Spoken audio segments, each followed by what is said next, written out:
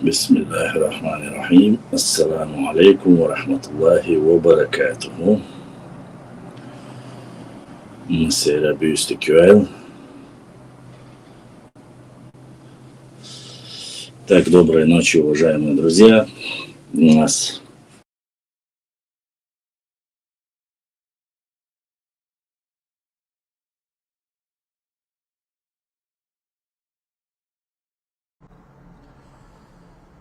c'est la buste QL. Так, доброй ночи, уважаемые друзья.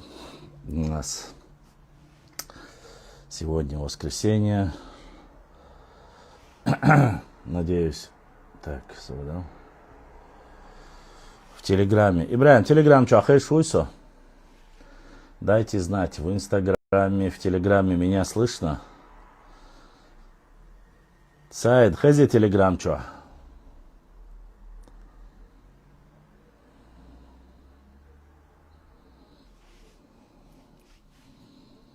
Так, сейчас люди дадут знать, что меня слышно.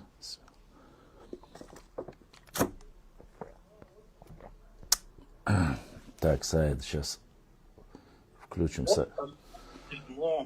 Ой, Телеграм, что, хайшу. Теперь в Инстаграме меня слышно, видно. Доходит, не доходит звук. Во, ну все тогда. Все тогда.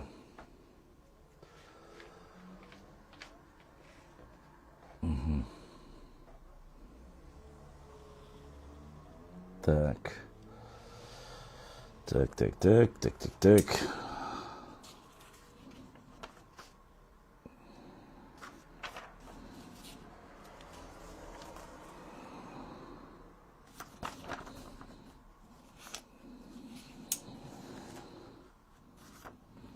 Ладно, это слишком долго сегодня. Итак, друзья, книгу эту отложим пока. Итак, уважаемые друзья, сегодня мы будем отвечать на ваши вопросы, а также поднимем некоторую тематику обсуждения. Сегодня у меня было небольшое короткое вступление во время поездки и выезда, когда нас пригласил наш брат Умар из Тайпа Тумсо. Как я и сказал, он передал 200 мужских рубашек нашим ребятам, алейкум ассалам, из Хасавюртовского района, уховцам, чтобы молодым ребятам передали и принять тем самым в этом благом деле участие. Поэтому, Умар, завтра мы обязательно, если кто-то завтра выезжает с Грозного в Хасавюрт, дайте знать. Если нет, я найду способ. Завтра, мы отправим их нашим братьям с Хасавюртовского района, чтобы передали Адилатар, Тутлар и Кадыратар. Вот. И пока я был в пути, мы говорили на различные темы, в том числе касаемо имамов, имам Кавказа, имам Дагестана, имам Алдов. Вот. Чтобы это не было, чтобы вы не думали, что я это от себя говорю. У нас же есть злопыхатели некоторые. Конечно же, подключились к этому вопросу не зрители из соседнего республики Дагестан, да, а подключились непосредственно почему-то наши западные соседи. И бурно начали обсуждать вопрос земли. Почему-то им не имется, и они очень сильно любят обсуждать тематику касаемо Наурского, Шелковского, Каргалиновского района.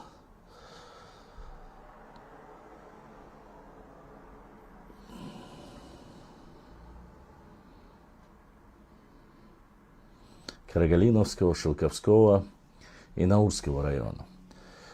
Вот. Но, как было сказано ранее, все-таки, чтобы не было таких ненужных разговоров, я хочу, чтобы вы услышали данное видео и понимали, о чем идет речь. Так. Вячеслав, добрый вечер. Добрый вечер, Хабиб. Я хотел бы задать вопрос по поводу твоих публикаций, если ты готов сейчас их обсудить. Да, обязательно, но сейчас я включу видеозапись человека, который утверждает, что Чечни не было, что имам шейх Мансур был имамом алдов и всякое такое вот из разряда фантастики, или я не знаю, зачем это было сказано, но для начала я ознакомлю людей с данным видео. Имама Кавказа не существовало никогда, нет такого понятия имам Кавказ. Кавказ всегда делился на Дагестан, Черкесия, Кабарда. Чечня была частью Дагестана, воспринималась всеми частью Дагестана. Имам Шамиль назывался имамом Дагестана. Имам Дагестана и Чечни это русское и российское понятие. Ни в каких документах, кроме российских, он как имам Кавказа еще не идет. Имам шейх Мансур, имам алдов. Только алды, вот его село и окружающие. И он попросил помощи у всех мусульман. Ему очень активно помогали эндеревцы и все дагестанцы в том числе. Имама Кавказа никогда не было. Имам алдов везде. Имама Кавказа не существовало никогда. Нет такого понятия имам Кавказ. Кавказ всегда... Итак, уважаемые друзья, я надеюсь, вы услышали данное выступление. Данный человек идет как лакский историк или историк Лакец, по крайней мере, имени я его не знаю, я его впервые вижу. Но дело в том, что эту идею подхватили любители нуцалханов, аварских нуцалов. Вот он разместил это на своем канале. Задеть, конечно же, в первую очередь чеченцев, само собой. После чего я ему написал, что за бред, что за чушь и ересь. Он меня сразу заблокировал. Я перешел на страницу этого историка, но у него на странице его нет, он удалил его. Факт, что он сказал, его уже скопировали некоторые дагестанские паблики исторические, и вот дошло до нас.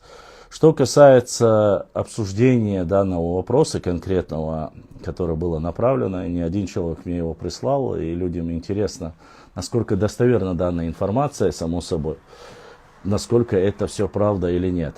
Еще раз говорю и утверждаю и повторяю, уважаемые друзья, подписчики, если говорить об истории в данной ситуации, история Чечни фактически это как черный квадрат Малевича.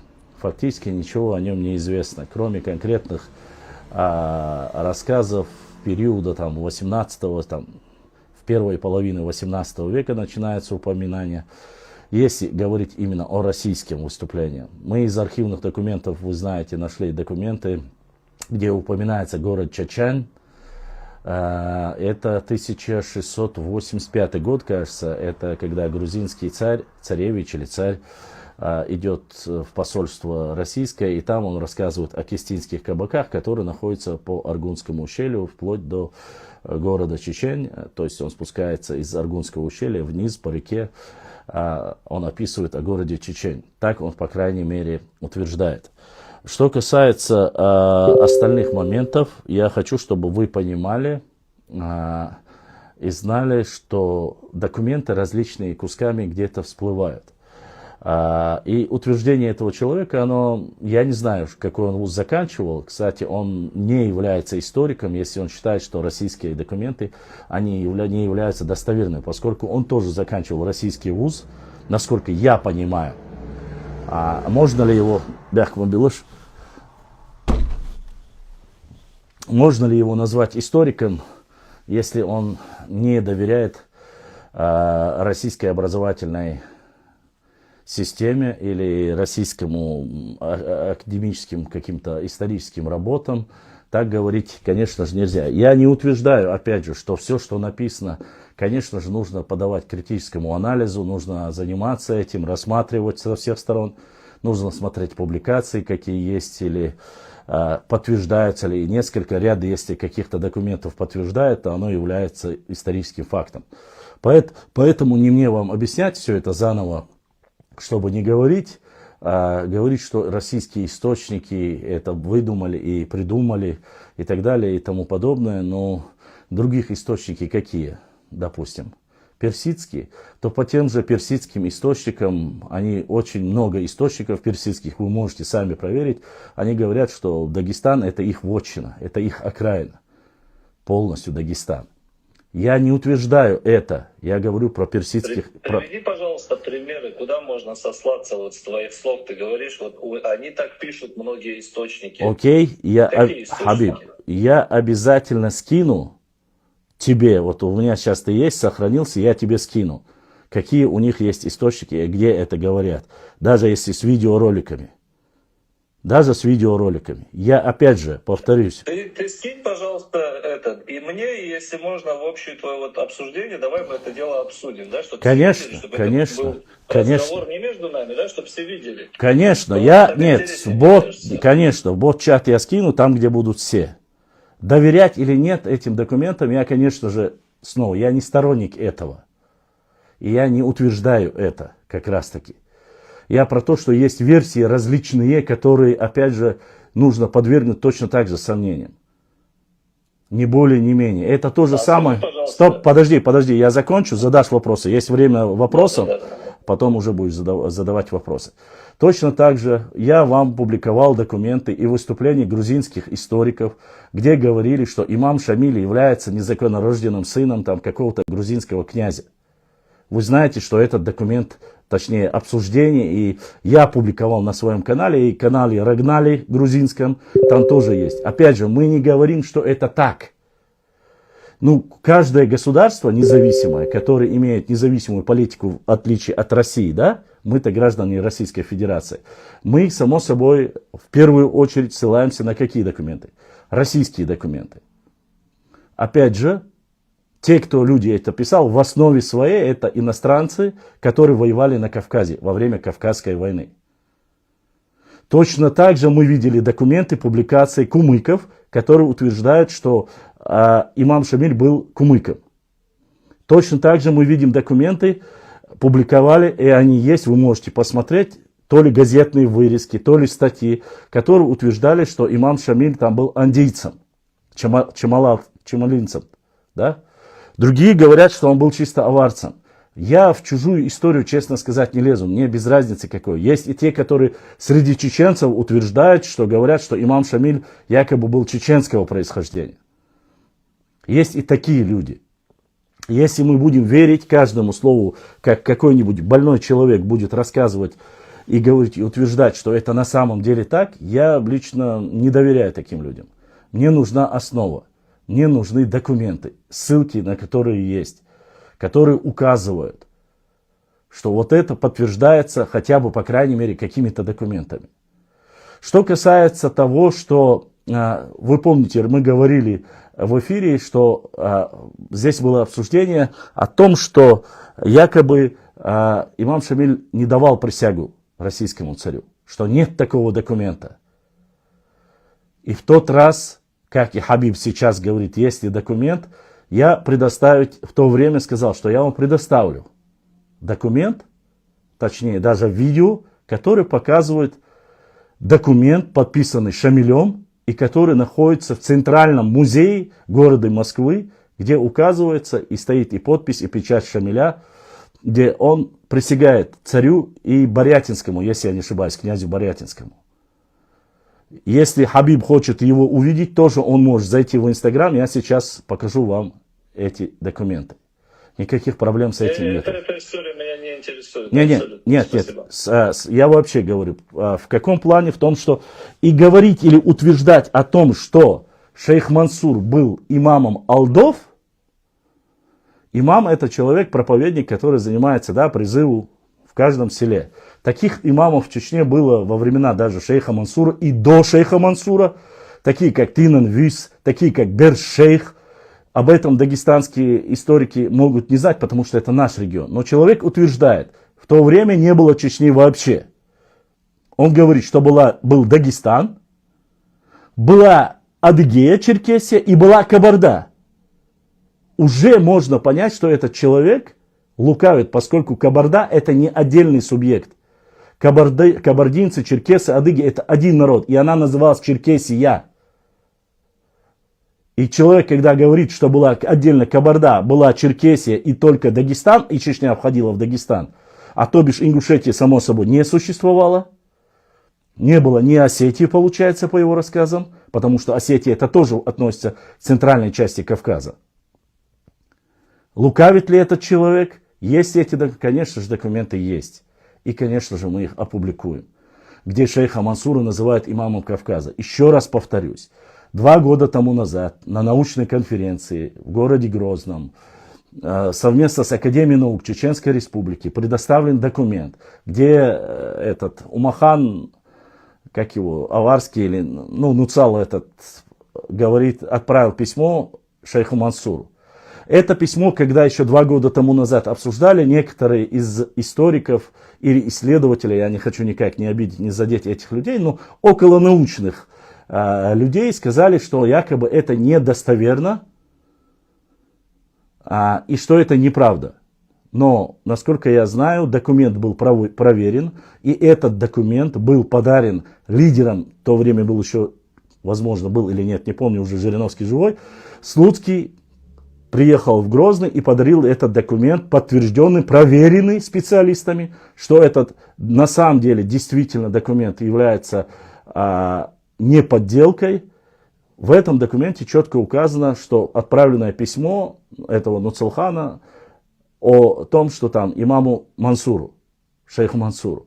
Что касается остального, что там были, его сторонники были с Индерея или со всего Дагестана, это тоже ложь и недостоверно. Во-первых, не все были, а определенная часть. Туда входили лезгины, туда входили кумыки, небольшая часть даргинцев, небольшая часть аварцев, совсем небольшая часть. В основном, там указывается, в многих документах указывается, что больше всего из Дагестана в его армии были непосредственно кумыки. И мы об этом говорили, и это указывается во время разных походов, в том числе и на Кизляр. На Кизляр, на Моздок и так далее и тому подобное.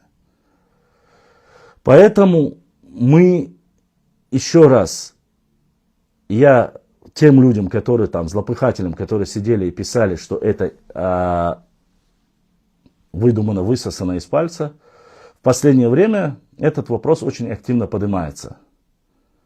Понимаете? И когда мне сказали, что нет такого документа, где говорится, что шейх Мансур имам вообще, или кто его сделал имамом Кавказа, я еще 1-1.5 тому назад предоставлял вам официальный документ ученых из Черкесии, то бишь доктора исторических наук, если я не ошибаюсь, который в своей работе, в своей книге опубликовал, что шейх Мансур является имамом Кавказа. Если мы не доверяем и черкесским историкам, не доверяем и российским историкам, ну тогда, извините меня, можно сказать, что не было никаких, в принципе, как таковых исторических личностей, которые подтверждаются или достоверны. Сегодня то, что есть, почему я всегда говорил и отношусь к вопросам, если мы обсуждаем какие-то вопросы с дагестанцами, нужно рассказывать, допустим, во времена имама Шамиля, мы знаем, что 4 года имам Шамиль был имамом Дагестана, и после Ахульго, падения Ахульго, когда он раненый, как описывает его личный писарь, и самый достоверный, как говорит Данаго, это Аль-Карахи, как описывает тот же Аль-Карахи, он раненым вместе с сыном, еще 2 сподвижниками, 4 они перебрались в Чечню. Это написано у Аль-Карахи. Кстати, это же я взял и в дагестанских пабликах видел, на тот период еще. Я даже где-то его сохранил. Рассказы о том, что он пришел освобождать угнетенный чеченский народ, который был язычниками, и которых женщин мучила царская Россия, и имам Шамиль пришел на коне, прискакал спасать Чечню, или чтобы приняли чеченцы ислам, это ложь, это провокация, и это сказки. Понимаете? Не более того. Территории, которые, опять же, последние, во всех документах в основе своей, и этих документах, которые, сейчас я вам покажу их, выведу их на экран, вы увидите, что написано в последних документах, которые, опять же, в музее в Москве, на Красной площади, там и печати, и личные документы имама Шамиля четко написано. Имам Шамиль, имам Чечни и Дагестана. И нигде, кроме каких-то... Я читал очень много статей, в том числе и в Википедии, из Дагестана. Там рассказывается о многих моментах, что друг другу помогали очень сильно. Дагестанцы помогали чеченцам, чеченцы помогали дагестанцам. Это были вольные общества. Вот так написано. Тот, кто занимается, как говорится, не подделкой и стравливанием, пишет так. Официальной версии это так указывается. А тех людей, которые пытаются стравливать, они начинают писать данный бред о том, что якобы кому-то кто-то платил дань. Допустим, есть бред такой, где обсуждается аух. Во-первых, говорили, что аух, якобы, что имам Шамиль дал чеченцам землю, и после этого он стал аух. Что не является вообще достоверным, что он их перевез якобы с границы с Чечни и Ингушетии, что это ингуши или акинцы, которых хотели принять ислам, и им за счет этого дали земли, и они стали ауховцами, и что поселились в это время. Это байка Хапизова и этого Гаджиева, красного нашего тюбетеечника. Вот эти разговоры шли. Но тут не умещается один элементарный вопрос, который заключается самый простой. Шейх Мурза Окотский, который в свое время еще воевал с Султанмутом. Тем самым Султанмутом Кумыкским, который был, у которого, опять же, на стороне Султанмута были и чеченцы. Нужно это знать. И Шейх Мурза со своим обществом... Конечно, есть. То есть ты хочешь сказать, ты думаешь, что на стороне Султанмута никого не было? Из чеченцев ты имеешь в виду? Да, конечно же нет. Нету ни одного источника, который это утверждает. Ну ладно, хорошо, я тебе поверил. Точно так же нету... Хабиб, стоп. Нет, я не скину. Я тебе поясню, почему. Во-первых, во время эфира я никому ничего скидывать не смогу. Мне нужно выйти, прежде чем закидывать документы. Это раз. Во-вторых, все, что тебе нужно, найдешь в Телеграме чат-бот, туда скинем. Никаких проблем нету. Кстати, ты один из тех, если я не ошибаюсь, который говорит, что Султанмут ходил за поддержкой кабардинским князьям по материнской линии. Ведь так ведь? Которые говорят, что никто там его во времена, когда его братья собственные прогнали, что ему никто не помогал. Ты же один из этих? Если я не ошибаюсь. Еще раз, пожалуйста, я не услышал. Еще раз, пожалуйста. Султанмут, когда был прогнан своими братьями, поскольку он был, незаконнорожденный, я не скажу, но у него, как Чанкара он у вас называется, да? Если я не ошибаюсь. Он просто был вторым, так сказать, по претендованию. То есть до него были люди, которые имели право больше, чем он. Да, вот как раз об этом я говорю. У них произошел инцидент. И один из ваших представителей, точнее Кумыков, мне сказал, я говорил ему, что он перешел, что и в этот момент, когда он перебирался, что ему в поддержку, когда он должен был обратно свой престол, наследие вернуть, что ему помогали чеченцы. Конечно, ты скажешь, нужны какие-то доказательства. Будут и это скинем. Но вопрос другой, Хабиб. Во что ты веришь? Какие тебе нужны документы конкретно? Слушай, стоп, подожди. Нет, подожди. Что такое? Хабиб, нет, какое гадать? Подожди, серьезная наука, конечно. Ты знаешь, что такие тепторы? Знаешь, что такое? Конечно. Тептары, знаешь что? Ты знаешь, такой тейп у чеченцев есть... Это вымышленный Тесаевым документ. Нет, нет, нет. Тут при мне Тесаева не упоминай. Я не Тесаев. Ты с Тесаевым будешь говорить про это. Я Башлан. Тептеры — это книги и тетради, точнее рукопись, которые оставлены теми или иными тейпами на арабском языке, чеченскими Год словами. создания этих документов, скажи, пожалуйста. Что?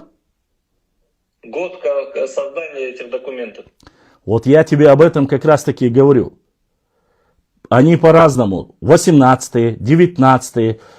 Одни взяты, само собой, переписаны из других источников. Если ты мне хочешь сказать, что Султан Мут был намного раньше, я знаю это. Можешь даже не надрываться по этому поводу.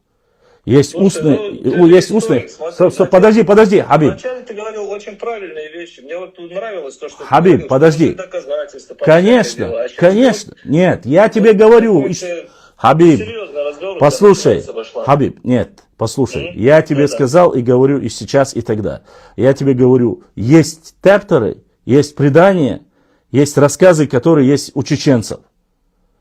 Есть такие, наверное, у кумыков, я не спорю, возможно, есть. Но... Кумыкская история основана на задокументированных фактах. Мы Да? никогда не основаны Хорошо, хорошо. на вымышленных каких-то Хорошо, произведениях. хорошо. Скажи мне, во время, когда Петр I с Апраксином вошли в Чеченский пролив, ныне называющийся Аграханский пролив, кто арьерград там Петра I, первый, который вступили, опрокинул его? Назови. Какая нация это была? Еще раз, пожалуйста, плохо или мне слышно, или от тебя плохо. Окей, хорошо, повторяю вопрос.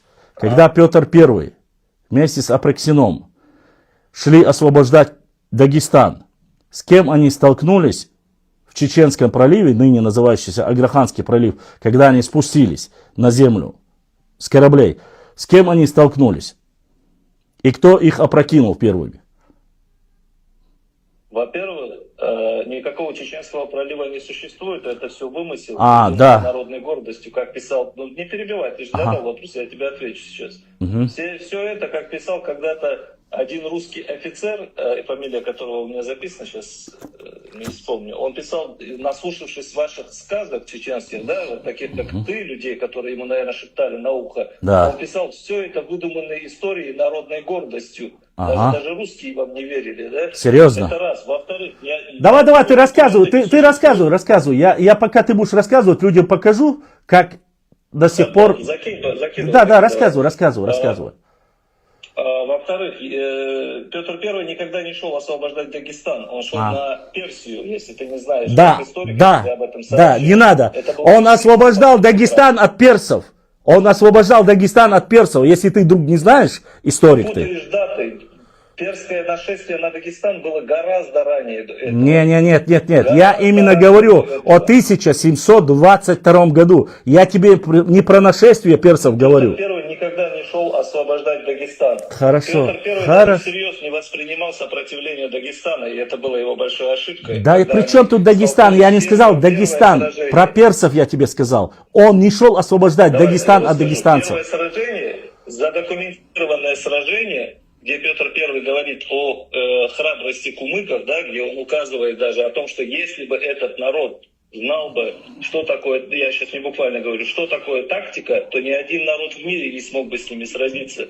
И в каком? Это о кумыках, когда под Эндереем они просто уничтожили авангард войск Петра I, где он снял этого генерала с позором, он был уволен вообще из Год назови мне. Войск, да? Год назови мне.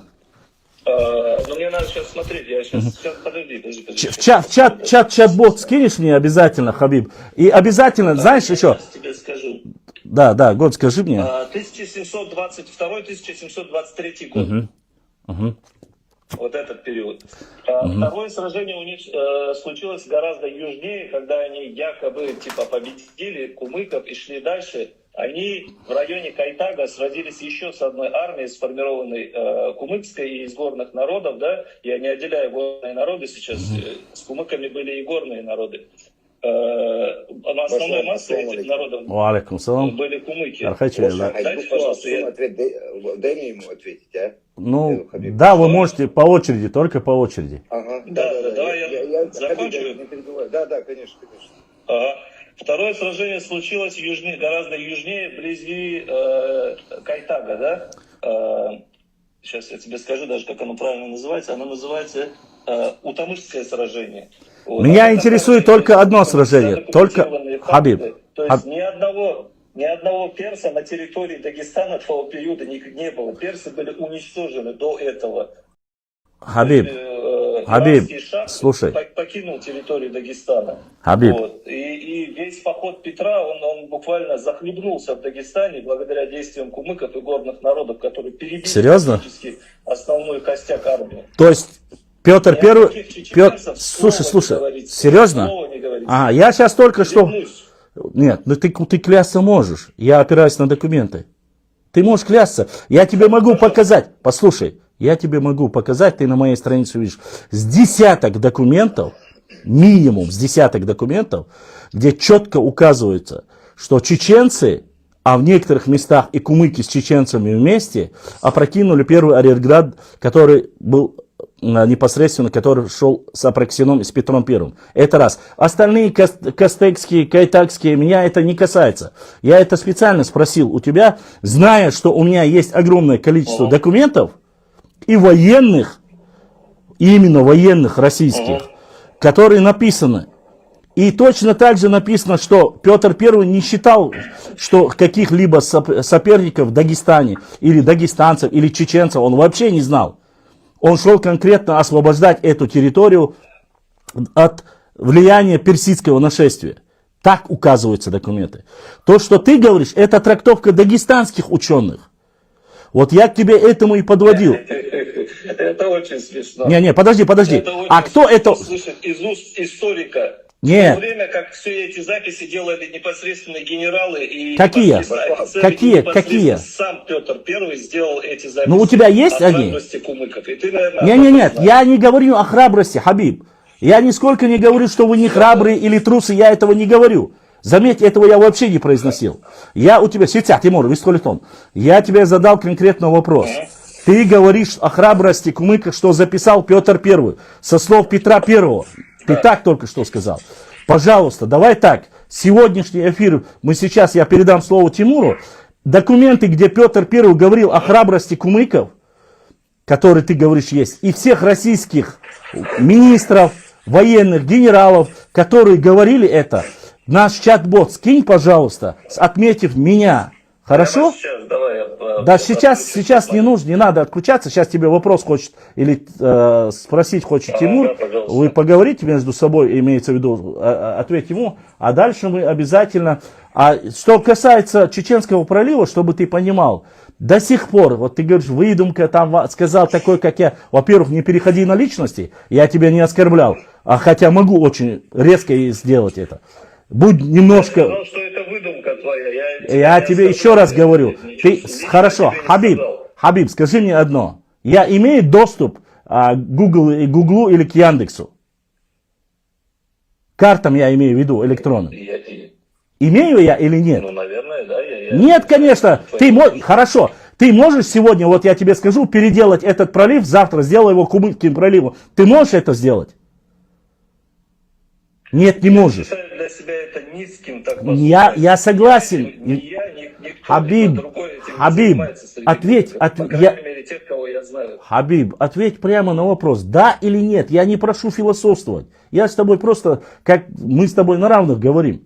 Ты можешь или нет? Это неправильный вопрос, на него нельзя ответить да или нет. Если я скажу да, то можно сказать, возможно, вы... Да нет, Хабиб, слушай, Хабиб, ко мне приходил один из ваших академиков, профессор Абдулнаср Кадыров, или как, Абдул-Кадыров его, кажется, да? Да. Он приходил, он мне рассказывал такие вещи, которые, как ты говоришь, любого чеченского вот этого историка, который от себя что-то говорит, может затмить.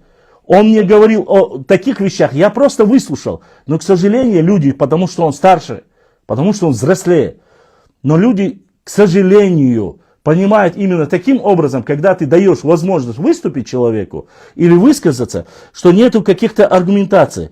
Это именно он утверждал, что все хазары это кумыки, все гунны это кумыки, что встреча была в Хасавюрте Эрдогана и все остальное, что он миллионер и так далее. Я не хочу вмешиваться. Потом он заходит в мегафон Хасавюртовский центр, говорит, у меня не было интернета, я зашел здесь с тобой поговорить. То есть такие вещи, рано или поздно, кто бы это ни говорил, кто бы это ни утверждал. И точно так же мы говорили про это слово, которое вы говорите, чертень, корзина для рыбы, как написано, удаля в его словаре. Эти вопросы мы обсуждали. Ты не первый, Хабиб, с кем я говорю. Но я хочу тебе сказать о чем. Я прекрасно знаю, что у тебя нету доступа к Яндекс.Картам или там навигатору, который можно изменить и в Гугле точно так же. И у меня нету их. Я простой человек, который живу, который читает книги. И по этим книгам, если там есть что-то полезное, я довожу до людей и обсуждаю с людьми это, насколько это достоверно. Я сразу скажу, вот на твою, вот это, наверное, какая-то манипуляция твоя, да, словами. Нет, Смотри, нет, подожди.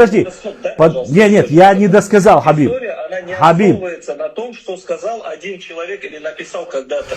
История — это наука, которая изучается со всех сторон. То есть, понимаешь, если у нас есть только один источник, то мы ставим всегда знак вопроса, правда или нет. Конечно, если у нас есть но 10 источников, то мы можем уже с большей вероятностью утверждать, что Слушай, так это или нет. Хабиб. О том, что это чеченский пролив, указывает буквально один человек в мире, понимаешь, да? Один человек в мире. Кто можешь назвать его? Кто утверждает я забыл это? фамилию этого человека, он указывает это, когда он плыл на корабле от Тарки или в Тарки.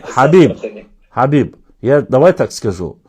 Я только что, когда с тобой разговаривал, в современном, в реальном, в карте Яндекс Навигатор вбил и показал до сих пор, что он находится под этим названием. До сих пор. Но это даже не столько важно. Я много раз из разных источников, с разными ссылками, на картах, именно указываю, не чеченский, ни одной из этих карт, Хабиб, нету чеченской. Чеченцы не рисуют картой. Чтобы ты понимал, у меня... Вот это уже сомнительное утверждение. Слушай, ну назови хотя бы одного достойного историка, чеченца, который... Кто? Как я понимаю, это Кто? Молодежь, которая любит там рисовать... Нет, Хабиб, не путай. Хабиб, не путай тех молодых ребят, которые занимаются творчеством, и историков или реально исследователей. Я не про них говорю. Вот ты как историк, ты должен был сказать правду, что это находится под вопросом, да, тогда я действительно считал... Так я и сказал тебе об этом. Ты не услышал. Слушайте Башлама, он говорит действительно правильные вещи. Но когда ты говоришь, вот даже в своих публикациях, да, сколько вам нужно косвенных доказательств, чтобы вы поверили, да, но это вообще, это не, ну, я не знаю, как это назвать, да, приличными словами. Тимур, с тобой... такой не должен писать. Тимур, послушай. Ты профессионал, я слышал там короткое твое выступление, где ты рассказывал, что учился в Москве, да, там был там на первых ролях, да, и молодец, и я надеюсь, что ты будешь действительно авторитетным источником. Слушай, слушай, Бакаев, да, фамилия, если не ошибаюсь. Хасан Бакаев? Что ты действительно... Хасан Бакаев? Да. Хасан Бакаев один из самых лучших историков на Северном Кавказе. Ну, неоднократно его ловили на чем? Хоть один человек. Кто? Кто, Хабиб? Кто поймал его хоть один раз? Кто? Назови имя. Я могу 10. Вот давай, назови. Не знаю, сколько пунктов назови, я пролистаю его выступление, которое есть в интернете. Да при чем тут выступление? У меня книга его. Пунктов его лжи тебе покажу. Какой лжи? У тебя есть его? Я тебе 10 пунктов покажу. Хабиб, скажешь, да, он лжец. Хабиб, для начала, во-первых, он ныне покойный, имею уважение, это раз. Во-вторых, я его не оскорбляю. Во-вторых, не, подожди. Я тебе говорю, во-вторых, у тебя есть его книга? Книга есть у тебя его? Книги нету, но вот видеоролики я его смотрю. Слушай, у Хасана Бакаева, насколько я знаю, никогда, тем более ни один, ни из дагестанцев, ни из ингушей, ни из чеченцев, там были какие-то спорные вопросы, никто не ловил. Потому что у меня, в отличие от тебя, есть книга. И я вижу, сколько ссылок использовал этот человек при написании любой своей статьи. Я говорю, напечатанной. Не надо мне про видеоролики говорить даже. Про видеоролики люди могут и оговориться, могут и неправильно высказаться и так далее и тому подобное. Я не про видеоролики, я тебе говорю, вот тебе не проблема. Я заказал книги, 10 книг я заказал из Дагестана, Хабиб, с Хасавюрта. Все их получил по озону. Закажи себе одну книгу Хасана Бакаева, она называется «Этногенез чеченцев». Этногенез чеченцев. Вот там в основном про Нахчиматян, про все об этом, про некоторые вопросы по границам, про древнюю историю чеченцев. Все это есть. Достань, прочитай, и тогда ты можешь взять эту книгу и сказать: Башлам, слушай, я вот Хабиб, вот ты будешь со стороны Хасана Бакаева говорить, а я буду говорить со стороны, допустим, я со стороны Хасана Бакаева, а ты будешь от себя. Вот тогда, когда ты будешь опровергать, хорошо, вот тогда мы поговорим. А так это сейчас огульно. Что касается других фамилий, Хабиб, я честно тебе скажу, если бы ты не назвал, что касается Амина, ты можешь связаться с Амином, провести с ним дебаты. Что касается других, кто живой, ты можешь с ними поговорить. Но я тебе сразу сказал, одна из версий, где он называется Чеченским проливом, по другой Аграханский пролив. Кто-то может сказать Аграханский пролив, потом Чеченский. Мне без разницы. Но и то упоминается. И не в одном документе, как ты говоришь, и не одним человеком, а на многих картах это делается. Соглашен, Тимур. И поэтому, послушай, Тимур, у меня, Тимур, Баса, Хабиб, у меня на странице где-то 15 тысяч документов. Из них плюс-минус, пускай будет там 1000 фотографий, где я там философствую, что-то я говорю про себя. Ты можешь найти, у меня есть папка под названием «Кумыки». В нем у меня документов, чтобы не соврать, все, что касается кумыков, где-то за 200 файлов. Это все документы, касающиеся кумыков. И хорошее, и позитивное, и доброе, и братское. И, конечно же, то, что негативное. Негативного, конечно, у меня очень мало. Оно начало появляться только в последнее время. Ну, появляются некоторые, но я предполагаю, что это не кумыки сами делают, а делают определенные люди, которые хотят стравить, зная прекрасное отношение. Ну, ладно, я сейчас, потом мы с тобой поговорим. Тимур хочет, он взрослее меня, старше, он хотел у тебя что-то спросить или отправить. Тимур, задавай вопрос, я не мешаю. Только аккуратно, не переходите на личности, пожалуйста. Ассаламу алейкум рахматуллахи баракату. Ва алейкум ассалам рахматуллахи баракату. Хабиб, мой брат кумык, да, насколько я понял? Да, я кумык. Ага, меня Тимур зовут, Хабиб. Мне хотелось бы тебе один вопрос задать. Вот смотри, мы постоянно ссылаемся, вот я вас слушаю, вы ссылаетесь на слово «история», да? Я хотел бы тебе задать один вопрос. Ты же мусульманин, правильно, если ты кумык?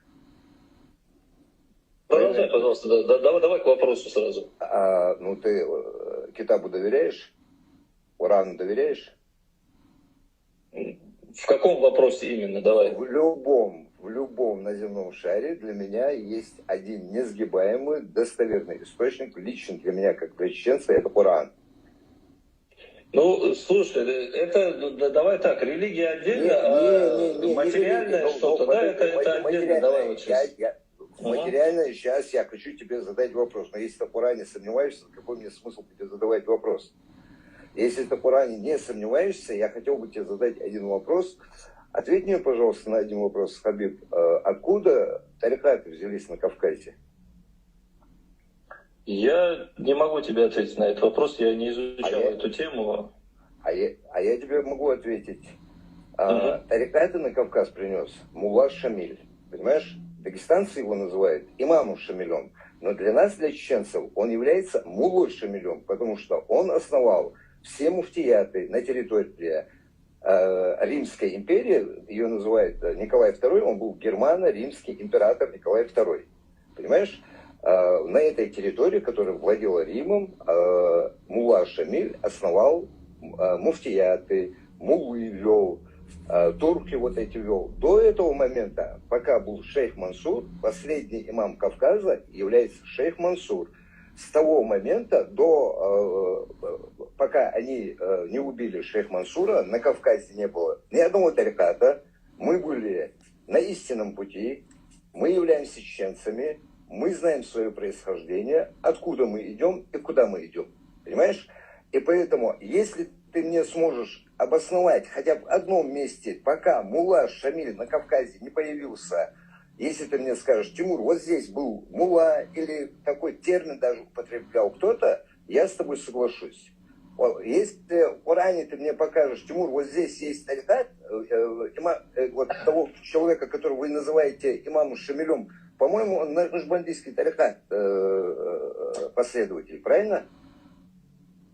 Нашбандийский он тарикат.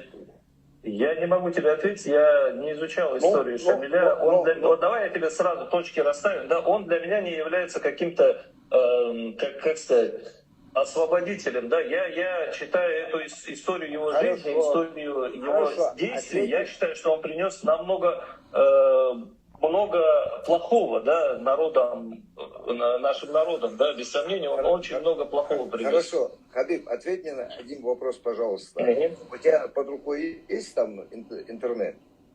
Да. Ты мне сможешь ответить, что написано в словаре или в энциклопедии, как переводится слово «история»? Процитируй мне, пожалуйста. Ну, давай философией не будем заниматься, конкретными вопросами. Не хочется занимать просто время. Это не мой эфир, поэтому я... Подожди, слово «история» в энциклопедию открываешь, там написано «неточная наука, на которую нельзя ссылаться». Вот энциклопедию открываешь, ты же не имеешь права на вилку говорить ложка, там, на гору говорить там равнина, правильно? Да? Потому что энциклопедия написано... Без сомнений, это не математика, да, мы не сможем сложить 2 яблока еще с 2 яблоками и сказать, что у нас 4 яблока. Вот мы говорим, что у нас есть, допустим, 10 источников, которые говорят, там, что 2 яблока плюс 2 яблока получается 4 яблока. И мы говорим, что, скорее всего, да, это правда. Есть такой тест, логический тест, он называется по-английски DAC-тест, то есть утиный тест. О чем он гласит, да, это не американский тест, да, о чем он гласит? Он гласит о том, что если что-то выглядит как утка, если оно плавает как утка в воде, если оно крякает как утка, значит, скорее всего, это утка, понимаешь, это логический тест такой. И если у нас есть 10 источников, которые что-то утверждают, то мы говорим, да, скорее всего, так и было. Хабиб, дело в том, что до 1799 года Кавказ назывался, название Кавказа было Ковчег. Кавказ от слова двух слов. Не было. Откуда ты это вообще взял? Хорошо. Ты можешь открыть энциклопедию. Если ты словарю не доверяешь, открой энциклопедию. У нас есть источники 13 вообще века нашествия Тимура на Кавказ, где он четко указывает все названия, или его 2 историка его. Хабиб, на чеченском языке знаешь, как кумык называется? Кумык, как чеченцы между собой говорят на кумык? А? Гумки. Гумки как переводится? Песчаные люди. Люди с песка. Нет, гумки это через песок, который пересекли. Ну да, есть гумки. Алтайского края. Гумки. А я... Ну ты вот сейчас... Я честно, слушайте. Последнее одно слово. Дайте мне одно слово сказать. Последнее слово. Пускай он скажет, потом я отвечу, пожалуйста. Да. Хабиб, вот смотри, в 1812 году, где сейчас находится Армения, находилось Ереванское ханство, где жили мусульмане. Вот население этого государства, где оно находится сейчас? Такие вопросы задаешь. Ты выдумал вопрос, выдумал какой-то исторический факт сам для себя и задаешь вопрос. Подожди, какой я сам себе? Есть Грибоедов. Ты кого имеешь в виду, Тимур? Кто где находился и находится сейчас, хочешь знать? Я хочу узнать население Еревана, где оно сейчас находится. В Азербайджане находится, они его выслали оттуда. Царская империя выслала азербайджанцев, которые там проживали, и заселила армянами. Все. Там жило очень много персов, там жило очень много азербайджанцев. И если ты не знаешь, я тебе дайте, пожалуйста. По очереди. Один из сынов дагестанских ханов был правителем. Если ты не знаешь, Сейфи-Кулли хан его звали. Он правил вообще Ереваном. И при нем началось строительство Ереванской стены. Подожди, ты не занимайся этой философией. Давай ответь мне. Махачкала почему называется Махачкалой? В честь революционера Махача. Ламин. Жена его кто была? Махачи, жена кто? Да какая разница? Мы же про Махачкалу. Большая. Да какая большая. разница? Зачем эти глупые Слушайте, вы конкретно... Вашего Мулы Шамиля, внучка. Мулы Шамиля, Ну и сына, что? дочка. Она в чем виновата? Она в чем виновата? Я не понимаю, ты ее хочешь чем-то обвинить? Ей платишь. Ты сегодня налоги платишь. Да, мы все платим налоги, мы все прекрасно знаем, куда идут наши налоги. Зачем эти глупые вопросы, провокационные? Слушайте. Зачем ты провоцируешь? Я не понимаю, это неправильно. Так, Хабиб, мы все, пытаемся как Хабиб. раз-таки обойти острые Хабиб, эти моменты, да, чтобы нас не привлекли да, к ответственности. Хабиб, слушайте, подождите, я Да.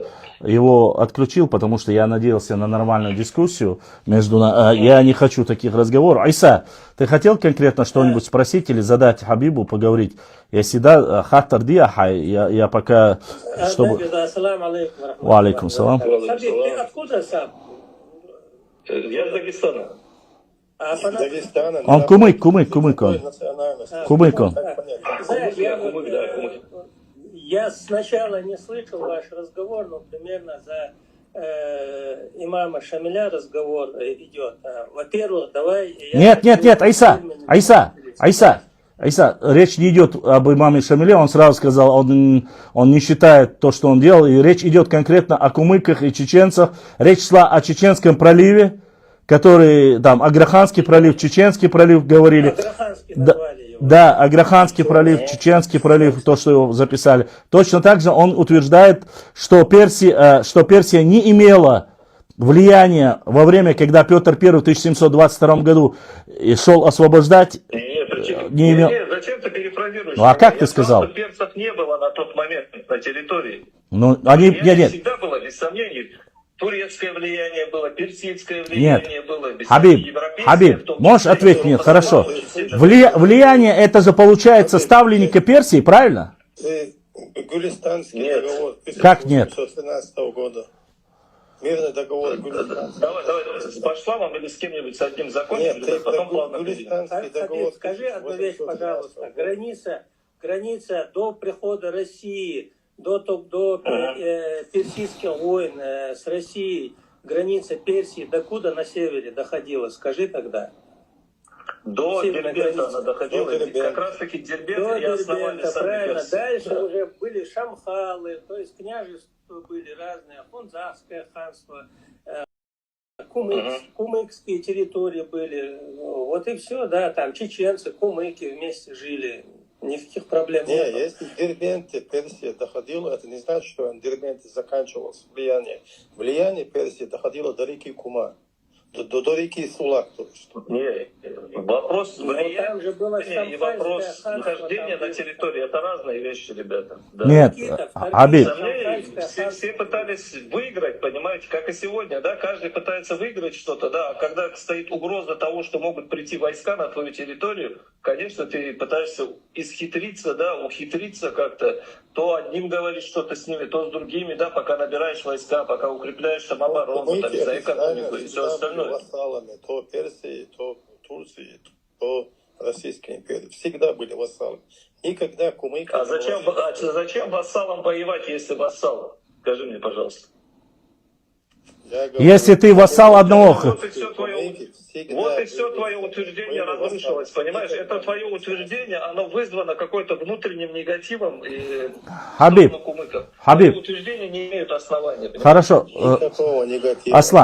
Аслан, освободился. Ага, слушайте, Хабиб, вот... Ничего не было у кумыков. Хабиб, вот мы с тобой... Это, опять же, глупое утверждение, я даже не буду на него отвечать. Почему глупо? Единственное, шейх Мурза, этот, гонимый родными братьями, как Чанка, извиняюсь за... Не шейх Мурза, а Султан Мут. Как Султан Мут. Пришел к чеченцам в Ичкерию, чеченцы его перенаправили Эндирей, чтобы он разрешил свои проблемы со своими братьями с помощью чеченцев. Чеченец появилась в 17 веке. Султанмут жил намного ранее. И ни одного упоминания о чеченцах там нету. Никогда не было. Да, а... Родными братьями Султанмут. Хорошо, я хотел бы задать тогда вопрос. Скажи, пожалуйста, почему вся топономика, вся гидрономика, все названия населенных, старых населенных пунктов имеют тюркские названия? Где? Кумыкские. Где? Где? На всей территории так называемой Чеченской Республики. Неправда. Неправда. Ты... Вот говоришь. Вот Андрей, это не Индир, это чеченское слово Анна, горизонт Андари. Это чеченская топономика. Единственное, Не бывает чеченской топономики. После Султанмута две топономики у вас, Костек и Аксай. Это дети Султанмута.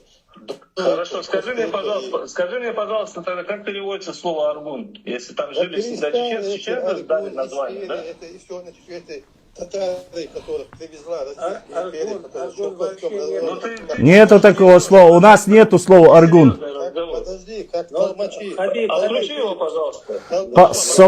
Подождите, соборде, сейчас все одновременно не говорите. Толмачи, татары, которых привезли из Казани. Но ты чушь несешь, ты просто несешь бред. Как писал русский офицер, выдуманные истории народной гордости. Соборде. Иса, что ты хотел сказать? Скажите, пожалуйста.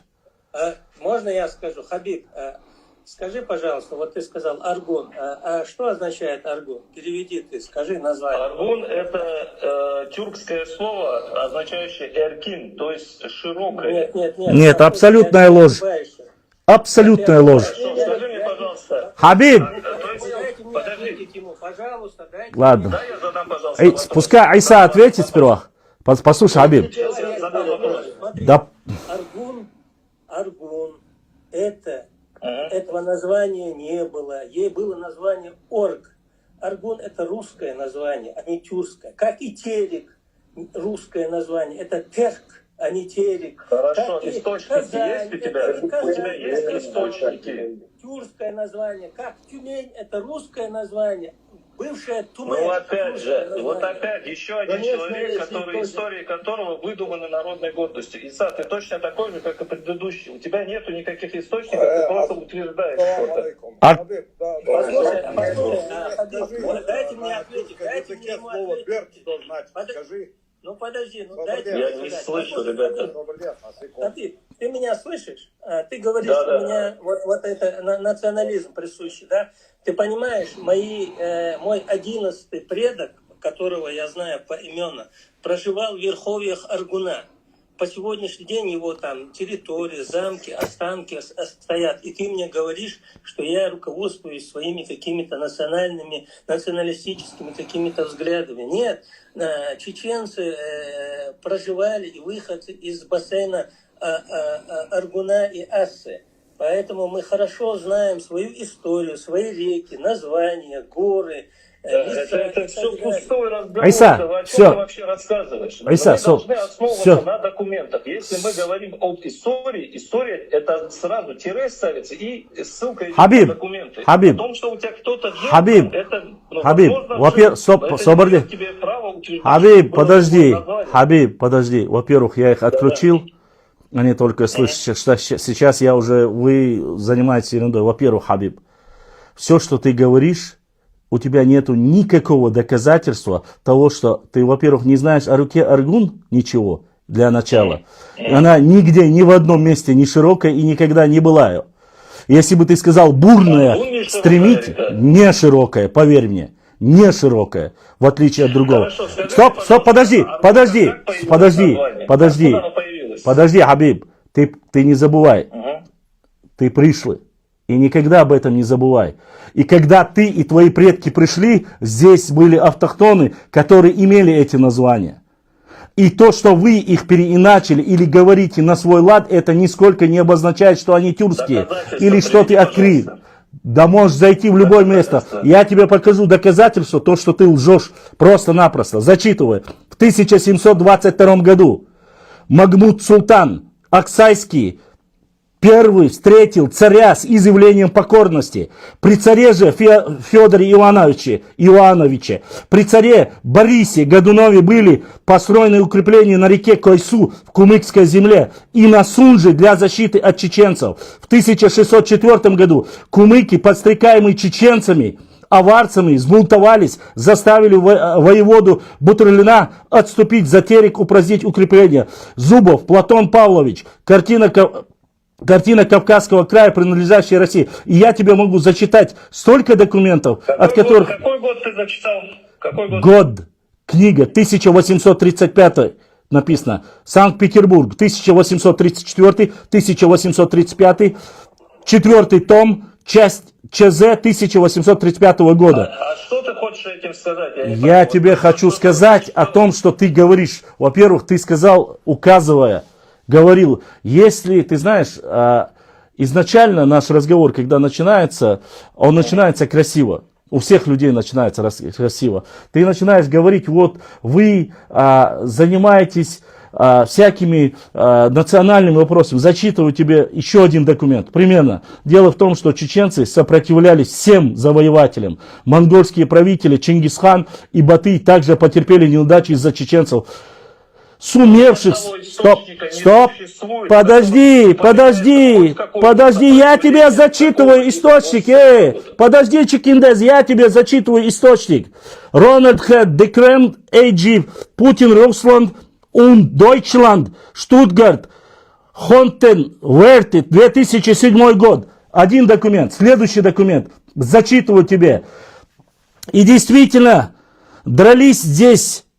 Да юртовцы отчаянно, каждую саклю приходилось отстреливаться артиллерией из ближайших расстояний, на 100 шагах под сильным ружейным огнем, затем брать штурмом. Как только прибавилось малейшее отверстие, здесь я прошу прощения, потому что оно написано на старорусском языке, или осыпались часть стенки, наши солдаты мгновенно врывались туда с штыками и уже не давали пощады. Рукопашный бой, кинжал, шашек против штыков, произошел тот же ожесточенный бой войск нашими едва еще случилось до встречи на Кавказе. Пришлось спешить часть казаков и послать в аул для подкрепления рот кабардинского полка. Чеченцы, видя, что не устоят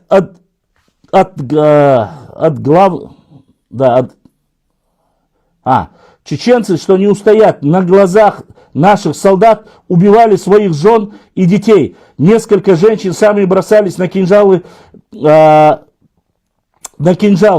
Здесь, так, подожди, сейчас зачитаю. Здесь немножко сложнее. Подожди, сейчас. Здесь просто-напросто старыми словами нужно очень аккуратно зачитывать, чтобы не было... разобрать хочу. Ты же не спешишь никуда? Так, подожди. Черт. Это тоже еще один документ. Подожди. Сейчас попытаюсь его. Когда ждешь... Сейчас... Пытаюсь картинку улучшить, чтобы зачитать этот документ. Никогда не существовавшийся документ, как ты говоришь. Это документы официальные. Никакого подвоха здесь нету. Так, сейчас. Так. Здесь немножко просто...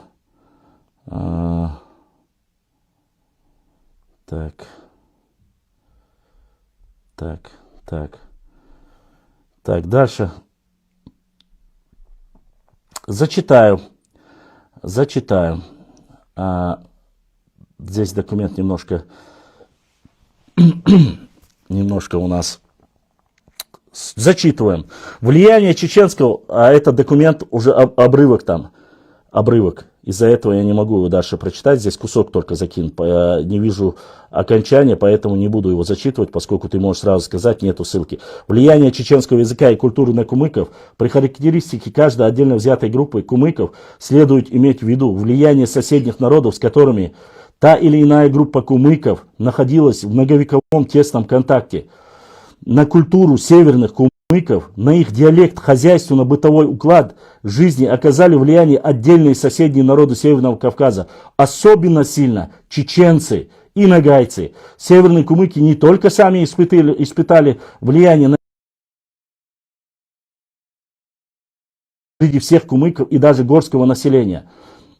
Кумыкская женская одежда и украшения 19-20 век, дагестанский этнографический сборник.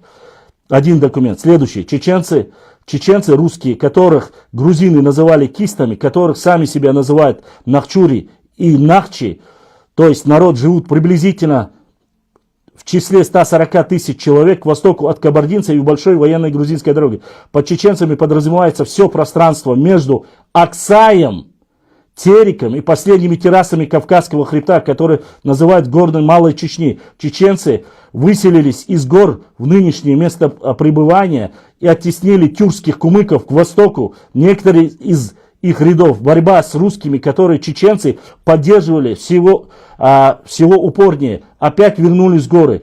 Этот народ уздений, свободных людей, не знающих князей, управляющихся отдельными родами, которые до сих пор еще носят наименование деревень, принадлежащих им в горах. Предание здесь не говорится. Почему я зачитываю тебе этот документ? Во-первых, он написан не русскими. Ничего его.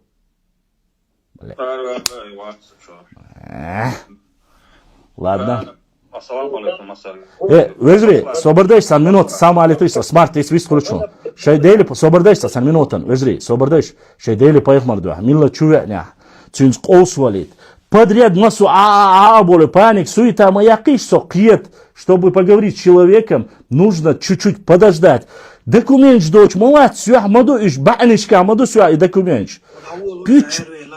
Мабах пüç buç olsa güç vak проблем яц. Сих малу хаблатит и пüç хадитит. Свой камел дяшляча. Я же выставил на экран вам документ. Показал, что он официально до сих пор в Яндексе даже указывается как Чеченский пролив. Он на многих картах указывается как Чеченский пролив. Других указывается как Аграханский пролив. Я опять же не претендую. Эти карты и иностранные, и чеченские. Сих малуайш. Не спешите, не надо спешить. Дайте человеку высказаться. Вы напали, одно говорит, другое. Ладно, понятно, что там Тимур говорит. Но вы-то бывалые, и Айса бывало, и Бельто. Всех мало, дайте человеку высказаться. Дайте зачитать документ. Человек говорит, что нету документов. Говорит, что первого Петра опрокинули, там кумыки говорит. Пускай говорит, пускай рассказывает. Понимаете? Надо, чтобы человека выслушать, надо высказаться. Вы не даете высказаться, напали, туда-сюда. Чуть-чуть подождите, пускай выскажется. Потом выслушайте, а потом уже будет понятно. Географику и топономику можем обсудить, да?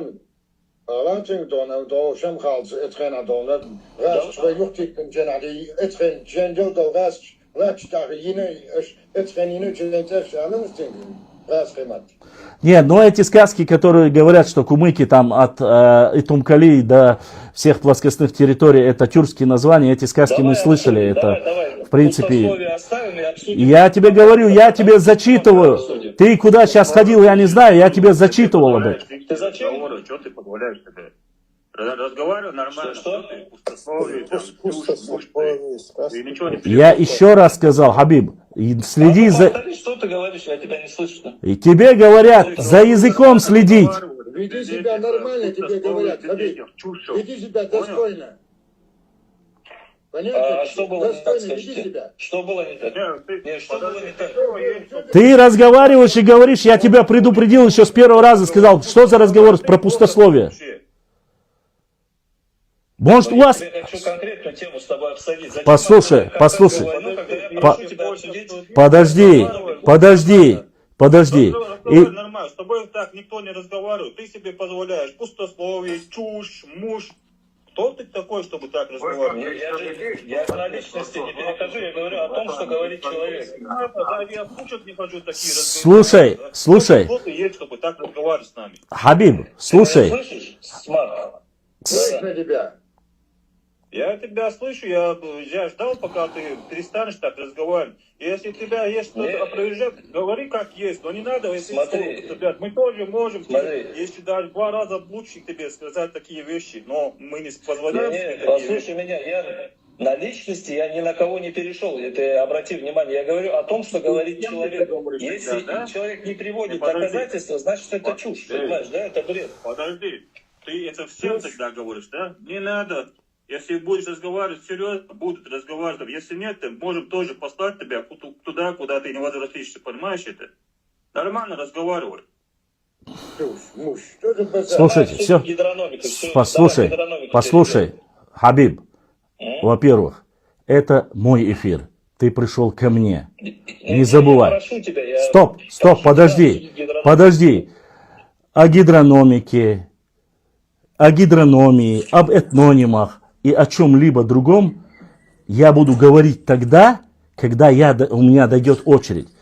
Не путай мое уважение к нормальным всем кумыкам, которые ведут себя достойно, с базарными бабками. Когда человек говорит тебе что-то, и ты начинаешь говорить, типа, не неси чушь, пустословие, чушь тебе будет говорить твоя жена.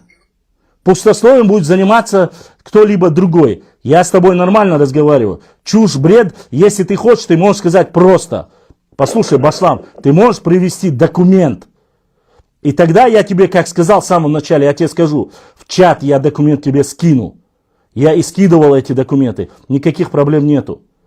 Я тебе изначально сказал, ты сказал, приведи мне доказательства о том, что якобы мы пришлый народ. Я привожу тебе доказательства. Лично ваш Абдул-Наср Кадыров или Абдул-Кадыров утверждал, что вы потомки Хазар и потомки хуннов. Гунны. А насколько я знаю, хунны и гунны не являются автохтонным народом Кавказа, они являются из севера Китая.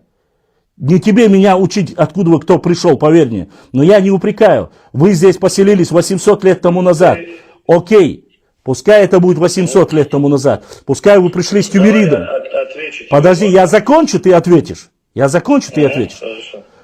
Пришли вы с тюмеридами. Представим себе.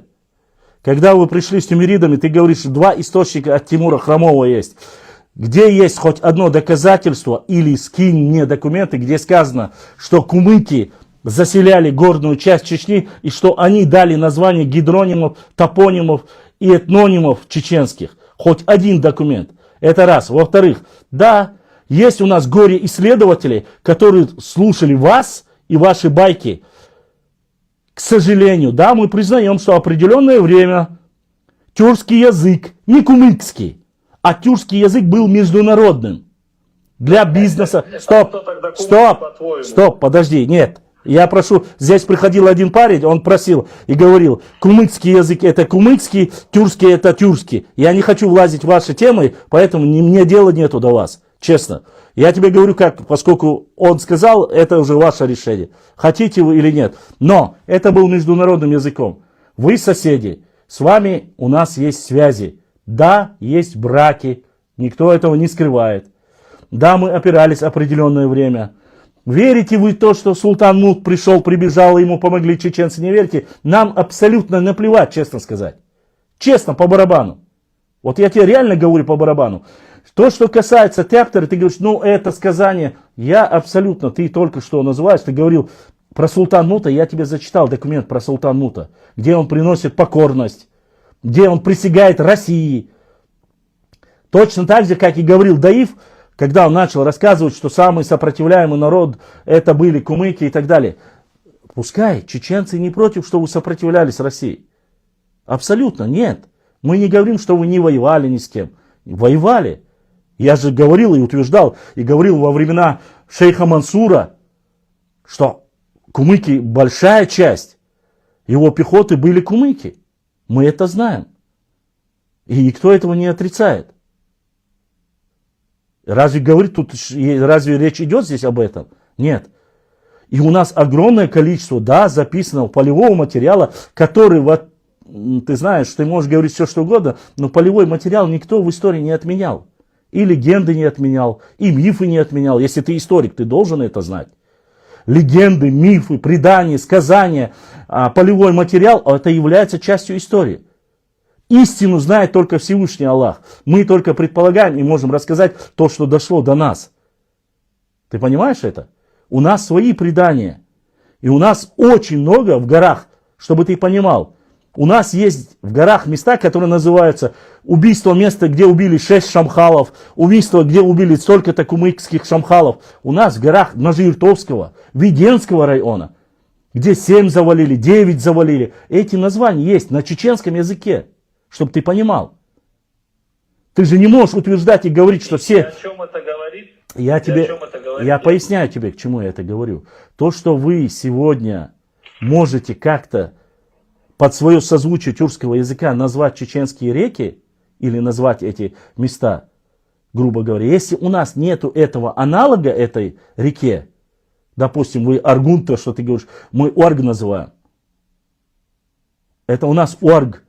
Чтобы ты понимал, зайди вверх. Стоп, подожди. От того, что у вас есть какое-то название, это не говорит о том, что оно является коренным, оно является историческим. Для этого серьезно? Существует ты понимаешь? наука, как этимология. Знаешь? Хорошо, знаю этимологию, довожу, Хабиб, довожу до тебя, до того, как пришли тюркские племена, пришлые, завоеватели, там были названия, которые или сохранились, или переиначены. До тебя доходит это? А где это указано, скажи, пожалуйста. Кроме тебя, кто об этом написал? Я это говорю, и я это написал. Да? Я не собираюсь. Хабиб, соборди. Нет, я тебе говорю, как я. Подожди, я сейчас... Собордял, послушай, я тебе сейчас в данный момент... На источники. Первый источник, который у нас есть исторический о Кавказе, это 13 века, нашествие войск Тамерлана. И что там говорится? Даже слово чеченец тогда не существует. Не существовало. Нету даже само название, понимаешь? Ты название уверен? Вам давали грузины, название вам давали кумыки, название вам давали кабардинцы. Серьезно? У вас нету своего названия. Вы Серьезно? не выступали в истории как какой-то обособленный народ. Серьезно? И нигде о вас никто Серьезно? не говорит. Назови мне хоть одно место, где в 13 веке есть имя кумык. Хоть одно слово, место. Упоминание Тамерланом хромым, который против чеченцев воевал, он не против кумыков воевал. Чтоб ты понимал. Не надо сказки рассказывать. Не рассказывай нам сказки. Подожди, докажу. География 7... Подожди. География 7 века. Упоминание Нахчиматяне. Соборделаться. 1310 год. Упоминание в грузинских источниках. Точно так же у Джавахашвили упоминание, что мы называли себя. Книга Гурама Гумбы, Абхазия, которая называется Нахи, 1-3 тысячелетие. Упоминание как Нахчи, Нахчиматяне, Нахи. Не надо мне гнать, понимаешь? Я еще раз тебе говорю. Еще раз прочитай, пожалуйста. Что прочитать?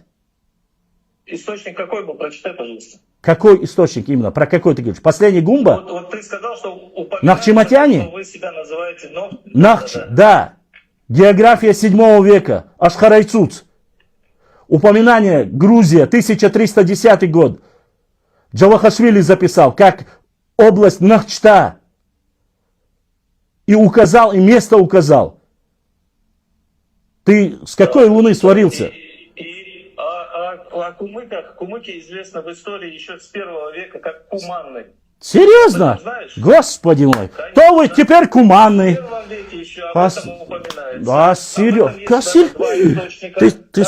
А вот первый источник, который ты назвал, это армянского историка, да, который записывал. Скажи мне, пожалуйста, География 7 века.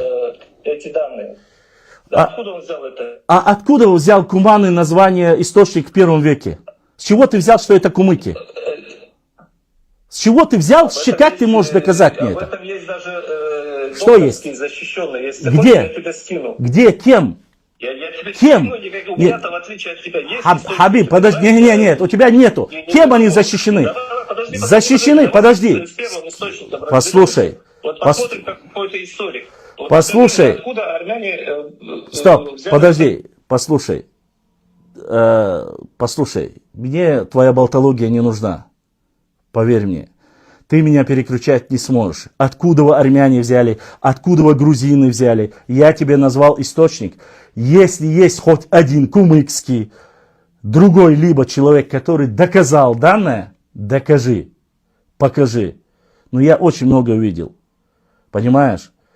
Я, честно, сейчас кричать, переубеждать тебе, то, что ты пытаешься что-то там навязать, это болтология. В чат-бот скинь свои сказки, то вы куманы, то вы кемерийцы, то вы хунны, то вы булгары, то вы, извини меня, как это вы сказали, хазары. Вы потом смеетесь и говорите, почему вас называют Наше самоназвание это Нахчи. И не вы пришлые, и никакие соседи нам его не дали. А те, кто знал это, зафиксировал. Пускай это будут армяне, пускай это будут грузины. Вот и все. Хочешь что-либо сказать? Хочешь освободиться? Что-либо, если здесь говорить, написали вашу научную диссертацию, защитили и сказали, кто это сделал? Это сделали кумыки, правильно? Правильно. Это сделали кумыки. А если это сделали кумыки, ну, кумык сказал это его право. Чеченец сказал... Стоп. Подожди. Кумыкскую историю написали не кумыки. А кто? К великой радости, потому что кто написал? Ты и остальные не могут сказать, что кумыки выдумали что-то. Ой, Господи. Я говорю, ты выдумал. Не надо говорить за других. Хабиб, не надо говорить за других. Я говорю, ты выдумал. Ты выдумал. Но что касается названий, я тебе приведу пример. Хазарами вы себя называете? Да. Гуннами вы себя называете? Да. Булгарами вы себя называете? Стоп, подожди. Называете. Публикации есть. В интернете достаточно.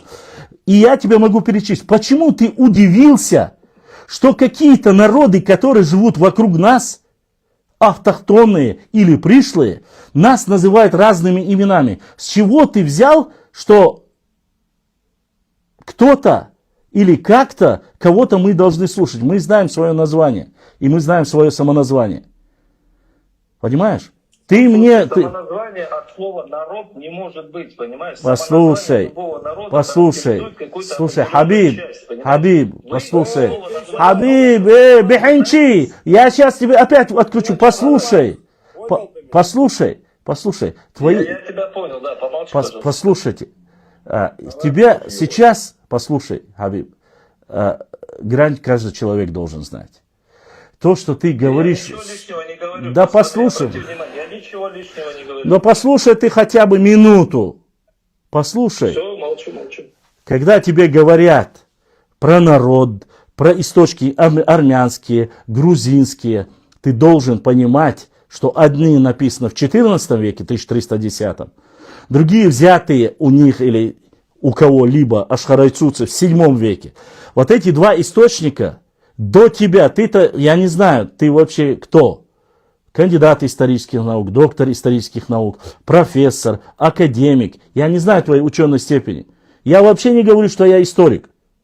Я сказал, у меня спросили, я сказал, да, я закончил. Я только маленький исследователь. Я занимаюсь исследованием нашей работы, истории своего народа. И я достаточно прочитал там и везде документы по этому поводу. Что касается кумыков...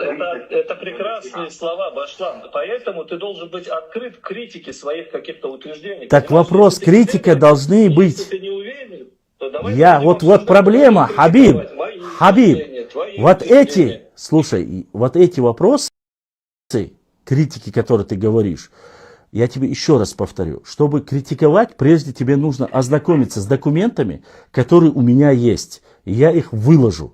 Я тебе в чат-боте, ты прочитаешь все документы.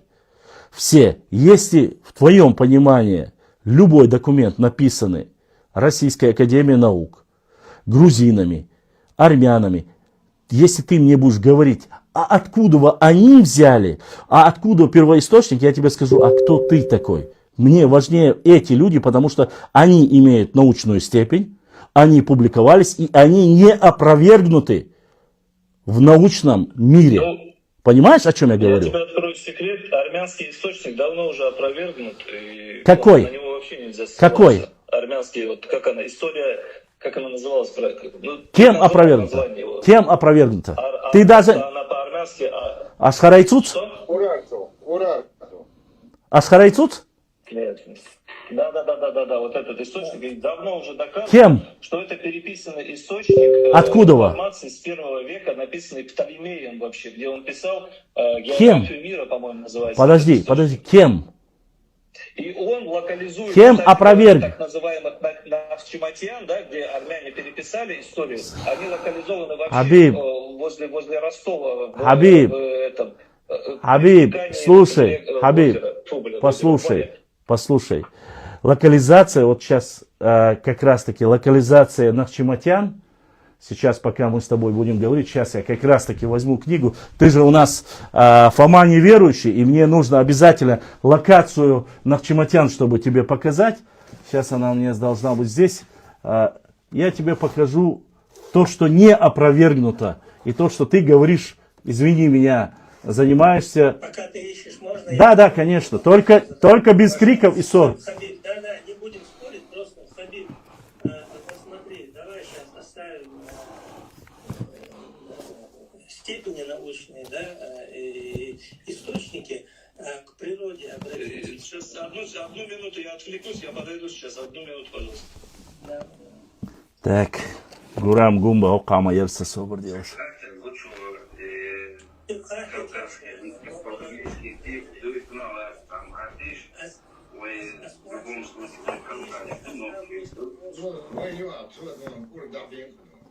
Цак Урцабин, вай махца яхсен, цак Урцабин, да долишь сих малаш просто. Все нормально, все отлично. Хаалит бак ашик, сих мало. Ой, сих дуать и сих ду. Сих мало. Ай, пай, мабах. Просто-напросто, ничего не надо. Спорить не надо, паниковать не надо. Все великолепно, все отлично, все просто великолепно. Валикум салам. Пускай говорит. Есть передача такая у Малахова. Паники мадол, сих мало. Вайга, долж да архивный документ. Сих мало, аж дуглахаш. Сейчас мы... Интересно, да, что они кавказский антропологический тип явно... Слушайте. Абсолютно уважительно. Нет, слушайте, саусиш, цаум алмеги.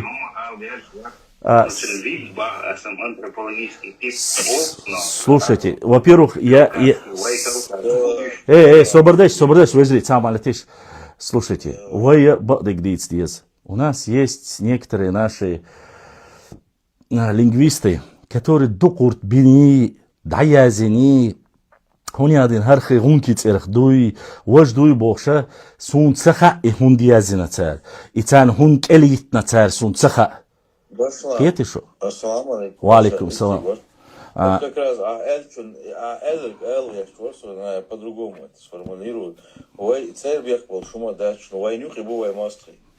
Войнюк и бувай мастри совет айдал был что инда ишаду лхи шаду льюста цель сантиязош сантиязин цаша цер هنادين цер элиш نوي كلا خلا بوخشة ويتخنا دينا بولش وuniversitet شكح профессораш болш нах бу профессораш преподаватель уж преподаватель профессораш бац болдик диш ich ситуация schon so ist halt эти шу ist noch ganz mal антропологический тип что это остатки определенных вот этих. Так он не спорит. Там, слушайте, выжри.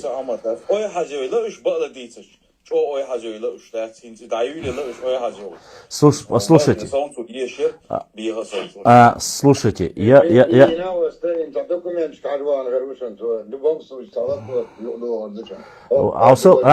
во-первых, мы на одном вопросе остановились, на этом же вопросе пойдем дальше. Я не собираюсь под его дудку или под его тематику ему угождать. Что сих целу шуюк цахистельчане. Во-первых. Хабиб, стоп. Подождите, не говорите одновременно все. Кто-то один хотел что-то сказать, да, Хабиб, подожди. Аиса. Можно сказать, Хабиб.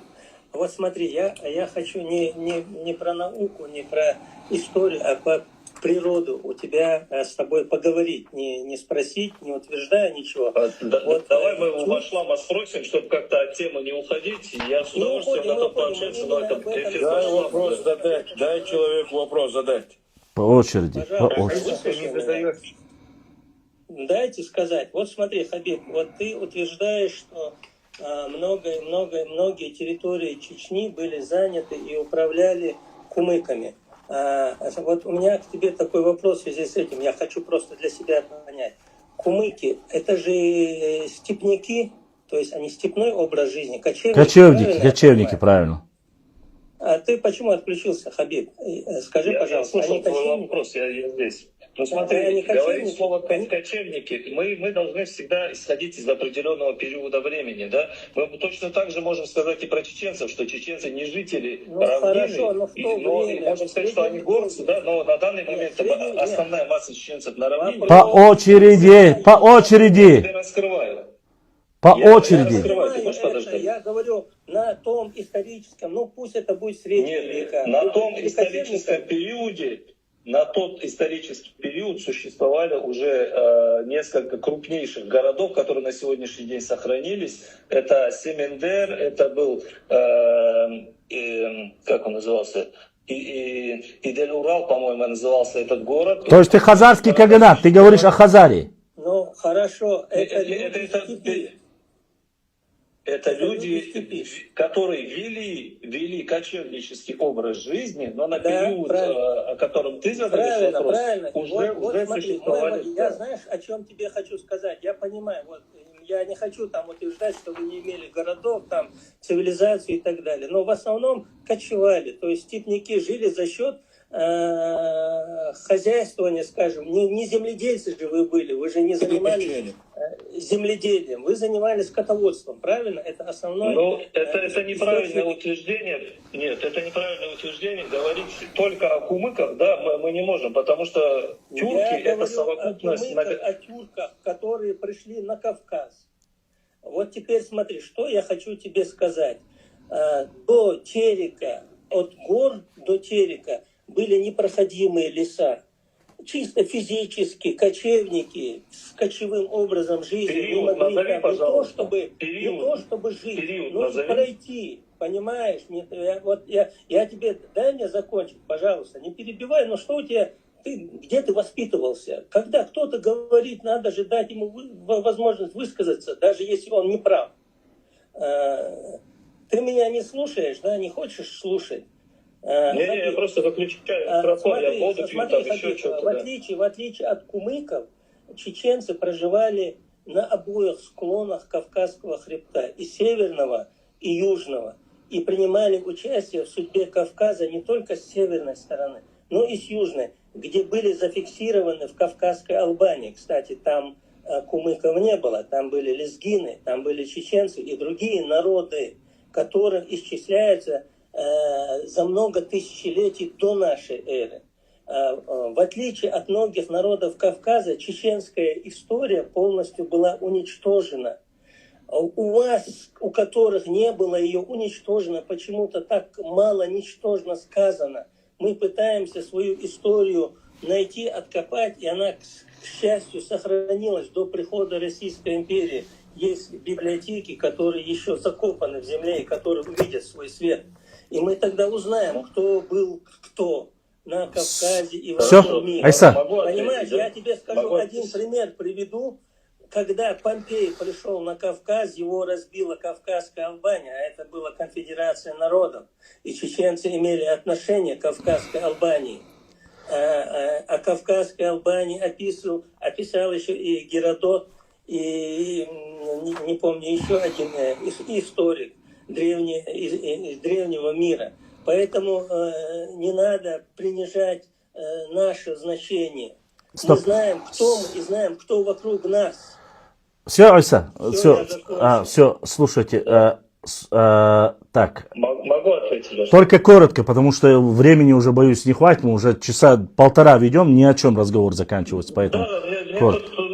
тут раскрывать нечего. Все, что ты утверждаешь, то, что проживали в Албании, не существует ни одного исторического документа, который это подтверждал бы. Ага. Во-вторых, то, что чеченцы принимали активное участие до 17 века, абсолютно никакого участия в жизни Кавказа, так называемые нахские народы, ингуши, чеченцы не принимали. Это исторический факт. Все, закончил? Все, Да. оставь, стоп, подождите. Ходили, комос продавали, да. Собор, подожди, собордайся. Валикум салам, собордайся. Смарт, смарт, всех выстрела. Сейчас, хорошо, сейчас.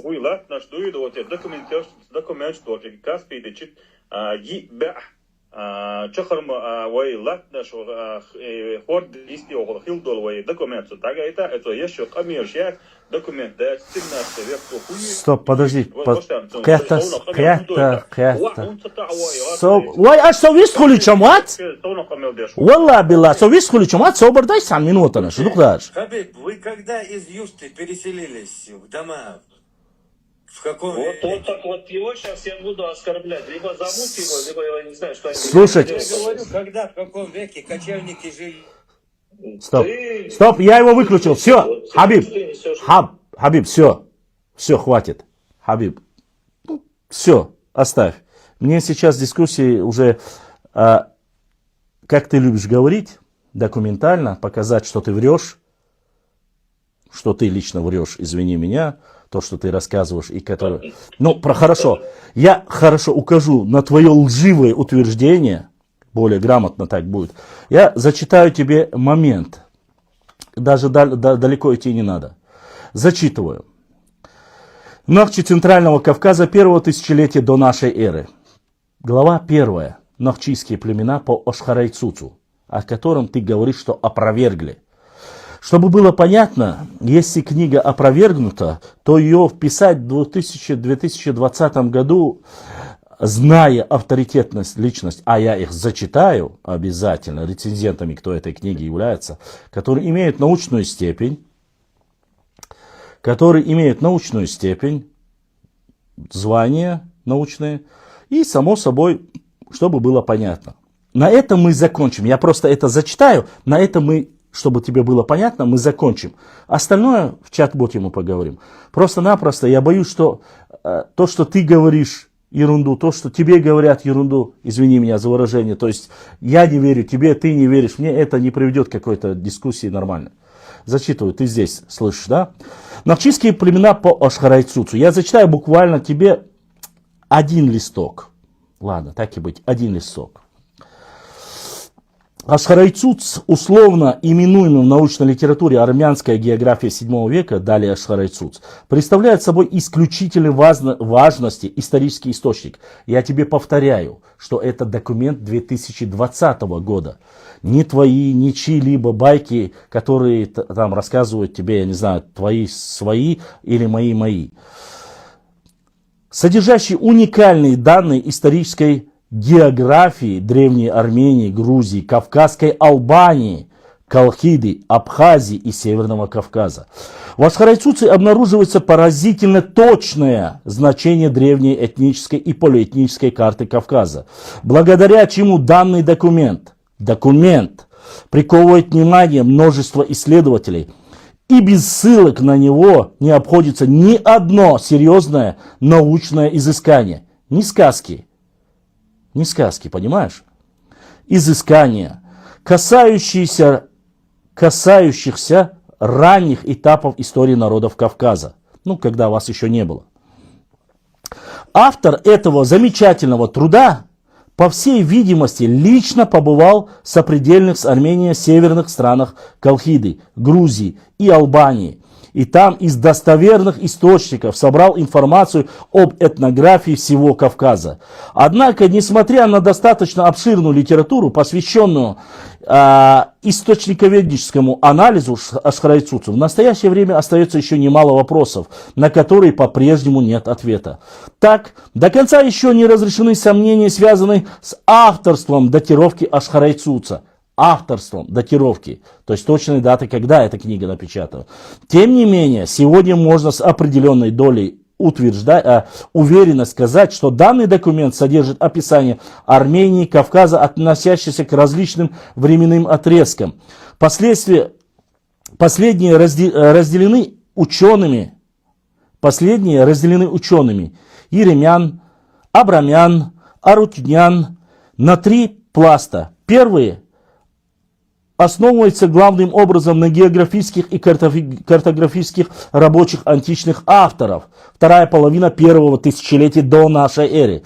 Второй – конец 4-5 века нашей эры. И третий, то есть самый последний, самый, по идее, слабый, самый последний, третий, утверждает, что с 5 по 7 с 5 по 7 века нашей эры, период современной Анании Широкации, который исследует нами сочинение, отредактировал и дополнил новыми данными. Ашхарайцуц вошли сведения. Ты утверждал о Геродоте. Теперь я тебе указываю еще раз, когда ты солгал, Хабиб. Если не знаком с документами, то... Я говорил о Птолемее. Птолемее. О Геродоте, о Птолемее. Хорошо, теперь зачитываем. Не один, сколько их, смотри. Античных авторов. Марин Тирский, Пап Александрийский и на последнем Птолемей и другие. И другие. Дальше зачитаем, на этом не заканчиваем. А также взятые из полностью утраченных персидских трудов по географии. Помимо информации, содержащей в других разноязычных письменных источниках, в Ашхарайцуце без всякого сомнения представлены результаты личного опыта армянского географа, описание этнономенклатуры Кавказа. Все эти разнообразные данные, отражающие различные исторические периоды, смешаны и сведены в единое целое переписчиками последующих эпох. Следует также учитывать, что до нас дошли лишь копии Ашхарайцуца, а не сам оригинал, и они, в свою очередь, были подвергнуты значительным искажениям и сокращениям.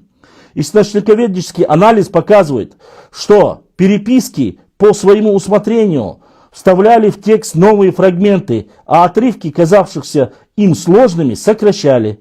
Многие древние этнонимы и географические названия видоизменялись в попытке перевести их в соответствие с новым звучанием, а также сделать более доступными для понимания современников.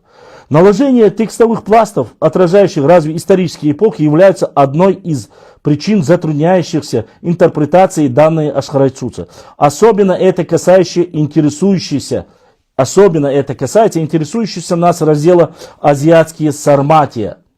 Изложенное в этом разделе Ашхарайцуца сведения о племенных народах Кавказа стали объектом всестороннего изучения многих кавказоведов. Благодаря исследователям Паткановым, Марквати, Джавахашвили, Еремяна, Арутюняна, Хюссена, Гадло, Гаглоева, Кузнецова, Цукермана, Шигиняна и других выявлена высокая научная ценность и уникальность содержащего древнеармянского источника материала исторической географии Кавказа. Были определены уточненные места расселения многих племен и народов Кавказа.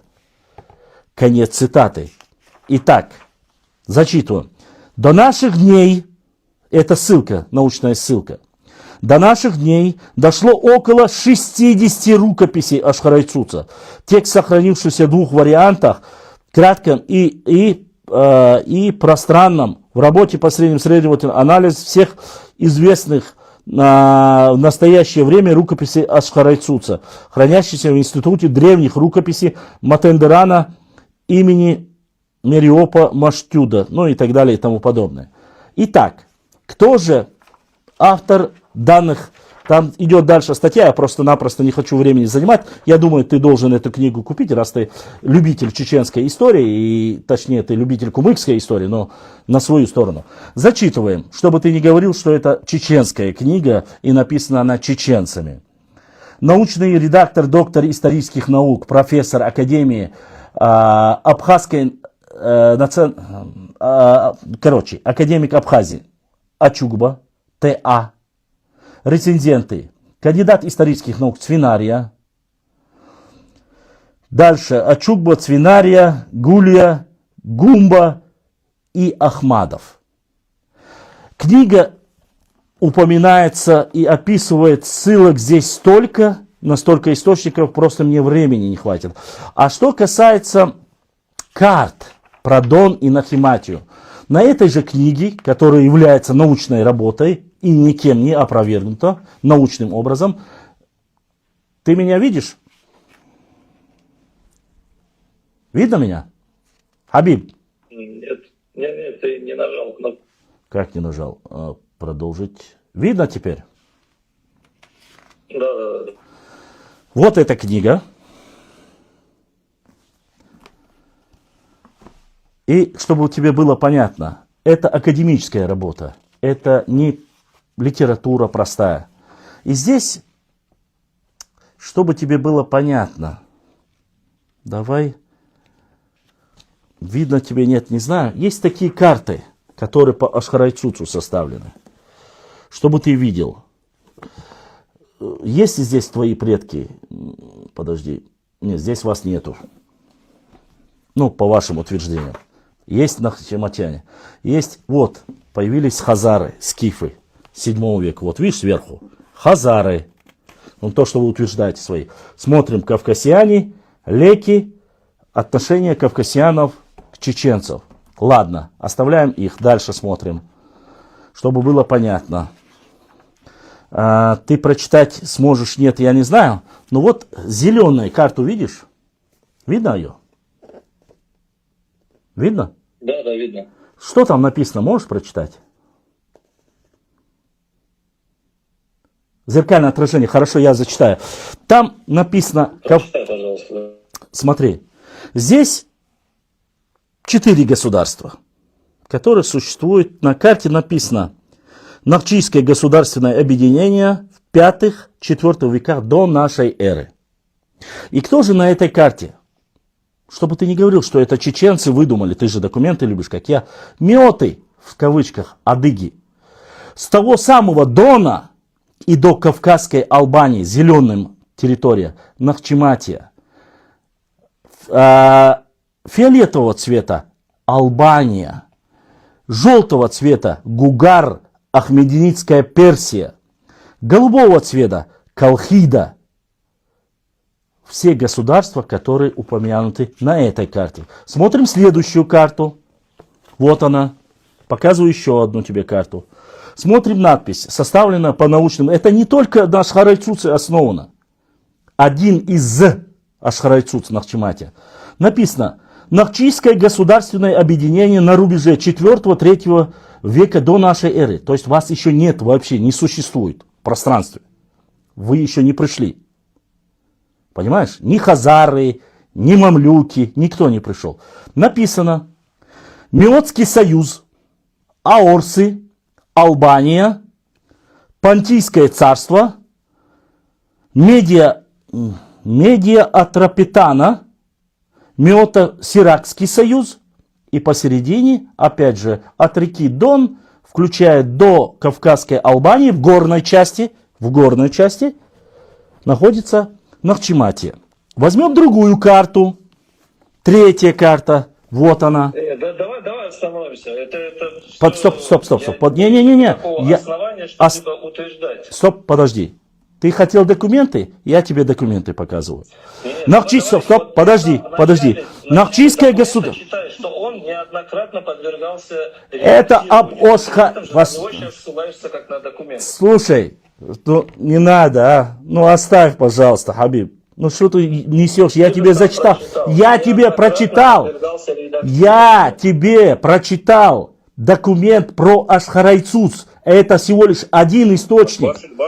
Это раз. Это исправление Да я хотел это сказать. Во-вторых, я тебе зачитал в конце отредактированный материал. После отредактирования, после того, как убрали они то, что считают неправильным, даже в Ашхарайцуце есть этот источник. Но даже несмотря на географию, эту географию, здесь есть источники. Опять же, утверждаю, я тебе говорю, есть и в грузинских источниках. Ты попросил мне, у тебя назвать, я тебе назвал доктора исторических наук 2, кандидата исторических наук, я профессора тебя назвал. И ни один из них не чеченец. И здесь написано, Нахчийское государство. Да подожди ты, послушай. Все. Источник является отредактированным. Это точка. Все, на нем нельзя ничего основывать. Понимаешь? Фундамент на нем. Это не фундамент для каких-то утверждений. Все. Нет, все. Я уже. Все. Одну минуту. Я убрал его. Я его убрал. Ты можешь высказаться? просто Скажи. Я не хочу никого оскорблять, не собираюсь. Скажи просто, я его включать не буду Ты уже. сам сейчас недавно говорил про документы. Тебе полностью привели документы. Карты, документы. Историки, которые не чеченцы. Тебе этого не хватает. Я знаю, что этого тебе не хватит, потому что вы придумали себе какие-то сказки и хотите, чтобы мы поверили в эти сказки. Понимаешь это? Это сказки оставьте себе. Мы, чеченцы, мы знаем свою историю, Вы, откуда мы татары, произошли, и какие земли Не оскорбляйте Союз, Но оскорбляйте не Союз. надо нам рассказывать нашу историю. Из других народов приходят сюда учить нас нашей истории. Не Слушайте, любой вопрос касаемо, я, честно сказать, хотел дать выступить, ну, в чат-боте документы мы еще пообщаемся. Я говорю, у меня 200 файлов, и есть очень нелицеприятные там документы, где там целовали халат императора, ботинки, там, не ботинки, а как-то обувь его. Я не хочу этого, мне это не надо. Хабиб, поверь мне, если бы у меня было бы такое желание, это абсолютно несложно. Я тебе привел один из документов. Башлам, надо рассказывать про это. Это исторический факт. Нет, слушайте, это... Обижается, подожди, Башлам. Если кто-то обижается, пусть обижается. Если бы у них было сказать что-нибудь такого робота нам, они бы это флаг из него сделали. Я понимаю ваше... Слушайте, но в отличие от вас, уважаемые друзья, вы должны понимать, я придерживаюсь, немножко должен придерживаться по законам политкорректности. Должны следить. Законы не нарушаешь, Башлам. Вот, смарт. Я могу. Если обижаются на свою историю, пусть обижаются. Итак, друзья, конечно же, никаких проблем с доводами и с документами у меня уж точно нету. Я еще раз повторюсь, я такой человек, мне нравится, когда люди врут. Когда они говорят, врут. Мне проще потом его поймать за каждое его лживое слово. Он утверждает, что нету. Я ему специально зачитал этот документ, что он отредактирован, что посмотрели. И после этого утверждает, что это один из самых ценнейших. И после редакции оттуда убрали сомнительные вещи. Даже это. К тому же он сказал, что на основе Птолемея я доказал, что это не так. Не только Птолемей. Там идут разные авторы. Я точно так же доказал и про Султан Мута, который он говорил, и где там говорится, что он спокойно спал. Послушайте, это не проблема. Вай угаре годы куду. Сиха целушвай. Да, сих целуша. Вай да оштал хума сихдалар дуй, вач одикдаци сихдал юшила. Вай вахцата. Единственное, с чем я с вами согласен, и то, что смарт элагнисту, дересхилоша, когда чересчур сильно ты входишь в раж и ты даешь, вежливо пытаешься себя показать, есть люди, которые себя не контролируют. Ложь. Оставьте свои ложи. Если ты говоришь человеку, что он лжец в лицо. Я пытаюсь этого не делать, как он это делал. Но как он не перестал, я ему показал. Эта книга, это же не маленькая брошюрка. Посмотрите на эту книгу. Это одна из книг. И на ней древние карты, на ней древние источники. Их огромное количество. И это 2020 год. Приходит какой-то, неважно, степняк, кочевник, называй как хочешь. Официальные данные почитайте, пускай всех историков. Смешался с кавказскими народами. Так написано даже в официальной Википедии Дагестана. Смешались местными кавказским колоритом и осели на этих землях. Когда они пришли с местным колоритом, там указано, как они могут на реке, которой не жили, которой не была их, которая течет с Грузии, утверждать, что дали название ему, грубо говоря. А вина конкретно наших ученых. Наших. Цыга защищаться один, цыга чак был. Вот так, не отстаивая, как мы это делаем в прямом эфире, эти люди соглашались.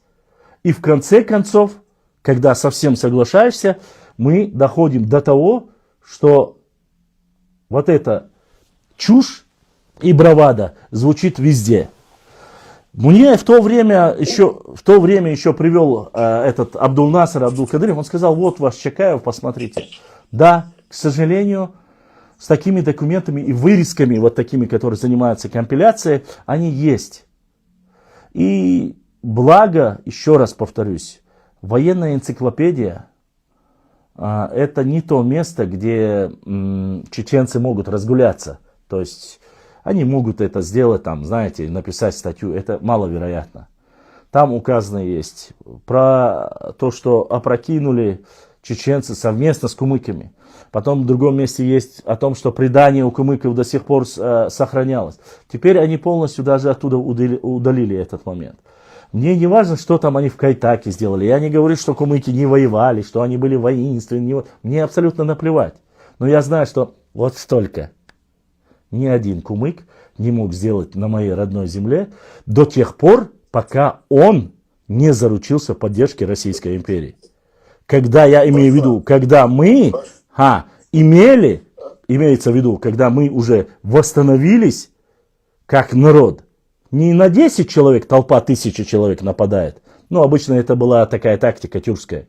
У них была не тюркская, а монголоидная тактика. Там без разницы, 10 человек, там 100 человек нападали всей толпой и уничтожали. Не об этом речь, я вообще говорю исторически. А речь идет непосредственно о том, что когда уже возродились. А что касается, какое влияние имели, ну, 71 документ, 200, приблизительно 200 документов, где чеченцы имели влияние на кумыков. Их если зачитывать, и времени не хватит. Я их публикую. Просто проблема в чем? У нас любят смотреть смарт, любят смотреть ролики, но не любят читать документы. Я их опубликовал огромное количество. И они у нас есть. И мы их публикуем. Тут вопрос не ненависти и презрения к кумыкам. Нет, хорошее отношение к кумыкам, хорошие мусульмане, хорошие соседи. Но что бы кто бы ни говорил, он говорит, что влияние, я думаю, что ты слышишь здесь сейчас, сидишь, Хабиб, ты говоришь про влияние. Влияние это же не значит персы. Послушайте, в моем понимании влияние обозначает что? Персы ставили наместников того, кого хотели. Ставили туда, кого хотели. И они непосредственно выполняли политику Персии. Вот что обозначает иметь влияние.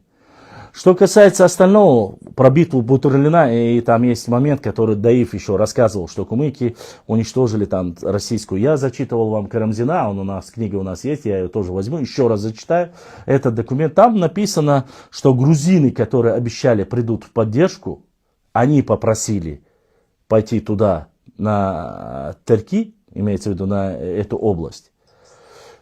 К сожалению, грузины подставили их, там так указывается, и они не пришли на поддержку, они должны были вместе.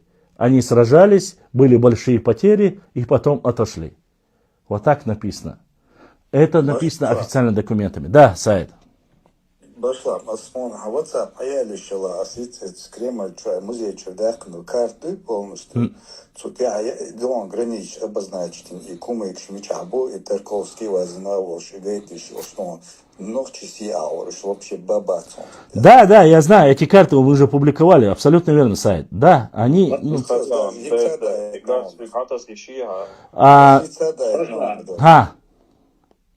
Да, это индустрия. Ва алейкум салам ва рахматуллахи ва баракату. Это карта 18. Ладушу. Башлам, сочо, халхияту Туркия, что замодион, сахасун, вей цахундат, вей веш, бяхкицун, толе историк, чем бяхки бивая. Таган, вей веш, бяхду, тагана, иш аднаран халхиятан куеше, иш мобиль, испятки начиная, иш датегюча, цергулила, иш мух, бяхкана, цели жизнь датегюча, üç lirbeş. Seyahatler bu. Varken nasıl satı tuğdılık varken jet boğtu. Belgeç dölçün Hasan jet boğtu. Tomu muayile tarafı. Jet boğtu. Ve kana kıymetine jet boğtu. Hümetin atüçerde dizildi. On должен будет отвечать за это. Саид, я ас'элэр цэнги. Цони эвэлли цаха Цун ролики хаж, просто цун ролик хаж, айна цун велица. Неуважение, амел держина, а?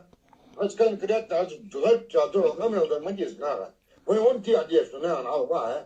И тогда вот его и как бальсан воен паники, я kan вот что действительно, созатвор делать сделать. И на вот там, хорошо, и сировори, я. والله بالله شو مسرنا حوسي شو مسرنا ديستخلا شو مسرجة ديستخلت ال شو ديستخلت سامو تسدويت وقم وجدويت وعليك هينز جوشن صبردايش хотя бы هينز мне صبردايش ترى يوتا امين تساي بوتا احبو امين تساي سودا انتين روح как будто بيت بوش لوكسن ما قال سايد عدوك السايق امين تساي وماوي سايد صبردال سايد اس بوكودو سوق امين تساي وماويز با اس حيو عدو حال تسندويت باخس سون مخوات تويتو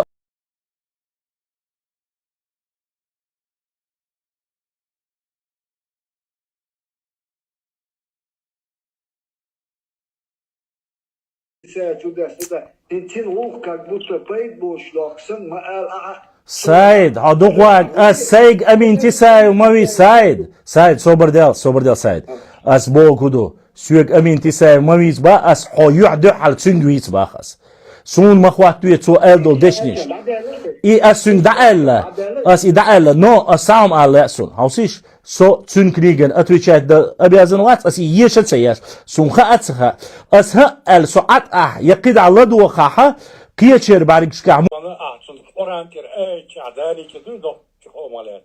Tarif geliyor turdat. Üç bağdak düş bat, üç bağdak üç bat. Üç şey hakut ki provay kommente niyakş hak erbe na mukhiyet ve dokwa.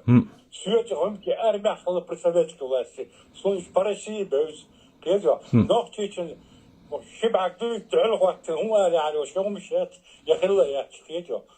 Какие они могли вести войны, когда сегодня насчитывается максимум 500 000 человек? А сколько было в 17 веке? Их было столько, чтобы там пасти пару овец. У них количества не было, чтобы там вести войны против персов и против там Российской империи. У них просто не хватило бы количества мужчин. Они сами выдумывают себе историю и хотят осквернить нашу историю. Ну, во-первых, осквернить мы никому ничего не позволим, но я должен, чтобы вы понимали, Руслан, чтобы все эти моменты рассказать, чтобы довести до людей правду, мы в первую очередь должны иметь хладнокровие. Я еще раз повторюсь, мы очень горячие. Ай, тига алюш, кюмада, тебяхки нахбой, шуну хоштик тондиц дел эш дадоштой. Султ акидасатин камел цадича оршу. Но мы должны понимать, царь дюйч, что ломаш хаусал духдаш. Тагана эстегу хавеан. И гунки вала, и сюли вала, и галга вала, ту хавеан, и хум хадич. Хокчуахин шун масана хази. Хаза, вайокчуаха, треви стегу. Хокчуаха, шоустрей ицтегу, шоустегу, шизис ютуб чуах цабастегу. Ладуаш тагана почти шин бастеган ха. И лилош долхум. Сюгер доци, и на самом деле, и нах, и питан ляш, дол камиош дяш буй. Сун нахин хазит ля, тагана и кварту аж гамарг юахкин. Вай бусу бхилчан тяшду, вай хуни адин хилчан, вай царт эмаляци, вай чуг юасялир са чуг маюсни, этя сун хокам қадир сун чуг дук биязиш, хуни адин мухила бохша. Килойхил, дюч хаздата, килойхил лишу нахан, дацагач, муха итардуай. As ihum di chesya taganersh dina Ruslan taganersh dina biltu huyaga ba said shuga ba taganersh dina chu adist work shkhan yoy chu hartwam da büyüç bol duqa beş biela büyüş çekisen kepek yol çane hun yadin har natik shbuy har shum dir dosh bati har dati woj dati bosh asbu qiyatyo وين إناخن دعسة خايته حوصل هرتكويجر داتشون وين خاتسوش وين بوقتي عشو ليلوش بالخ بوشون وين يلوش كيلو يشون كان هو أتوان بالا هو أترك شباغا بيرس شباغا قيوك شباغا هوك ناغ تانو ويق ديت نك كان تير تاني تير أو بيا تشك دقر دوشون ات حقيقة شان يرمولو وكريك حقيقة شان تيرش دوشون قيوم يوش داتسون تيجي داقيت مين ميلو قيتي شون اتخو شون خوش دقيا أس سو اتو قوارخو شو تبا أس يوت أخبا ويقع دولش دو إكيرش ويقع يولشو إز نو ناخنا تار ديوتك بلنا تسنن دقايت ديز او سوق اسوقچو هاوي انا اسيش مسيتو ستك واحد رانشخنا سوق ديريكت شو بيحكي waxa khoshin oo boshlam onis waatanon wis sakhlir shu miyawi qiitartsung wis sakhlit waxoo weanag taq diskusiyaas taq ashish waxta wis khilcha waxta aycha wax hunta ayna wis khilit olash asint wis khilit inchena ha hunda wis khilitna сразу waxta awiz ish khilmatsol вежри выберите или одно или Гоголя или Гегеля но и Гоголь и Гегель это разные люди. Башлам свободилаш. И воен и вист махарит соборы. И so гуштуен so вой камел дечена ха вой дюштек so телоштат. Мел чо бухбале ичи царит элозер долштат. Цан худиес хаян дошее 17 века бой нохчи хилла бас цулхала. Харсон имичервичеризм. Историю цар шашин хуёк шей командуй. In случае она и уча войклат босо. Смарт. Для начала. Я понял. От того, что... Послушайте. Башлап, можно сказать? Вот Хабиб слышит, наверное. Да, слышит. Слушай, знаешь, Башлап, я в прошлых, не помню, я в прошлых передачах тебе рассказывал, по твоей просьбе я встречался с директором Института Востоковедения Российской Федерации.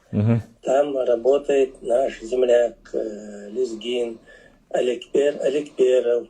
И когда я его спросил по поводу Кавказской Албании, имели ли чеченцы отношение к Кавказской Албании, он мне подтвердил, он говорит, конечно, имели. И в становлении Кавказской Албании, и в том, чтобы отстаивали ее интересы. И последняя точная дата – это X век нашей эры, когда лезгины, чеченцы и, самое интересное, скандинавы, викинги, принимали участие и отбили эту часть, перешли к Куру.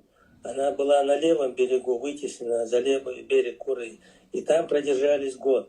А в общей сложности взаимодействие лезгинов и чеченцев насчитывает 8000 лет. Это к тому, что, Хабиб, ты наверняка сейчас слышишь, к тому, что ты сказал, что никаких данных по поводу Кавказской Албании и участия чеченцев в Кавказской Албании нет. Поэтому ты можешь все, что угодно говорить, и это хорошо, что ты говоришь такие вещи. Конечно, конечно, хорошо. Это позволяет нам открыть глаза. Тебе, а люди сами увидят и услышат, кто лжец, а кто говорит правду. Поэтому можешь продолжать в том же духе. Я хочу, чтобы вы понимали, друзья, и все, кто здесь есть, чтобы не говорили, что мы только на родном языке говорим, вы должны понимать. Люди любого характера могут зайти, поговорить, пообщаться. Кто-то может в дружественной манере поговорить, кто-то может более таком. На сегодняшний день, я еще раз повторюсь, Хабиб для меня никто. Ну, просто очередной шейх Google или шейх Википедия, грубо говоря, да. Он может сказать, для меня Башлам никто, он тоже там лжеисторик. Но мы останемся каждый при своем. Одно дело, мы можем предоставить документы, верит он, не верит, я еще раз говорю. Когда была Кавказская Албания, не было здесь никаких кумыков. Он и не может знать о кумыках, о Кавказской Албании или взаимоотношения Кавказской Албании. Когда ты говоришь, они говорят, мы куманы, мы эти там. Ну, у нас есть примеры, когда повторяют, называют 1, 2, вот они наши хуны наши, кемерийцы наши, хазары наши, булгары наши.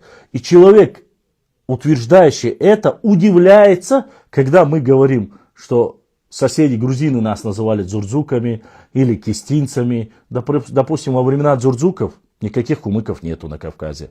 Во времена кистов тоже изначально нету никаких кумыков. Вообще на Кавказе нету. И когда появилось официальные данные забьют, не надо меня терроризировать, не надо мне что-то говорить. Если я это не говорю, это не обозначает, что не официально зайди в Википедию, посмотри. Появились, кто-то говорит 600 лет назад, кто-то говорит 800 лет назад. Пускай это будет, они пришли с Убида и Джабе в 1222 году. Даже пускай это будет. Но как логически, исходя из логики, как логически пришли, остались какие-то остатки монгольской армии. Пускай это будет монгольская армия. Пускай это будет, ну ладно, пускай это золотоордынская армия будет. Пускай это будет хазарская. Хазарский каганат. Не суть. Не суть. Но они были частью этого, пришли, осели. Они осели не на пустые места. Во-первых, это кочевые племена. И никогда их родиной или вотчиной не были горы. Нету просто таких претендентов, имеется в виду в Кавказской области.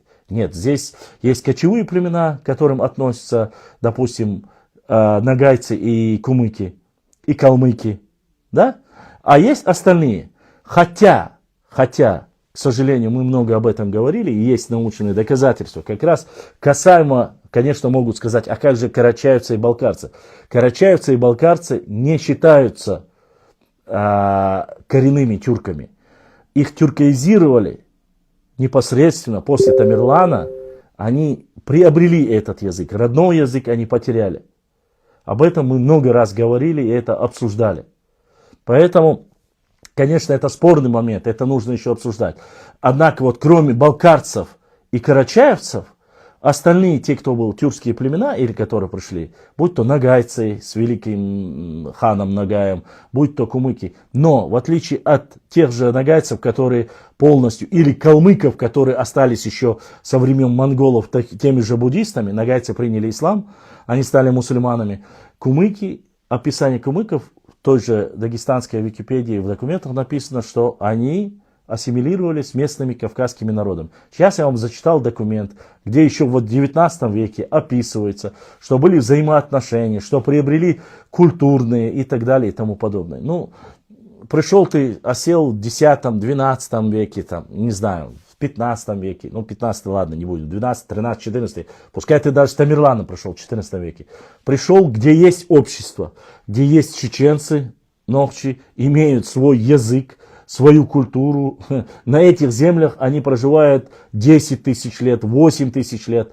Пришли и вот им сказали, вот эту речку назовите так. И Тумкали, это не важно, что это Итон был имя, или там не важно, Шелик это ровное место, это тоже не важно. Не важно, было ли имя Атагай, не важно и все остальное. Нет, мы пришли, это вот наше, вот у нас оно так звучит. Но у тебя оно может звучать как угодно. Флаг в руки, барабан на шею. У нас сейчас, не мне вам говорить, вы знаете, сколько немецких слов, которые совпадают с чеченским языком. Так ведь? Огромное количество. С английскими словами, с норвежскими словами, шведскими словами. Совпадение один в один и по значимости. Мы это много говорили по изучению чеченской непосредственно лингвистики, когда говорили о чеченском языке и лингвистике. Но это и мне как раз таки утверждали, Хокчуа Смарту, Хокчуа Анзору, они мне утверждали, что многие вещи, Башлам, которые мы говорим, что произошли от тюркского, не от тюркского они произошли, а чеченского. А у чеченцев взяли тюрки и переформатировали. Мы об этом много говорили. Мы точно так же можем сказать, но сегодня многие слова, мы знаем, что цин, цино это чистота. Мы знаем, что династия Цинь обозначает чистая династия. И что мы должны говорить? Что чеченцы обучали китайцев языку? Или что от нашего языка китайцы научились, что ли? Но это бред. Хотя, как гипотезу его можно применять, исходя из логики того же Хабиба. Этих моментов очень много. Но я поэтому и не люблю, когда мы начинаем говорить, все от нас, Земля появилась от нас, космос наш. И эти вещи неправильны. Но если есть документы, опять же, мы с Анзором очень долго спорили на эту тему, Урзмартановским Анзором. Он знает, тот, кто слышит меня. Мы с ним долго спорили по этому поводу, и какое же название правильно, наше оно, не наше оно, относится оно к нашему языку. И я всегда говорил ему об одном. И Анзору говорил, и Смарту говорил, и всем, кто в Телеграме, у нас есть свои братва, вот мы говорили всегда только об одном. Когда они утверждают, это так, Башлам, я говорил, есть документ. Вот почему я это говорил. Без документа, без основания, которое мы положили. Почему я ему сказал, я так говорю, я так считаю. Он говорит, ну это несерьезно. Ну подожди, а что? Бирже, а что другие ученые, российские, грузинские, дагестанские ученые, чем они лучше меня? Это такие же я в свое время, которые написали это. Я это имел в виду непосредственно. Конечно, у меня есть документы. Конечно, их выложить никаких проблем нету. Кыгумада отца, зайди, возьми эти 15 тысяч постов, начинай листать с 18 года, ты найдешь там столько. Они сегодня утверждают, что Ачархаджи кумык. Я показываю прямого потомка Ачархаджи. Они не могут показать ни одного человека. С этим Абдул-Насром мы это обсуждали. Они говорят, он говорил на кумыкском. Говорить на кумыкском это не обозначает быть кумыком. Говорить на тюркском. Сегодня уехали мухаджиры в Турцию 150 лет, 160 лет тому назад. Они сегодня говорят просто, я не знаю, просто как чирикают, говорят на турецком языке. Они стали от этого турками? Нет, они не стали турками. Их кровь, их генетика, их корни, все говорит о том, что они чеченцы. До тех пор, пока они сами таковыми себя чувствуют. И таковыми являются. А знать, если я знаю английский хорошо, это не обозначает, что я англичанин. 500 000 чеченцев уехало. Я знаю чеченцев, которые в Малайзии, которые в Южной Корее говорят на малазийском, или как там правильно он звучит, малийский, малазийский, я не знаю, которые говорят в Южной Корее лучше даже, чем сами корейцы. В Германии самый сложный диалект, я писал об этом публикацию, наш золотой мальчик, самый сложный диалект в Германии это гессенский, считается одним из самых древних.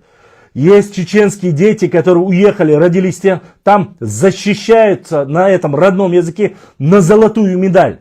Это наши потомки, это ногчи. И что это дает? Что через поколение он будет немцем из-за того, что обладает великолепно немецким классическим языком? Поэтому в таких вещах спешить не надо. И это не дает повода говорить, что Ачархаджи является таким. Анзор, Анзор, ремонт квартир Анзор. Шоз куза сапири битвин сон интервала ваша хавистхна хавала чур. Телеграм чур Анзор вючун ас.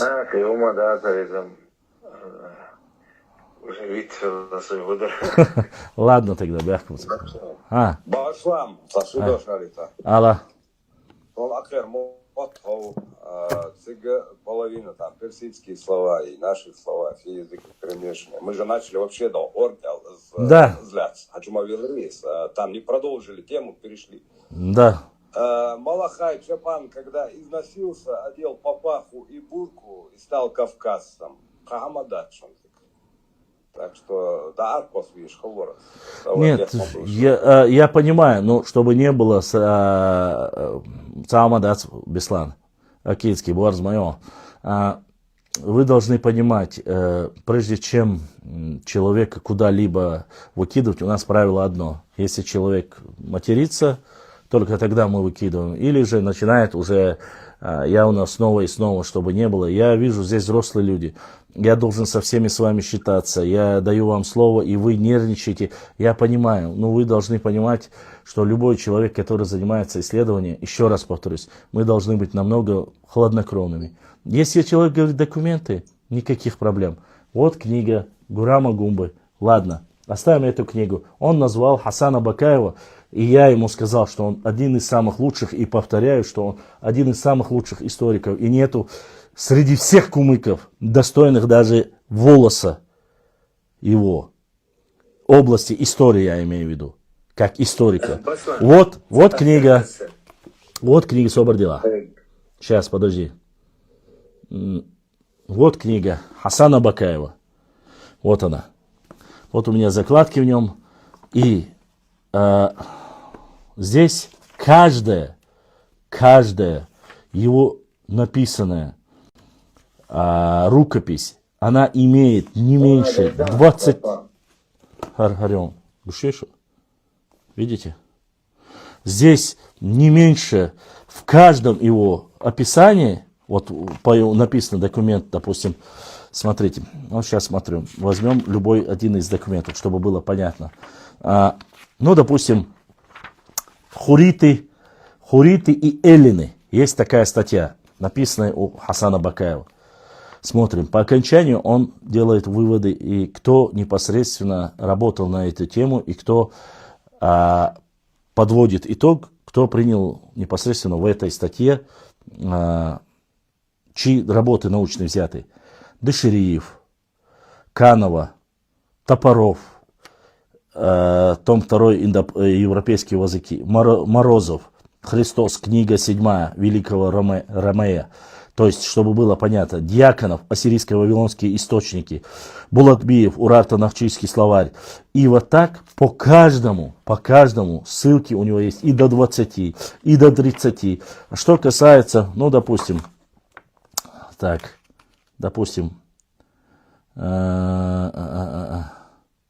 сейчас, чтобы было вам понятно, я вас сейчас не буду отвлекать, но возьмем, смотрите.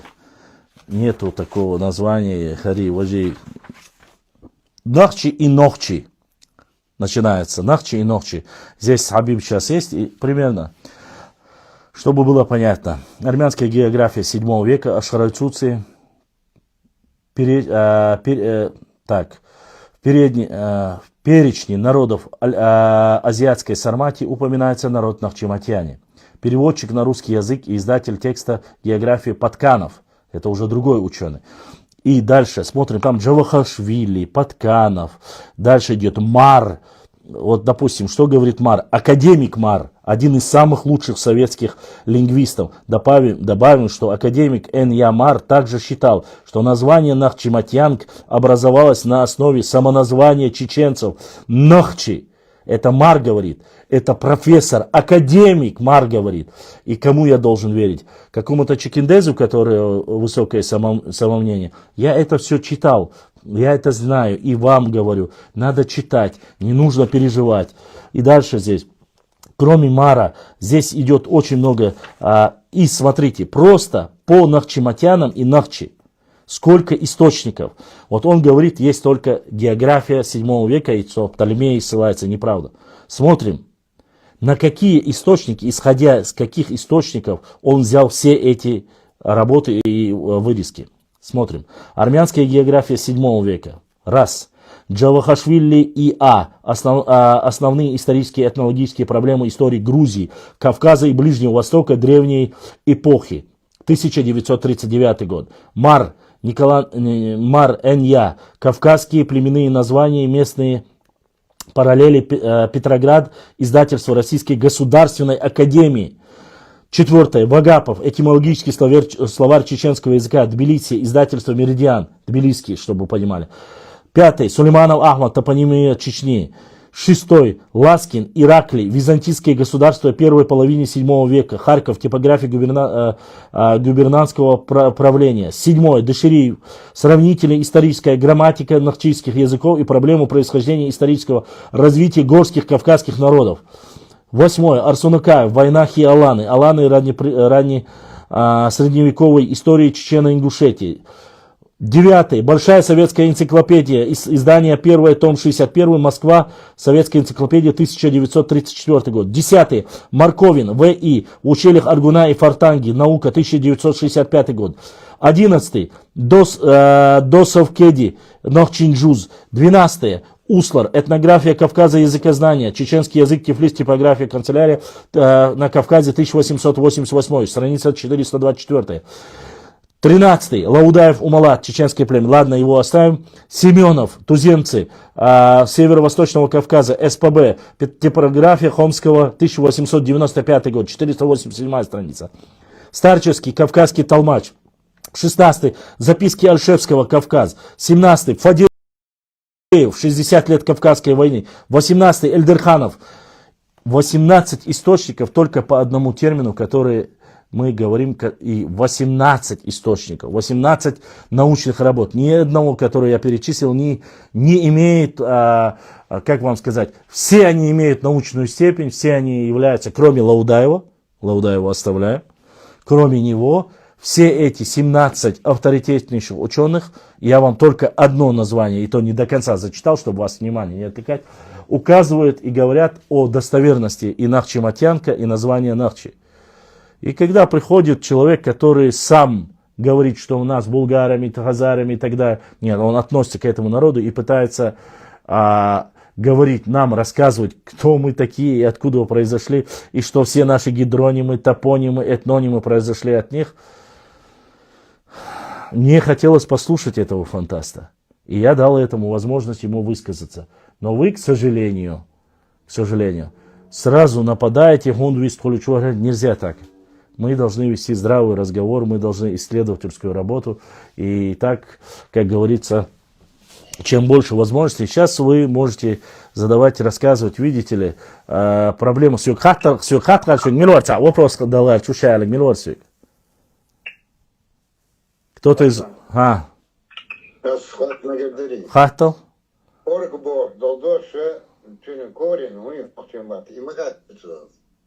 Примерно корик.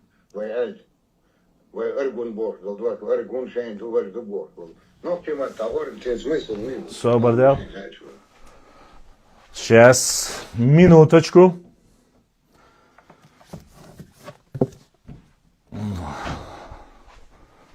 Чтобы не было от меня. Посмотрим. Так. Чтобы было понятно, Свободел. Видно всем?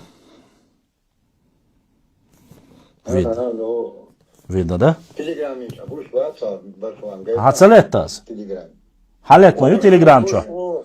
Ну, у вас гуша, вроде гуш, маусо. Чеченский, топонимический словарь Чечено-Ингушетии. Посмотрим, чтобы Сулейманову Ерис. Сейчас на Орга посмотрим, чтобы было понятно. Некоторые вопросы, чтобы у нас не было сразу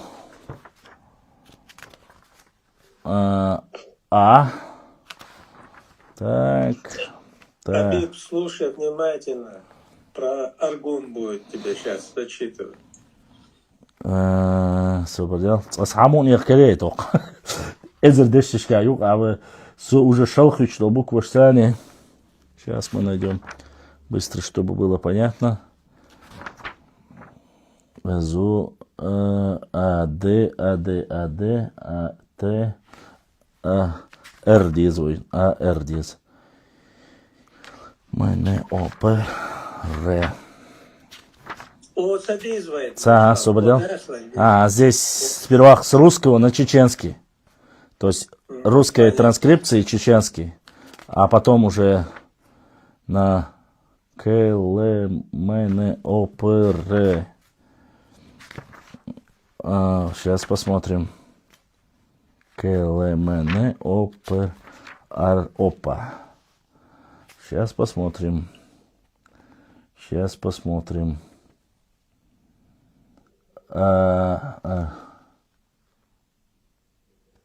Так.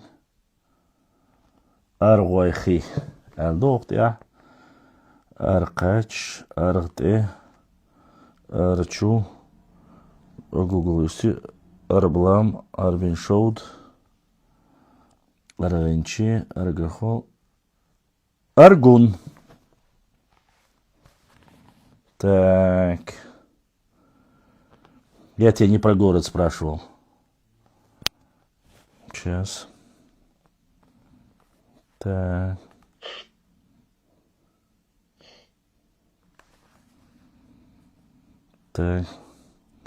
Устрадгал, Устрад Ойл, основное официальное название. Откуда устроено название? Так. Общество ближайшие живут Устрад Хуай. Аргун, город республиканского значения. Вот все там есть. Да, походу мне нужно смотреть все-таки О. Здесь город только.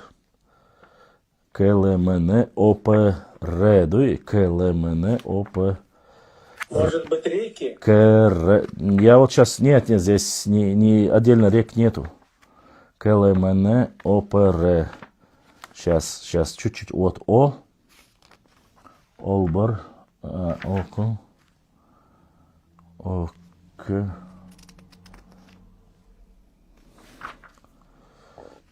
Так. Мне понравилось, сегодня статью я опубликовал, что переименовали, вернули историческое название Кошкильды. Берзбюр. Берзбюр. Статья. Я опубликовал сегодня статью. И такая паника началась. Хабар-бабар, прибежали мы. Оставьте это название. Мунядин. Наше название будет. А что вы откуда? Берзбюр. Берзбюр. Yok çünkü nokçumatta. Nokçuce yok, imet хватит. Берзбюр. Никакой хошкильды, мошкильды нету. Берзбюр не лес. Вот. Опа. Так. Орите.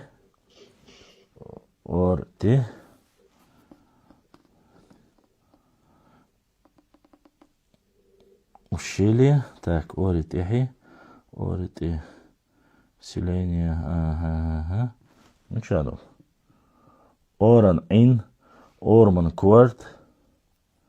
Орус Агач. Орбос. Ортихи. Орг Ардол Меттиг. Орган Чуе. Вот все есть здесь.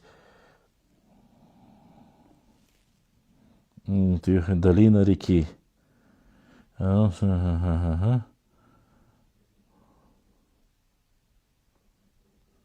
Орган Тоги. Юба долина реки Шаруй Чанты Аргун. Орган Чу.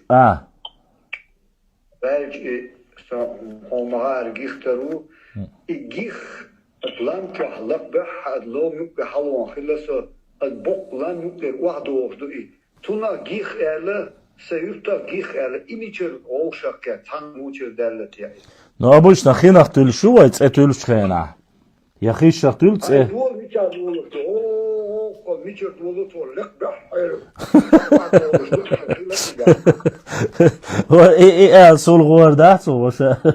Надо посмотреть, все просто дулу, что он метик.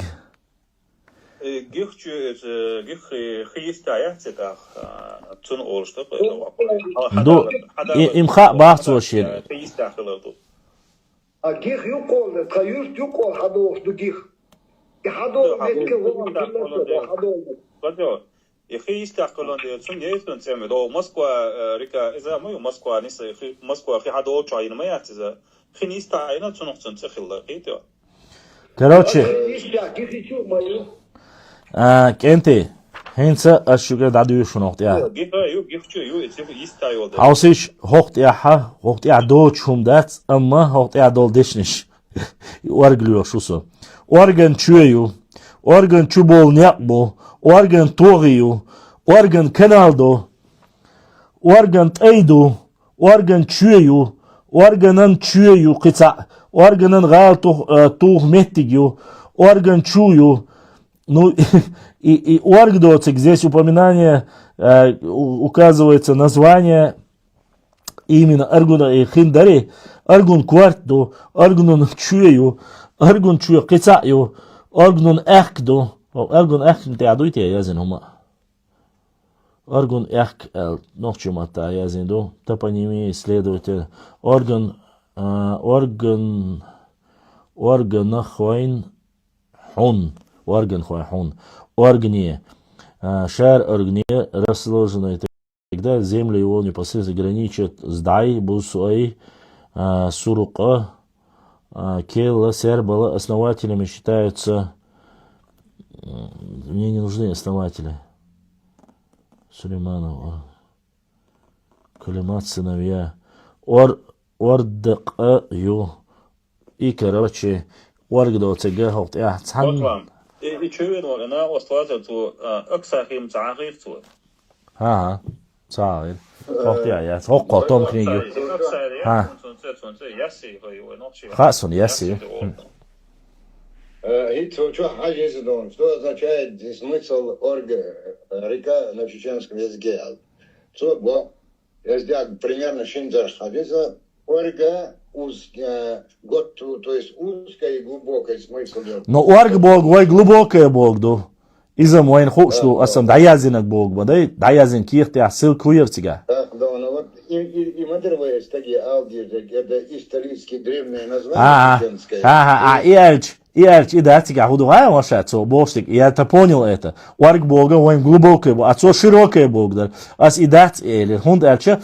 А он сразу, когда ты говоришь такие вещи, он говорит, где написано, где ссылка. Ссылка эльча и ссылка дагает моези, а ссылка цельче, я гиперссылка цельче, а дуйцега он начинает подвергать сомнению, это бог дати шейгер дуолит, цаума дочули, додак диеш хуцинс.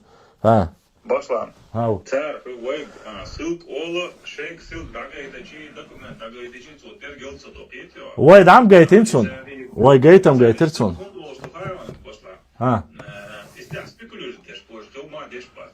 Ну да.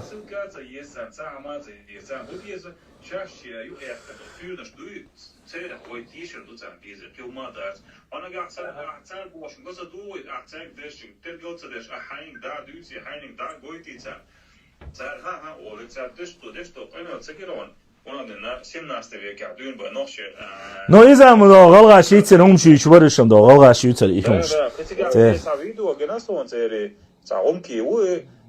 Чеченцы это вообще молодая нация. Из-за халят тажимот веговин, который истхамял дирдатер цастора жушколер. Халят караве аншадик цунт я болбина уже самогатие цунт я. Да вам ухто из цунт.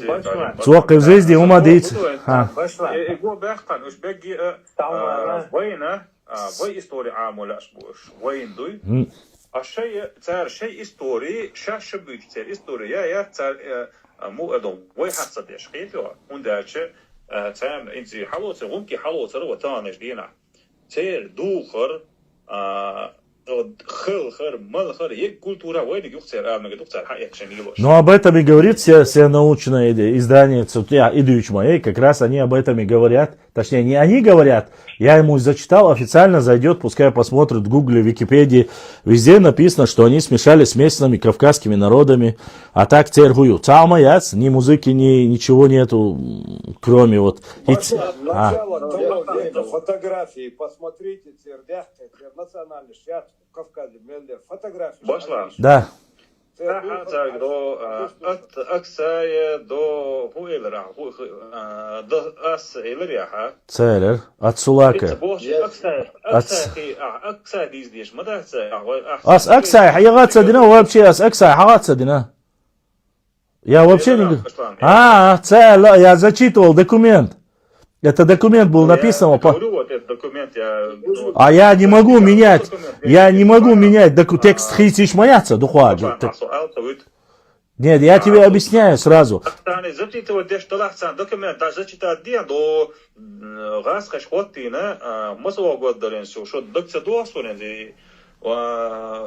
Четыреста с лишним верст чеченской акватории Каспийского моря было, и зачитать денца. Ну, сюги хадает не хари, следующий момент я зачитать диль мадари, саперу кюкел нистелек дамад яшиасу. Вот ты красавчик, блин, у меня есть ахолма муахтар, есть цацел книги, раз, оли на первый взгляд цацабуал бяшана, юшек, сюги асбай, до гумба лах лаванирсо, у меня не все книги, книга нюка халах маези, уаил маези, смарт. Гункишен отдельную литературу, Голгишен отдельную литературу, Сюлишен отдельно ютаку. Хаяйте сюег вайлас, распечаткайн хокол нанюк, ваюларюкун, хаяйте ше везри сюега. Азбах шибак кирду, цанюк, амасанюк, халях сувал масу. أنظر استريت وأنظر تعمل لا شو الماتش. السلام عليكم هجري. وعليكم السلام. وعليكم السلام. ورقة إذا عدوي وحني يحشبوا عربو ورقة توش ветка низ وعدي что ветка дубов ورقة بو إيدو أوش جيخ بو قدري توديش что جيخا عيول أحقر حدول شو إذا أحقر دويو نشفر حتى كتا ветка тоже جيخ волту нах тиграни وعدي что Это понятно, что название барцо, название иштхилар. название جيخ название из мижер хаялю гу бойтига бол гу хаду гут и хиду бо гухи потом уже со временем جيروا وعدو ذكر وعدو لا قوت ير وعدو شو الخلطين потом уже تعشى دل جيخ خيبو وش دك داج خال وكرتي تصدق слово гех лакари бог смысл также наверное имеет наверное أنظر إيش دقي داس لقطير عشو دوخش. Да, مش هادرش دوش لخرة معادة ولا ده. что шулотта что раздому тухта что إذا ما دون أنظر إقما لا إقياسي أقيو. أقيو.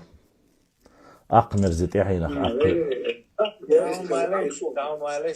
О, собрди, по очереди, да. Тимур, игвискали, шпирибу, Тимур.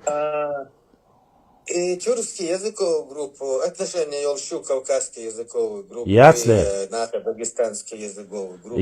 Нахо-дагестанский юк, шо тюркский ник. Нахо-дагестанский. Кавказский чарнюк юк, шац. Я же вчера зачитывал этот документ. Нет, сейчас подождите, вчера я зачитывал документ, сейчас я вам зачитаю. Кавказская языковая семья адыго-абхазская. Собор. Мы прочитаем, что написал об этом. Слушайте, Тазим Соборди, вы спросили, дайте мне хотя бы ответить. Итак, зачитываю. Благо, вчерашняя тема пройдена не зря. Есть у нас некий такой ученый, лингвист осетинского происхождения, который наши братья не сильно любят. Некий Абаев, наверное, вы слышали о нем.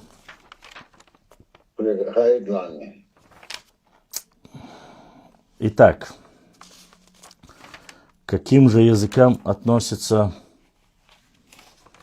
к какому языку относится это у нас лидойцы. Итак. Народы Кавказа. Итак, народы Кавказа. Кавказская языковая семья делится на 4 группы. Чтобы вы понимали, это Блиев, Бзаров, История Осетии, официальный учебник, это, который относится для старших классов. Это общеобразовательное, утверждено Министерством общего профессионального образования. Итак, зачитываю. Кавказская языковая семья делится на 4 группы. Абхазо-адыгская, дагестанская, нахская и картвельская. Народы абхазо-адыгской группы: абхазы, абазины, убыхи, адыги.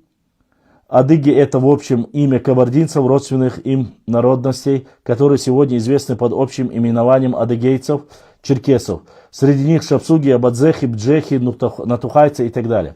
Дагестанская языковая группа составляет аварцы, даргинцы, лакцы, лезгины, табасараны, агулы, рутульцы, цухуры, удины. И к ним они не относятся. Даже к дагестанским они не относятся. Нахская языковая группа: чеченцы, ингуши, карабулаки, бацбийцы. Карабулаки, так же как и убыхи, сегодня уже не живут на Кавказе.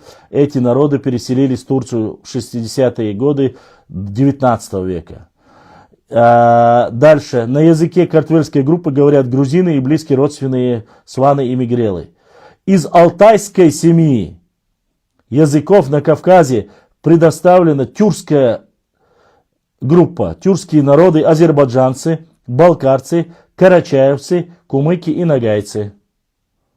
Они не относятся вообще ни к кавказской языковой группе, ни к кому вообще. Ни к адыгской, ни к картвельской. Это официальная информация. Бельто, хазирен? Сайт Бельто, шумаса хазири? Вот к ним они относятся, к этой языковой группе они относятся.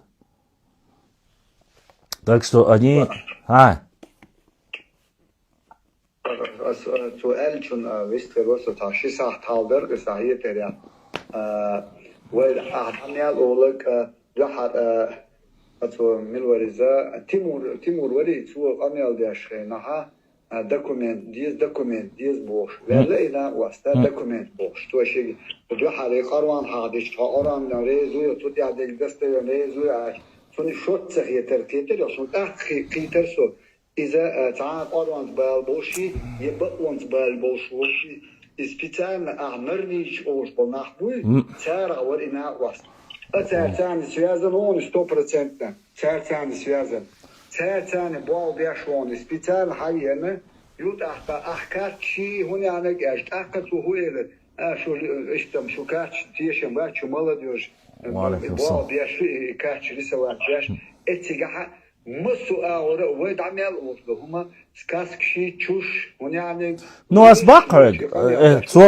знаешь, когда я понял, Саид, когда мы заговорили, помнишь, я сказал о тептерах.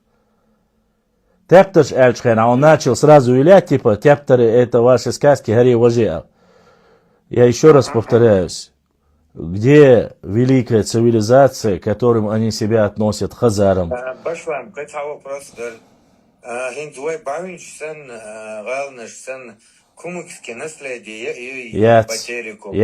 Ничего нету. Ничего нету. Только...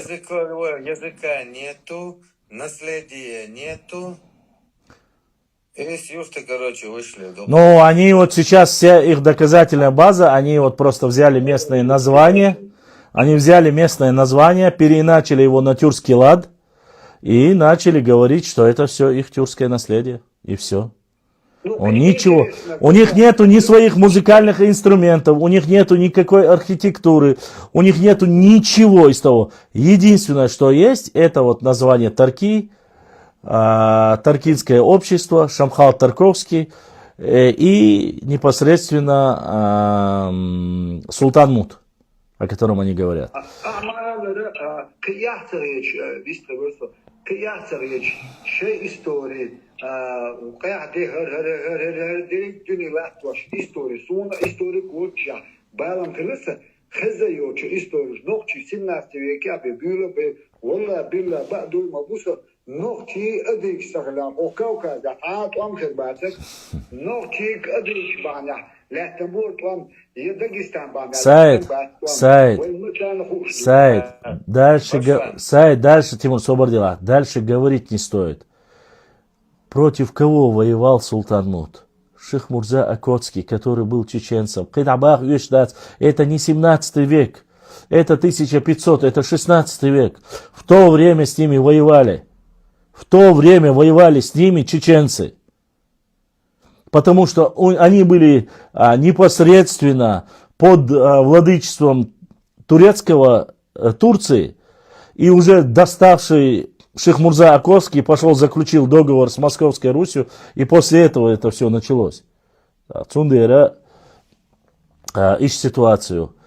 Цаумердер, что абахкинах больше, дала, телеграм, что больше, киетхербу, асубох, киетхерду, что везли, дала, تانش دینا حق بعستگن حلقة إليلين دلهم دال شيء ديكنس شيء إنخيتنس حكم دويل سيل بور شايو تشول هو دنيا أنت يالي لهم دال دنيا أنت دعم ليلتين سون سخاء سون إميل ورتا سون هو يرتا سون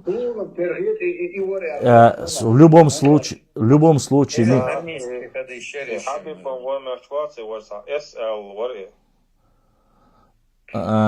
случае милла и елаха وهي دابو هندو الششون قيتي أقشابوشان شو بقيشان حالها سويع جوق إنت إردول هند الش إيش قوت الله حنا حيلته شلهمش يشون ديلخ تتيش غير قلق دوش وزده بوش بالنخ بوش بوشون چون دیره تیاتوال یوشون دست نو وایت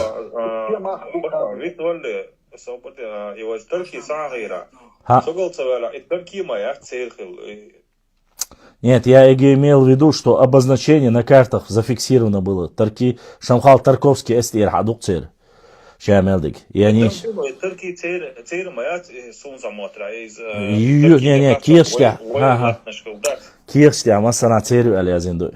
بقدر عادات انه كيرت يازن خلديز وشا ويو اس اير داتي هناش كو كيرت نو اس بو غدو توينا افиксация يول шхендуин да эдек дольшду дочь, как говорится, я не утверждаю. Ху, тарки? Не, тарки-то позже, намного позже, мою тарки. Ой, докат я мою, аздагайтин, кавказский Албании, Гурам Гумба, книга я. Тут я вообще мабацуш, а сондер магайтери. Тут хазунца делер, цакарт гайти, шикарт гайти, кокарт гайти. Их нет вообще на этих картах. И Кавказская Албания граничит с Нахчимати. Как раз таки то, что Иса говорил, который встречался с лезгинским этим доктором историческим, профессором, и Иса с Висенчем, оно совпадает полностью с той научной работой Гурама Гумбы. Это подтверждается. Это и лезгины подтверждают, и теперь и абхазы это подтверждают. Кому верить? Лезгины автохтонный коренной народ, адыги автохтонный коренной народ, абхазы автохтонный коренной народ, грузины коренной народ. Кому нам верить? Им или тем, кто пришел, прискакал и на ходу все сочинил? Ю цукарта да дадона юкы. Дадона юкы цукарта да. Я говорил, вот этот доктор наук, вот Лезгин, он говорил об этом, да. Цундер, с Богом, они у нас есть, как говорится, делия тамцани.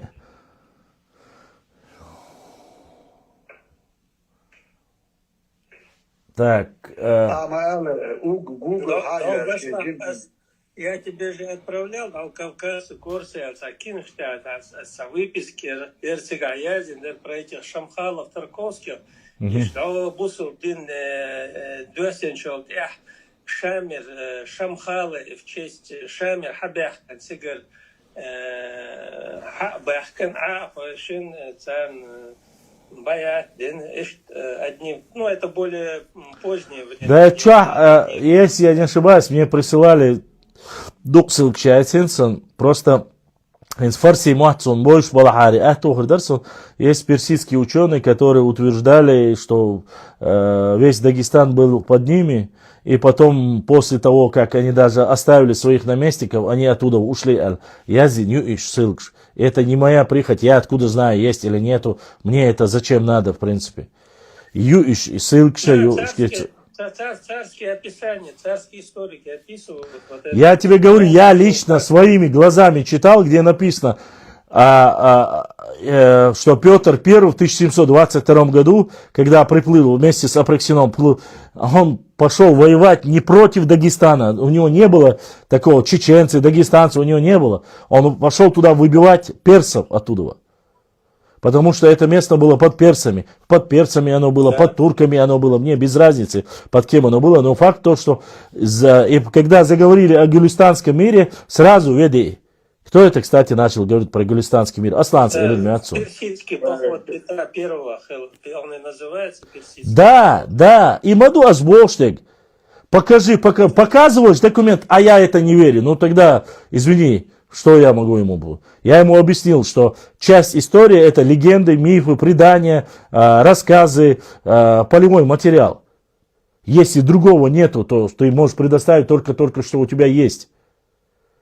Откуда? Мы, допустим, знаем, они написано, что пришли, их считают, смягчить этот вопрос, чтобы смягчить, и некоторые дагестанские ученые написали, что они являются коренными народами Дагестана, Лязин.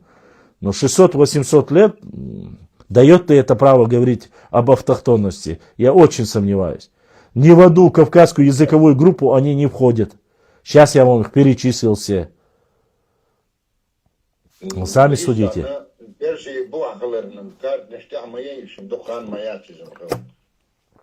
Нет, они очень любят говорить... Ассаламу алейкум, алейкум ассалам, Магомеда Ялхаро. Знаешь, бро? Магомеда Ялхаро, вот какого Магомеда? Я знаю многих Мухаммадов, Ялхуай знаю и Ялхарой знаю. Вот про кого... Походу, не Шалах знаю. же этот, Магомед Ялхаро. Не знаю, я заминаю. Блогер тоже исторический там он ведет. А, да? Да. Не знаю. Да. До Субарди. До Бесто Мацу еще. Ага. Варваре Султан Мутвари, Ха. когда он пришел, в Эндерей пришел, ночью больше кави энклис, ночью еще жизнь спасти нацун. Йохтун да, тяви энвежри тяхаберкен, и веришь, тан хушер духшун. Да, и ссылк, Тимур, документ есть. И документ, сахули, и вот дичь. Хажа, хаяйта книги, название, или там ваги.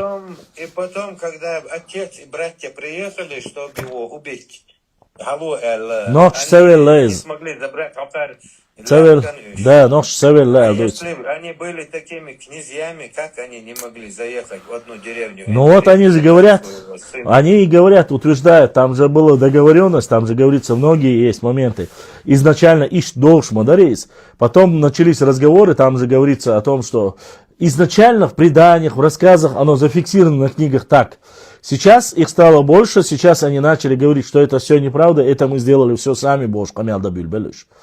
Гудурмес нам платил дань, это нам платили дань, Хошкильда наши, Нойбер наши, Шайг наши, ну ладно, хорошо, Нойбер, Хошкильд, Азамат, Юрт, там какие-то части Шилковского района, Тяркалдиха, Сиха, там ближе к Гудурмесу, я мог бы еще понять.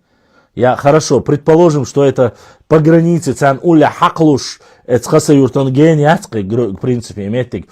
Хулитарьер вас, гипотетически я говорю. Представим, что гипотетически это возможно. Хорошо, потому что прискакать там, в принципе, не проблема, да? Но, когда начинают говорить об Аргуне, где находится Аргун, где находится Итонкал, они добрались давно до Итумкалей, добрались до Шатоя, добрались до Атагов, до Шали, но бяхк вайчер был. Валлахи бу бяхк вайчер. Вот это заигрывание с ней, со всеми, асбах, как страусы, дуй,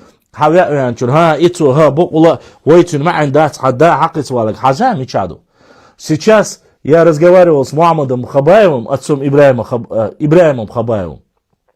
И в этой книге я знаю, я разговаривал с ним, он говорит, только сейчас, когда они поехали в Панкисию, они узнали смысл атахбо худу, перевод этого слова. В Панкисии они узнали. Хорошо.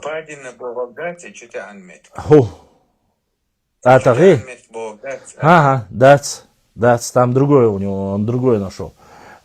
И потом, следующее, там речь идет о Аргване.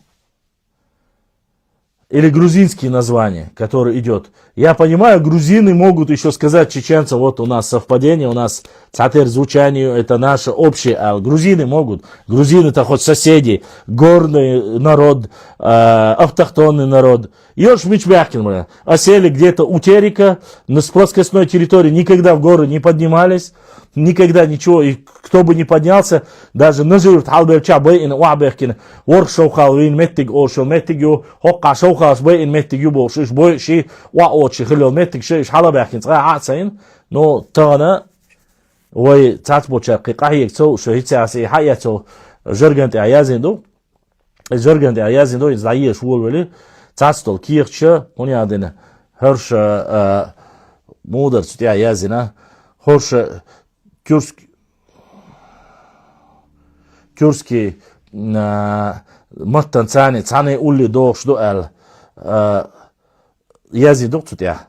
И оргдац вообще кто штук тагаланшина. Ну а с Горжи Амахка в Грузии это хевсуры проживают по Аргуну, это близко родственные чеченскому. Да, фактически один народ. Народ. Да, название одно и то же, в принципе. Бошлан.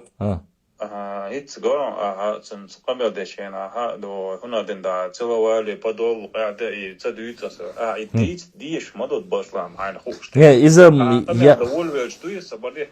И нах, и что команда бюльбер, что и دعال وإتير شيك بيك إحداث إتير إستوري يوز تير نيوز تاني دعال وين يحكي ديش دات وحاب يحكي فيتي وي لا نشي وي موحكي ويتي قوسب واللوشو شي بوتش يتاخلا بوتش ويت قيس باللقعبوش شي تشقد على حوصو شو الأرق وصل شي تقد داقا دقعبوش وين هون تخيل تو تيرا يح وي دين مدحتي تيرش حلق بوتشي تير وكرتع بوتشا دينهم دو دعال تاشين دايوزيت يشو شي استوري تاشي استوري إيش قيلا حوش دوش سنة وين تنقش حق بيك النخبو Не, Озил, это просто нет.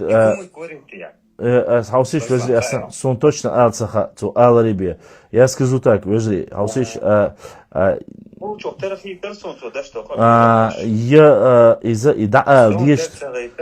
идеал диештал меттигюй, идеал диештал меттига, выпас дома денья, и ала еще хитя, этгазно, и трюк елли, охчу ашу и ладуш, аш. Изам ала халдац, изам дагайта, просто-напросто синсма любой хумата, она спонтанно, он пытался меня перевести сперва на одну свою тему, потом на другую свою тему. Я один раз дал выговориться Абдул-Насру, Хаваль, наш профессор, академик, потом Кегу Вулюл, он, оказывается, умственно отсталый. Он больной на голову. Потом мне объяснили, какой бы ему должность не давали. Я не знаю, но оттуда кумык, с которым я связался, сказал, он больной, Башлам, не обращай внимания. Великий, Заунядин, Ючи, Эрдоган и Путин встретятся в Хасаюрте, новая столица будет всего Кавказа. Короче. Я это оставил, он в 99-м году, я сам ходил по горам, вытаскивал пленных у боевиков. Мунядин был, шли жуара у пленные, уирю вообще. Какие пленные в 99-м году, тем более, Хасия Вельче, просто-напросто колпак вокр должнах был. Цундера, Исаньел Хумша, Тишми, Бостера, Асибаш Кихирцеду. Но ас Богуду, Талештина, что бы мы не были, что бы мы не делали, сама Сухумана, Керчаша, Сайлилуша, Сайтабаза, Сошату, Уайош, Кирчдуса, Харкнингша, Юсахарах, абсолютно дома дати. Вот он сказал, Лац Меттиг Хилита, Цюнками Алдайти Чворсу. الشدول عاتم وحق وجاق وحتاوي حتاوي دعوق سواق دعتو ساتو اريق غازيو نوتاق уже аша идуч хылч асуда десо шудолчул хайг алдош ва цажим асобер дичи лац меттигиз лац мулвиз цуба бахар лац визи цуболчумата. Он не верит тептерам, не верит. Он не верит Корану, не верит Сухамабай. Он не верит имама Шамиля, он сказал. Он не герой, больше вреда от него больше. Камел Диашуй. Типично Койрб Долчер, Камел Диашуй. Скажите? Шун Киетам Халит. А ишт бол нах мула ацбиз. Царь Бог, что лхумант аля ацбиз. Царь Бог, куду киехт хальгайт бай, а сун хаят карч тагайты ки не показывает. Ну вот ты же сам зачитал, бахцу, что Ашхарайцуц пересмотрит. Да кроме Ашхарайцуца там есть еще уйма документов. Он говорит, Хасана Бакаева я 10 раз поймал на лжи Багас. Он говорит, я говорю, у тебя книга его есть? Он говорит, у меня его книги нету. А как ты поймал? Ролики кхуешь. Как вы думаете, ролики кхуешь? Так поймать волруй? В ролике может оговориться, в ролике может что-то говорить, и ты можешь неправильно понять. Но для начала надо взять, купить его труды.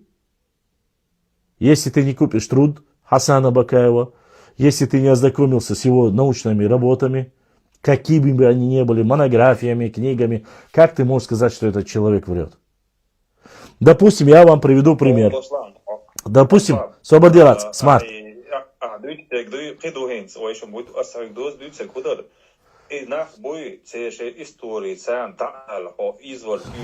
Одуахак, шестерч, смарт, сокиет абошлег, смарт, одуахак. Ну, мы говорим об реке Аргун, цуюк вана, сия их даяла газ, что обниш бокшли, алу Петр Пернбахш, к месту дуис.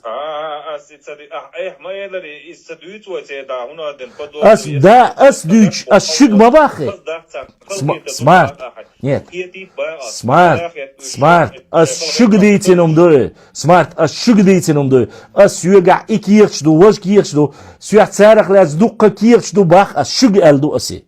И дади цметтик шехил маези. أصدق إمتى جالسة يسمعت أس إتسرق آلة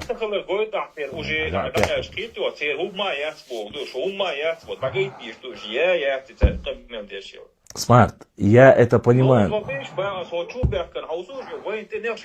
Сунайтра, за последние 2 года, за последние 3 года, первый раз я стою. Смарт, Смарт, последний шиншера, первый раз я нухсон гунки. Кашра. Хочу лишь гунки бац, хочу ваваш, я гунки вац, я сюли вац, я галги вац.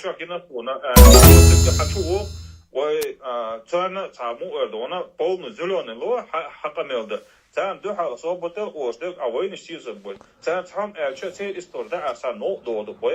Lagos. O tenek şaklı boy. Абсолютно. Дагестанский акцент, я абсолютно инерний. Баткан я не черволи. Вообще бог, не цер бога, и вот цер таки силу. Надо же уметь подловить. Валла, била, со иду 2 saat gaan, so qiyter должен даться.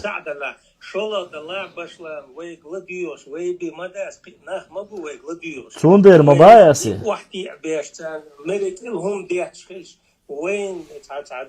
Бяк ваққарбу. Вай чар хуэлду. Вай са документ сани вақта аввал валч уже қитирқ со цаама қидир доцит ақ уже давақ қиқи. Aslında sağ doküment işi, aşı doküment işi, ko doküment işi, koyu da diye zasın.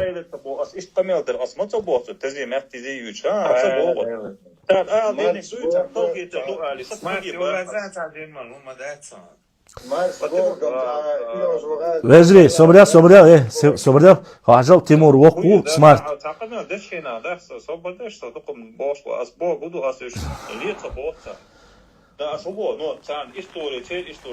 Smart قيادة صحوة خدوك وال سو قيادة عيويو مديتا يويو مدولا سو قيادة أحبيرو راس مال سو قيادة عيو да قيادتك брат, я с первого раза понял.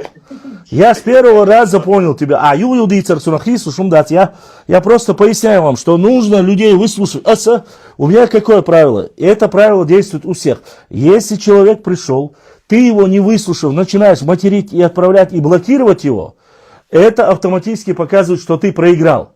То есть у тебя нету доводов, у тебя нету аргументов, чтобы привести против этого человека, и ты просто-напросто переходишь на личности, и происходит то, что происходит. Поэтому, чтобы не было этих разговоров, мы даем высказаться этому человеку, высказаться, послушать его.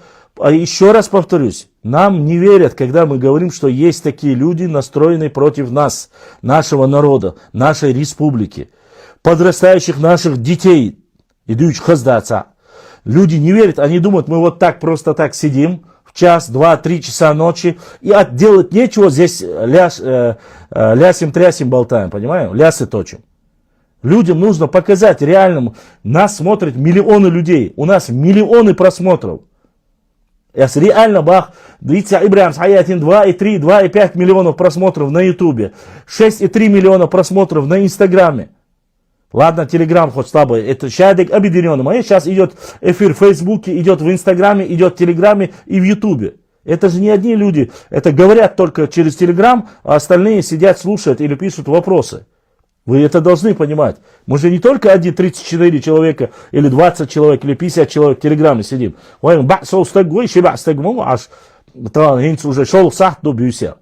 И надо высказаться Мадине, поймать. А в любом месте, что личность переходить до волы, освободил на вас. Оға мацаюти, аж до обниш бяхил, сермач, цаюти, халач, цаюти, этмете алиш мадайз.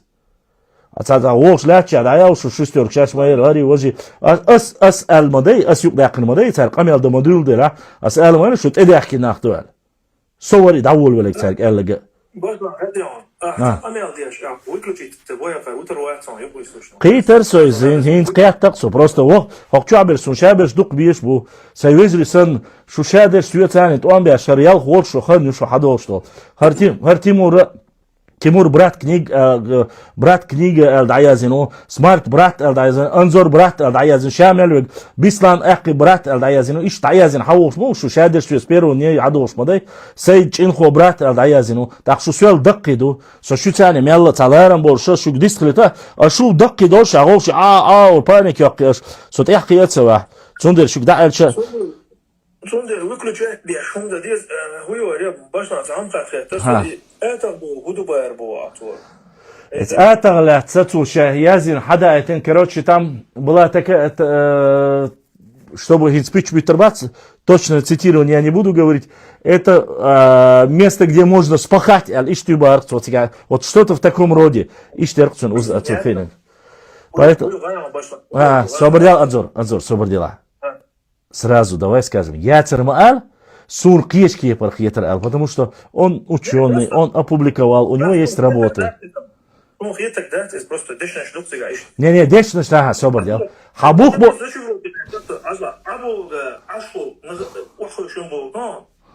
Тури Бога из-за поля Волцона считаем. Их метки он вахал шо площадки поляне он Тури. Хажал и хинц почти что то же самое хинцу алек до асвик бошник. И та уавясен ахкер метик то и поляне оч метик я тебе сказал что это недословно. Анзор, Сихмал, я Сунбахай, он рассказал, что там смысл, все время говорили официально Язин Иштубарцу, а на самом деле это место, которое спустились, плоское, плодородное место, где можно было запахать, еще что он расписать дирцу, я не знаю.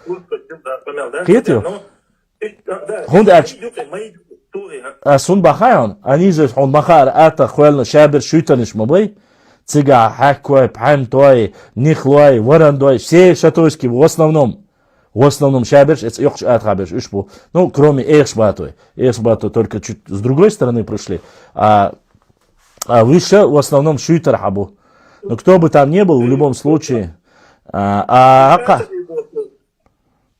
не больше, мы ингуши тягиваем теперь. Атагай бошло, цер имае yok движение мае тига, цер хуняды и ата хайлнак, атагай галгы бош, церам дин научный статья шо тига, хапизов шабани цани язин. На самом деле, атагай вати, ашвол тури был, да, вахойшен тури был. Ну это им не докажешь, конечно. Ай. И Вислан Анзор, Алацин кудой. Хайн хиетек ахала суат ирош, аж дитишин, со тажимацас. Короче, шел был буду гаишен, из-за прицана дасты, вот он был фомадат, из-за. Адиста, буду, алан запиру, оставишь. Шел илют заман чва, от эрсдар. Das Schwierig und Wahrheit von der Buch, Schell Gillen mit Karischen und Botter. Ну я слышал. Шелег вообще-то бочка, ровное место, как бочка. Да. Плоскостное место, да. Да, я слышал, ровное место, ровное открытое место, иду бархтя. Шабуйша из-за ламбу. Порсия эро, уэрия, имеет кюртига, доч буарзио, сия эро ю, дия эро яри. Тик шудве шел ах бош, хиду ос шел, чохто, тут ир хайал дусу дице. Он дядус. Инз мартан тему. شيل أخ شونم تازه تيجا تاخ شيل أخ كوف. ده تون تيجا تاخ شيل أخ ده تون تيجا وشه. Så er noe på så skjeler hun. Så kommer den da og bakker kjær og Kazakhstan ikke. شيل متك إخسون خزان نو بس دوي خاصون تيجا وادوش. نو تا بوشتو تا دو شول دلا تا لمنشن أوليات شيل. Ну, имеется относительно уляет шел.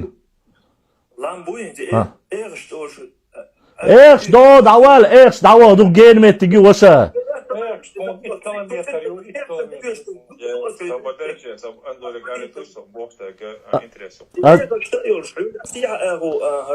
Бас до и.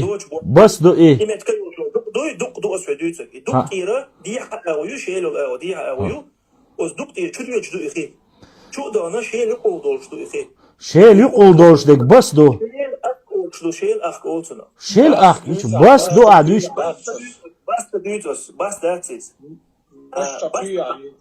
والله تاسون سون سيجا بس دو شيل أخ سونم تزت سيجا تاعت أنزل صابني أنزل أحدوش تولي شيل أخ بوق دو إيش خليدو بس دو دو ارتجو شوادو شتوقي شيل أخ وصل خدوي أسويته دوك شو كانت دي لا دو شيل أخ إيش دو استنجع دو يخاصون دو خيزة تتعجم كلا وطري بيصل دي عدو أخ أوتنا أخ أوليس بوتو أنا عموش بدق الخلطر لويد إيه نخلوش просто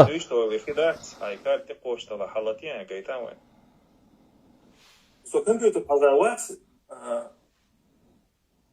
يو افير يا جوتر يا شيل هوية любой чел хочет хата исключил версии ذكرتها так собор يوقت يا Руслан Шейла Ашхалаха Исабу Нокеч Аура Цунхуд Милду Хазия Датсван это шей وزري Боштеген су Боштега сун Мела та وزري собор دي وقع شيلر نخبو ويتاني دوباخ حنكليلش شيل اخ اولش متك يوباخ زيرت كشتش دولتشا واح وقتش دوباخ از وقع انستغرام شابوتشار شيل اخ اولش متك حنكليل تخوباخ حنكليلش اسم شيء تك واحد وشون شنا وتكنت الحقيقة لو بتوم يوقف لرشيد ده حالصا إيش دقة ما تغلي دحر يلجكنا جمت كل قوة شغلتك потом расширился это шейл инжок плюс. В любом случае и эта версия сун подходящий. Вот шигик тарла такой там الحمد Радный потешок швахошен дыха. Потом он уже укрупнился и потом любой шейл ховый тайпан эрснулош. Вот. Да шейл бор буду нохчимат, шейл бор буду. Бочки бог был. Шелг ол бочки о что не смеете ютун. Смысл юется вернин. А просто река шейл ахборга опять-таки чинихал мы едет, а корневой смысловой и шейл бор гундуэл. Первая версия, да, она имеет свой окончательный смысл. Она говорит, шейла, просто шейла. Вот это слово, ногтемат, шейкорневой, смысл у него. Шейла, я корневой, есть шейлиг. Шейлиг, где цутият, это Аки групп. Ламбо дуй матахи. Ламбо дуй маташабо. Ламборгин عبطهم عضخوا Ламборгин عبطهم أنظر تعام على توشتي مثلا تعام لشدينا عنده ملقى بيكيو إذا إنسان ملقى بيكا إذا لقط إحا شير ملقى بيكيو يعني تسمع ملقى بيكيو لقى عيو تسمع ملقى بيكو هنز قومس إذا شير قومس دو لقط إحا قوت إحلو إذا هنز لقى حق يوق قومس قيتيشو انت تجاه أدوز بوشنا أساس أود وجد دات بوشنا أس أدوز بوشنا كسان إنترس يهون بوها إن زمان هو إسا هم بقى وج شيل أخوش متك يبوها تاهن تجاه حالة شيل متك شيل حقوة متك إخلو مكشو يوخ نيس متك وعبول خب مكشو ناقيتي شو стих молодой саоши умшла. Не, вы уматься оши, судук даш, просто единственный саумду. وزري чтобы شو هين ساوم أليس عيسى صبر ديلا تعملنا شو مثلا خايت باخس официальный шейл название цен период чудо ли хаус е первую версию, е вторую версию, е третью версию ца из тут я язык не achun. Я говорю официальная регистрация названия ни в Википедии, ни в Гугле, аж дючтол цахом يوي ديوتشل دقاتكش يوي محتاج اتيا никакие эрсной, никакие шейл эк, никакие инопланетяне царь хайваш датшон, ебочка хайваш датшон. Там совсем, к сожалению, وين يحكي عن برش перевод ياتشون سنينك هون أشياء هاي زين بسلامي هاي زين إذا وي علمانش دينقي سمارت أنزور أنت عبيت بعلمانش بيد أو سليمان أو علمانش ما هو تام لشينا وري سليمان هو وات سليمان هو صدقنيو يلا سليمان تبغني تأحى غلط دوش متك مبر سليمان نتسا طبعا تقول علمانش كلها يقلت ورش تقولوه Нет, as игелца волшуй хватится бах, as вей хинс дюштег шадег эрендубах, хунд as шокиетто. Официально. Ой, да, размовала, ге. Что более? Дедук, что илла билла. Там официальный сайт муниципалитетов Чеченской Республики. Так, там уже... Ажлаш, заболел? Освободил каждый документ. Башлам хавель,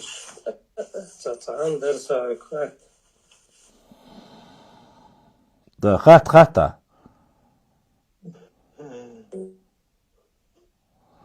Кстати, в Википедии Яйценгери Анзор. Ничего его. Анзор, عليش والويكيبيديا شو عبقدات بوشتول تعودوا غالي هزين. Шейла от реки Шейл-Эхк. Холодный ручей, город Чеченской Республики. Википедия что, идолы هزين. إيش تقولون يا عاش خط بوك تودر ويكيبيديا ما ياس بوش ويكيبيديا لو إيماشو نو إياس أسياشو استتيقيش.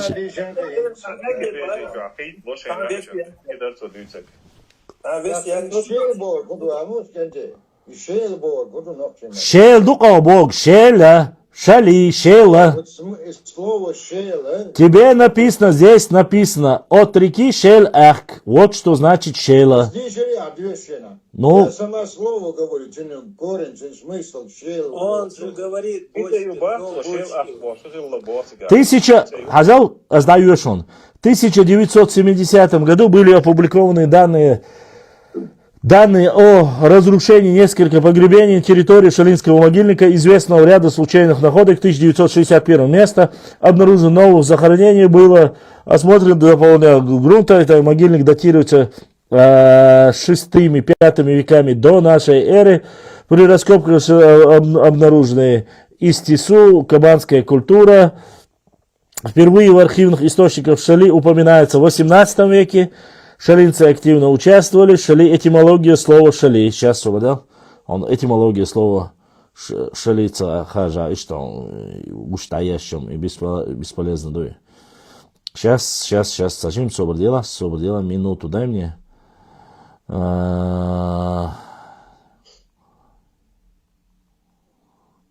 Сейчас, дайте мне минуточку.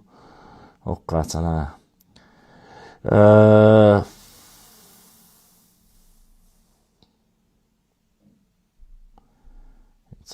Я извиняюсь, она.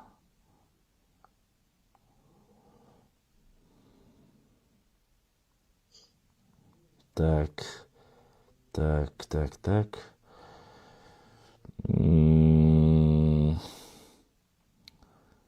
Короче, книга ты Аллах улойся. И шей дистрилиш, а то тишина, юшо. Башлам, халк село Йоршхена, Северный Кавказ, угар ёк юрт, им харсон. Шейл угар ёк юрт хали и харсон, Советский Союз. И даться души. Именно шейла Бог худу бахцо. Именно и Бог что худу хуачуис. Но здесь холодная вода Бог. Ну вот я перевод. Не, официально иштаться, ваша. Здесь официально написано вот так. Шейла это от реки Шейл-Эхк, холодный ручей. Холодный ручей. Вот что обозначает шейла.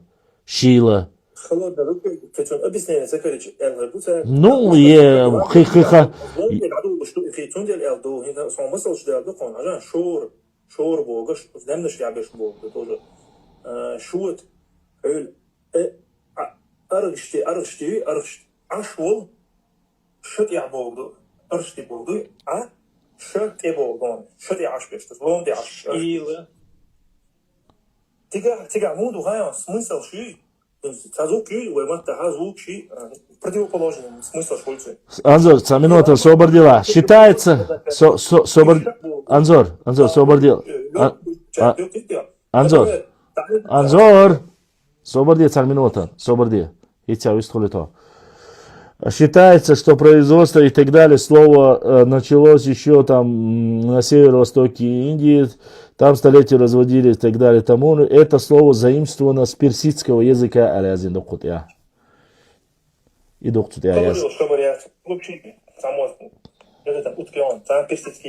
Ну, я не знаю, официальные ссылки. Интернет, вайн хуюхали, собердош, дюнда, почела, винаус, халхинаусу. Od bokkeçar ta kjartker basam خرج شيل متر موتي الخرج شين خدر جوتس قطعة تردشو بس دشيل عوضو يبوك دو عليش انتش بس يبوك دو شو صار بس يدير وعدو что بوك دلا اشتغل короче возвышенность يبوك ما عندك ايش هاي название что скажи ты название там вот лопан هم يدير وعدو شيء там тоже что чудо شيء там Арик, улицу, Арик, Марик, вот что считаешь, ГАИ, ищ название, что тебе схищи. И, например, Мартбо, куда гаишь, Мартбо. Мартир, Уадош. Марбуй, Маргай. Мархасон, Мартир, Уадош, что Бог, да. Мартир, Бог, да. Пошла. От негадаря, Саактан. Да, Эрмек, что. Это за исторические, за древнюю историю мне вопрос к тебе есть. Вот, я думаю, ты ответить сможешь. Знаешь, это самое, он с чем связан? Он связан с современностью немного. Вот, это... Айса, минута, собордила. Инстаграм, яри, ой, до телефон, вахай, даюшу, и тебя, ой, продолжит, иду. Инстаграм, чё, хаусар, хуай. Всем, уважаемые друзья, те, кто смотрит в Инстаграм, переходите на наш YouTube канал, там и в Телеграм-канале эфир будет продолжаться. Телефон у меня Кирдикс, уже садится полностью, осталось чуть-чуть. Сейчас эфир может прерваться. Чтобы он не прервался, продолжался, переходите аккуратно на bashlam.39 live в YouTube или на Телеграм-канал. Все знают ссылку, Ибраим, скинь им, тот, кто не знает, что могли посмотреть. Телефон садится, мне нужно отключать, потому что я поставить его на зарядку не могу. У меня микрофон подключен к гнезду зарядки, поэтому всем огромная благодарность. 2 человека задонатили, поддержали наш сегодняшний эфир. Да, Саадон Болдиснек, Эзешка, Соудолтил. Телеграм, чуа, видео, халату, проблем есть, Телеграм, чуа. Но USD шумста газа ел отсюда отключить иное. Телеграм чё, аудио слышно. В Ютубе вы можете посмотреть в хорошем качестве. Кстати, можете посмотреть на bashlam.39 live. Инстаграм червезлишун масандере схил бюсталдек алеол. Подписывайтесь, приглашайте больше подписчиков. Пишите в директе вопросы, присылайте книги, фотографии, карты, если есть. Если что-то касается нашей истории, буду рад. Если это опубликовано и достоверно, будем публиковать на нашей истории. Вы были сегодня на нашем канале, где говорят правду и говорят о нашей истории, культуре, традициях. Мы встретимся с вами обязательно в ближайшее время. Возможно, в ближайшие дни я и днем буду выходить в эфир. Так что периодически заходите на страницу, подписывайтесь, нажимайте на колокольчик и обязательно с вами увидимся. Сейчас переходим на телеграм-канал и YouTube канал. Ассаламу алейкум ва рахматуллахи ва баракату.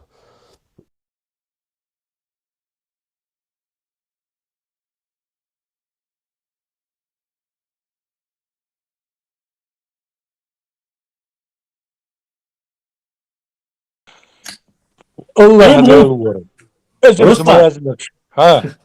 هو داخل تو اشتباس هل صوت الوت ارث دوش دوشته حركه زياره каждый день из 2 معنا سو يمدق امس خلايا ونسرتاني Чейма там в транскрипции. Эрси Бог. Типа Эрси, но и Эрси это все русские. Вы приняли, вы нечистокровный Бог.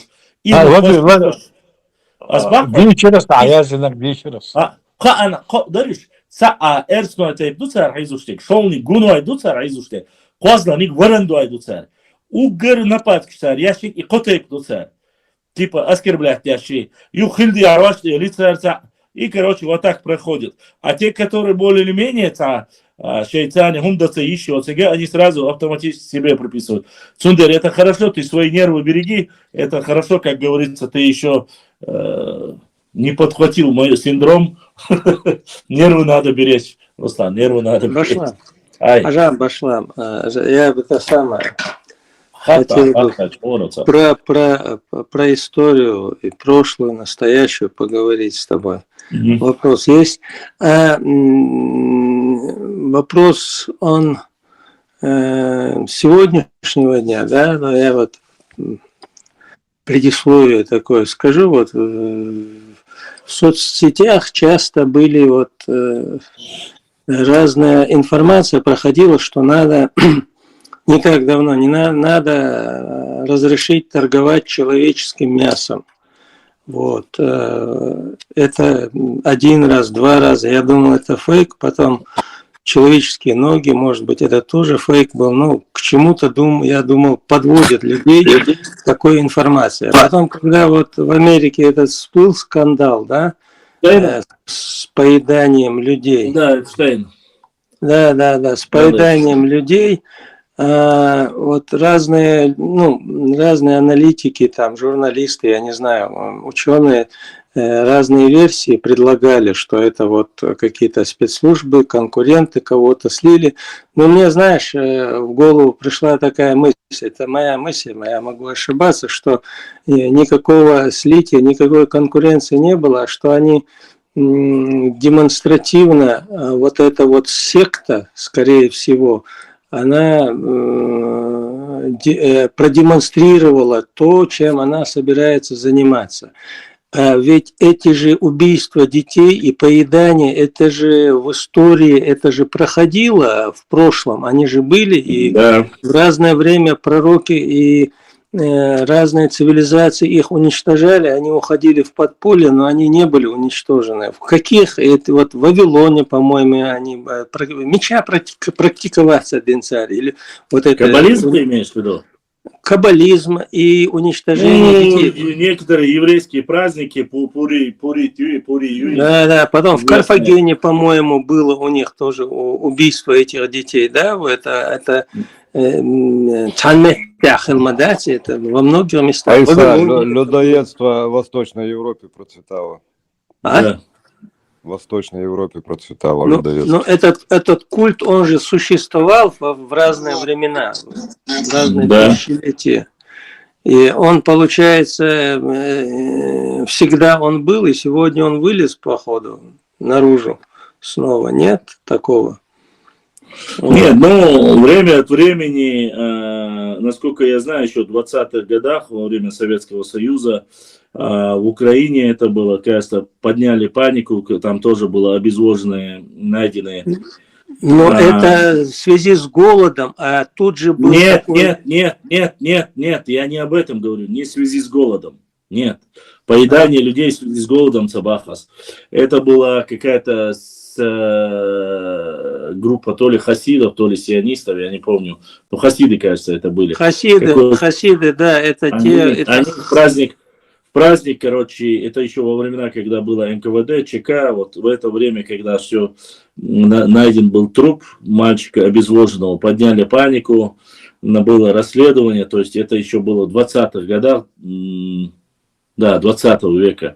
Ну, прошло 100 лет, и об этом говорили. Еще до этого, буквально за год или полтора, были найдены в Нью-Йорке, кажется, в каком-то подвальном помещении матрасы, которые были полностью, я читал эту статью, американцы были в шоке, что какая-то закрытая секта, хаббатская секта, что ли, я не знаю, вроде они говорили что-то тому подобное.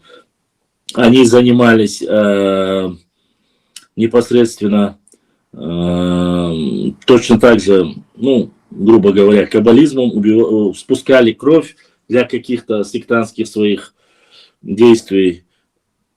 Время от времени это всплывает. Но я хочу не об этом говорить. Это немножко другая тема, Айса. Я не хочу его сейчас подать. Это не относится к истории.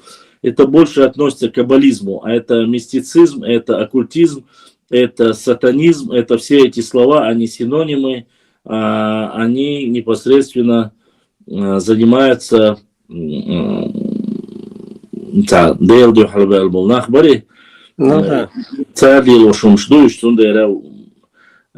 немножко от истории, я боюсь, что мы уйдем. Это совсем... Нет, я что хотел понять. Вот, ну, может быть, ты знаешь, что вот в разные исторические времена эти практики существовали.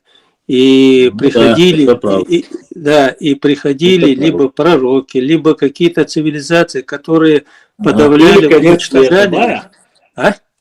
Пророков больше не будет, можно ожидать только конец света.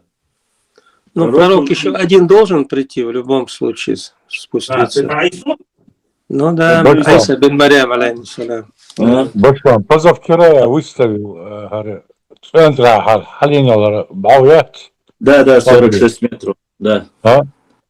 Это выставить нейросеть, тик-ток, прискакали сразу, значит, соседи.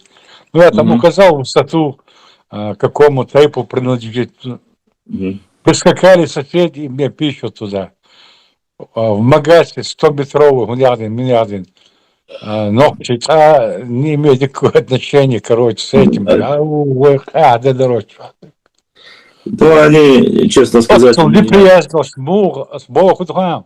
Там война, ладно, война дуй. Муатсабуй, культура цаевой. Ну там дакас случай, ладно, дакас, а ты андей дотевок. Там сабанч, бала махал. Кечет бала махал. Руслан, со муас войнах. Со ногчу, у вас Бог, что войнах also. Асам примерно бас, молла билла, талла, асам саули. Асам примерно сабоча халта идет, бой, табал ногчу. Хлмбали цанте хуч. Войнах это термин определенный есть у этого термина. Относится к 3 обществам. Например, чеченцам, ингушам и бацбийцам. Я чеченец, среди нас нету ингушей, я не обязан нас называть войнахами, когда все чеченцы здесь. Если был бы бацбийц, я с ним вел бы дискуссию, или ты вел бы, ты можешь сказать войнах. А так мы не должны, это искусственный термин, это неологизм, введенный в 1928 году Яковлевым и Мальсаговым. У нас есть полностью документы, должно архивный документ. Война, чтобы уйштаться, война, шабигу. Лет 40 назад примерно. Чигван ворсан вулкан. Мума бог, тавахса гор бирки айн, жюрта айн там дин 20 далгаш строится. Вот хан за 7 чолош, вақта гори цин хаттес. Иште ту элих сюг. Иште ма галай бон хоза керст галай. Асвел мо керст галай. Дер бо элиту. Вот диаура галай бо керст бош мо хачхус. Всего слова я вам говорю. Буслобдин от галамах кадершхена, буслобдин тесает керст барбош. وجورجيا مكحابة واحد يشربوتوش دين دوي إسلام بنت سعيد غلاي بو يكتب ارتو تيجا. Надеюсь, он не про бацбийцев говорил, потому что бацбийцы всегда были христианами.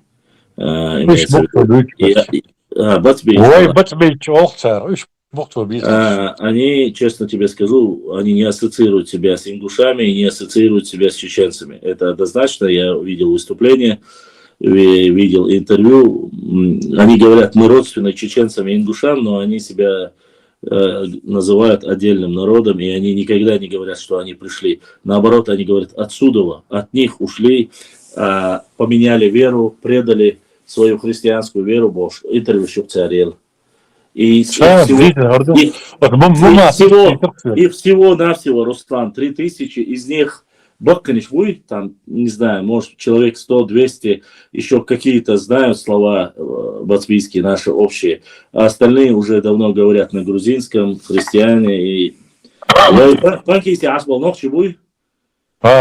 ويتشنا ويشار ثاني يتشي تاريخ ليتشي شو كيس دبوش إيش توان بقتر دبيو تار ثاني ثان تبيز كش وينش تبيز ويشان إيش باش بيش بات تجا بركي يعني دعو يورت تجا يورتوخ خلصيا خلديها ومال أول ومارة أول صارتن يو إذا ومال يورتو ويشر بدراد أتي يورتا خلص بعد يديش حاخي إتن يرشكا خلاها زوي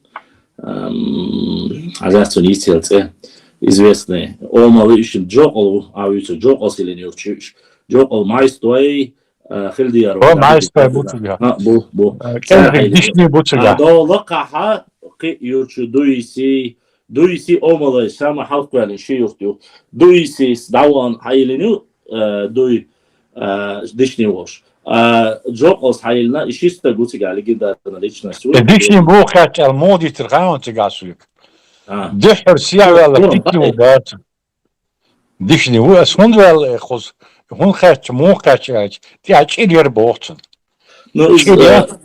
ها Руслан, из Эрдоган официально это не подтверждается, моду осуществляется официальной версии.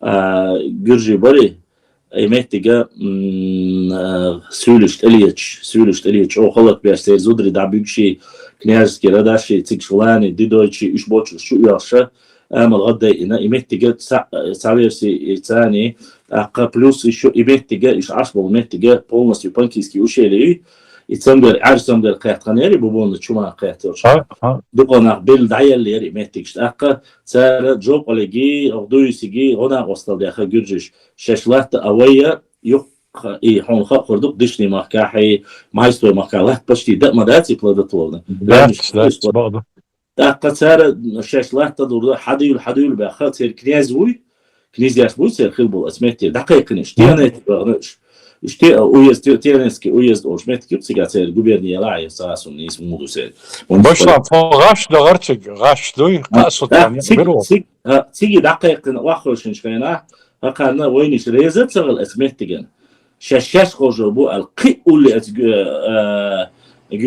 سويلي تليس بو أخبير تذكيرين بانكي سوي تيجي واخرش انت أقوينش وي دايما كختش أو ترى يورش هانش يورش خش دوش متي يورش تيجي واخرشنش سولت يا حبوش بوسيلش بولش سندر ليتش إشتا ديس ياتsa بولش إشت واخرش دقيقة أفيسالنا دقيقة شبع شعالخين سوق شرع سوقين نوتا 200 лет кистинцам Грузии إشتا праздничные мероприятия تيجي دقيقة نوتا هو دوق وقلا وضيع مصر خيب سوري خسر بخشن خيب سوري هسمع بيس يحكرو إيش ما ملغيستان جين بوش عش بوش موشي أولا ديش يوم ليرين خيب سوري بهر وقوة جوريز ملغي بات ملغش أو دولي شاش بار أسولي لين شاش شدخني ذات شدخني شو ليش دور بوقت Да, тега ха в основном хилте дохилаша, дам бадик дич, мадар дич, джок алс окей, я школа майстой буй, майстой ши мелхеши, чот элич хлацан. Элич дехни дадюкш лифтер вейниш бой, швейчер церс бой, и церис бой. И ситуация хлацига, история, да я зини документ кшу даже кино. Мама катвар Олеги бош, Олеги алактар. Алханашвили ютер фамилия, Алхан варбуш хл, но швили тетван йорцан. Олегис бахсюк, мумага бюшен да пунцай оле хата Руслан бахсюк. Бюшен на бяш ватертер да вақта гват. Юхтан дина хати қасинг. Мумаш дина на пунцай аял. Сар сюрир.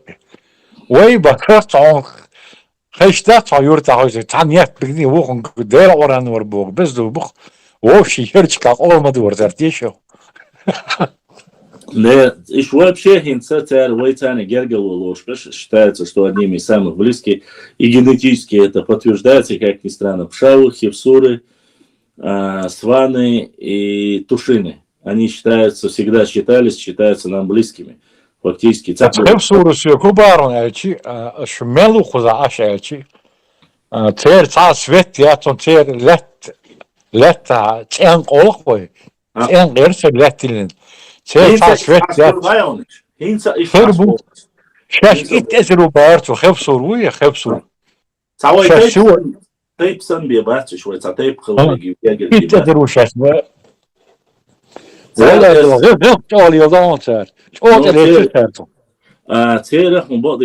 Вот как бы это ни звучало некрасиво, но во времена джахилии и до принятия ислама у нас были культовые обряды вместе с хифсурами, и очень часто были. И у хифсуров священное животное есть волк, и у нас есть священное животное волк. У них там прямо место, я сял эфире, а что когда-то зачитать через, чтобы это не было огульно. Сейчас давайте я сразу освободилась на минуту.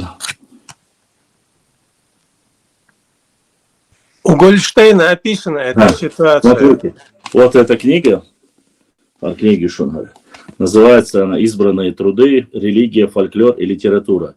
Это как раз-таки тот самый Абаев, который я говорил вам. Как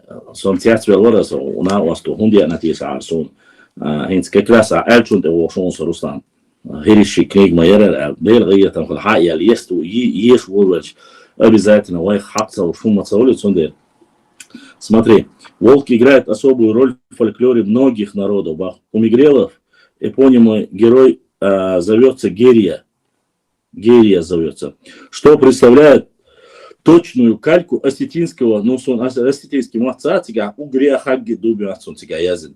Герий по-матерински звучит как волк, суффикс «а» по употреблению тождества осетинскому «г угрия хагги дуби язын». Хевсурети на вершине горы,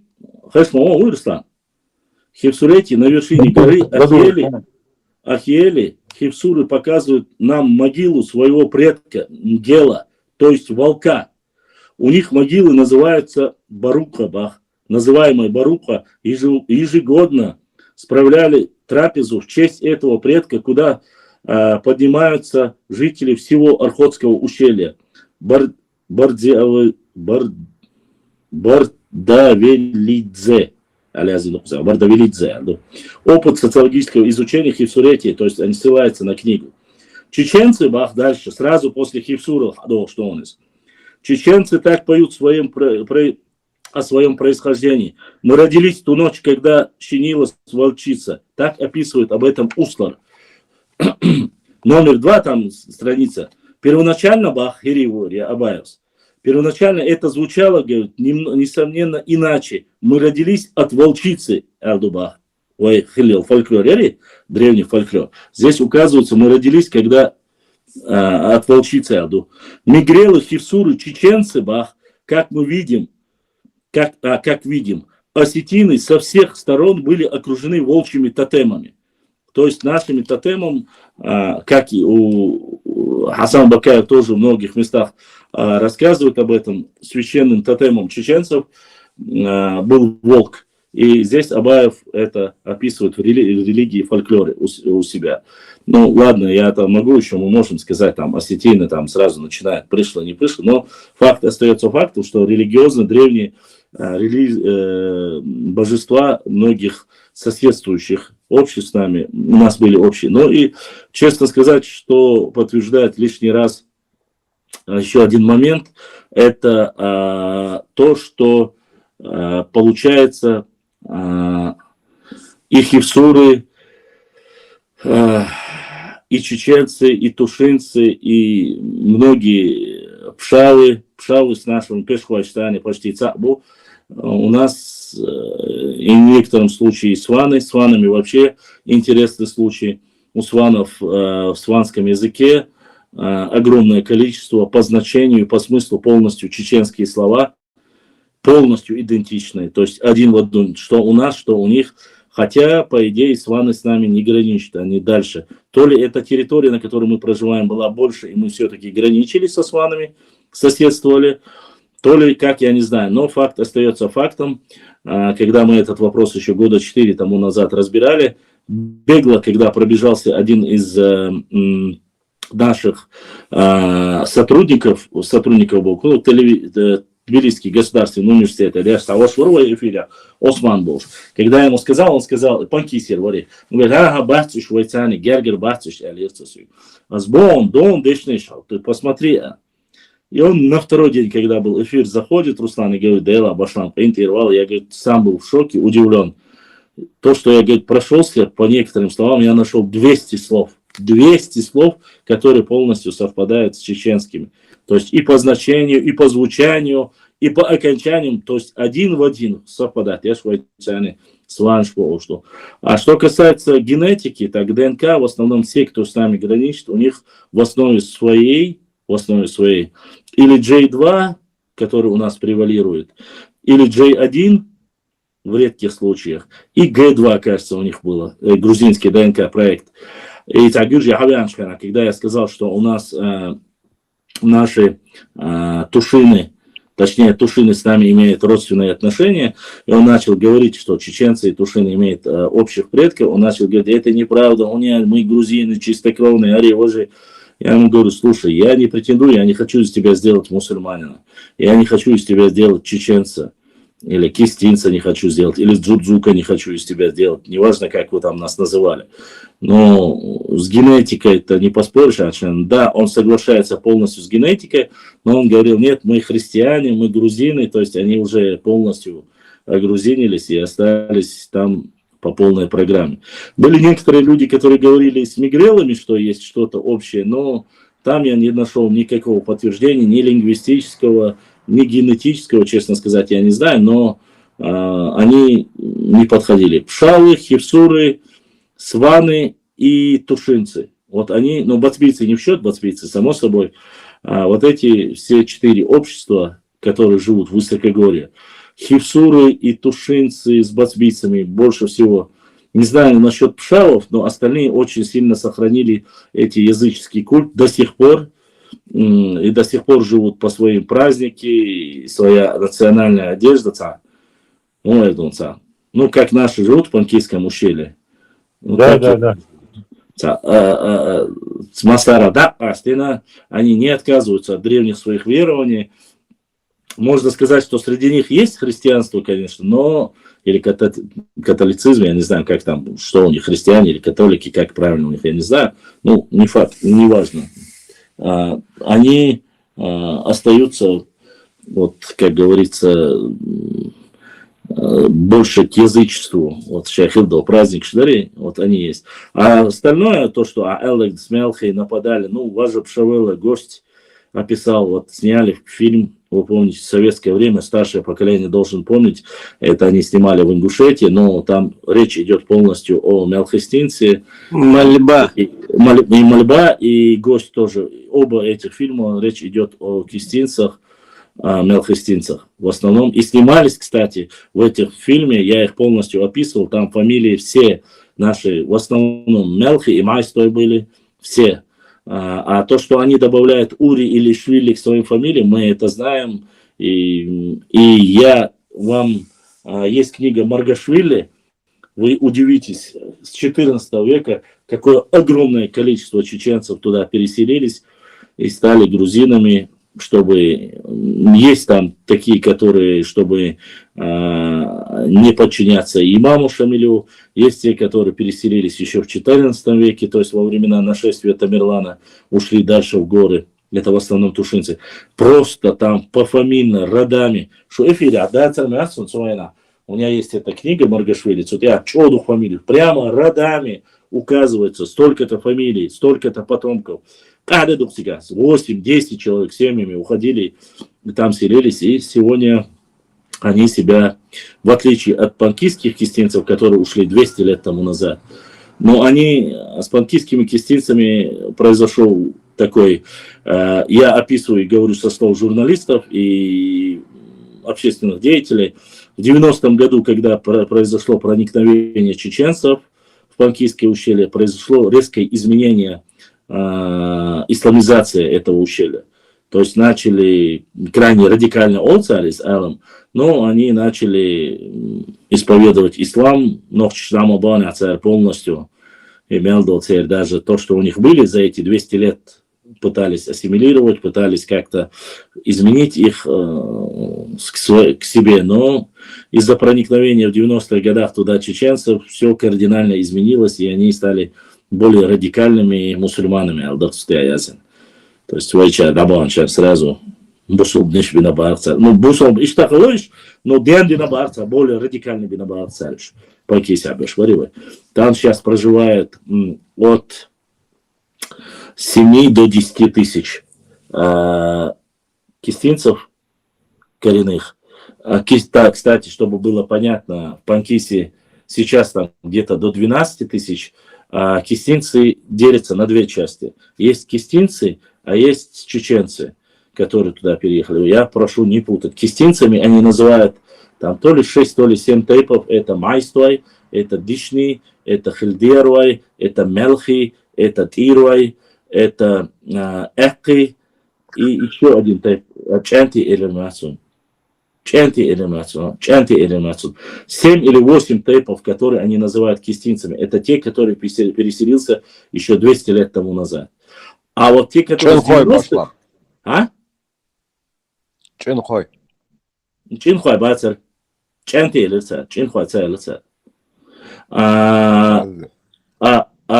Те, что переселились в 90-х годах, я усунцаешь там, то ли ба'вала, шиба'вала, эзервала. Но их они называют ногчу. Сейчас ногчу дубаца. Но сейчас ногчу кистинч олш дубаца. А еще 90-х годашка, хабян уже твои и чохулю сега ашвол. Ногчи чеченцы. Да, чеченцы, ногчу чеченцы, а мы ногчу кистинцы. Шанюк, а деление юкце. Ну, деление аж не стати, но кастам боксанюк, а все равно. Я это спросил, много раз повторил, что я... Да, тот сядешь, цанохчи, тейп, что, но мы себя 200 лет уже называем кистинцами. А еще войнохчи был, но еще тебя кем был царь. Еще царь, отделение. Еще ситуация, как он по-английски ущеряет. Там вообще... Башлам, а кистинцев до 20 тысяч, остальные в Европе борются. К сведению, Башлам, Болтун Ватса, Атари Кушанашвили. Он тоже... Бацо ушел, он скрывает, но Бацо ушел. Не Бацуай, Воша, не Бацуай. Он кистинец. У него есть... Ну тогда он мой родственник ближайший, падла. Я тебе говорю, он, да, биомат бьючвала, он кистинец. Он говорит, мой отец кистинец. Он не говорит бацбиец. А бацбиец не называют кистинец. Да, нет, но, конечно. Сега, Брон Кушанашвили, Бац, Трагдергал бо, эхи бо, Скотчер. Вот, это да, и Абрах Тукон, только вот... Вот падла, надо поймать. Да, я об этом, у меня есть видео, ролик у меня есть, где он рассказывает официально на Первом канале, говорит, вот мой отец кистинец, и он говорит там, это ничего, а кистинцы и бацбицы это разные, это не одно и то же. Да, так Богу. Керствуй. Ну, да.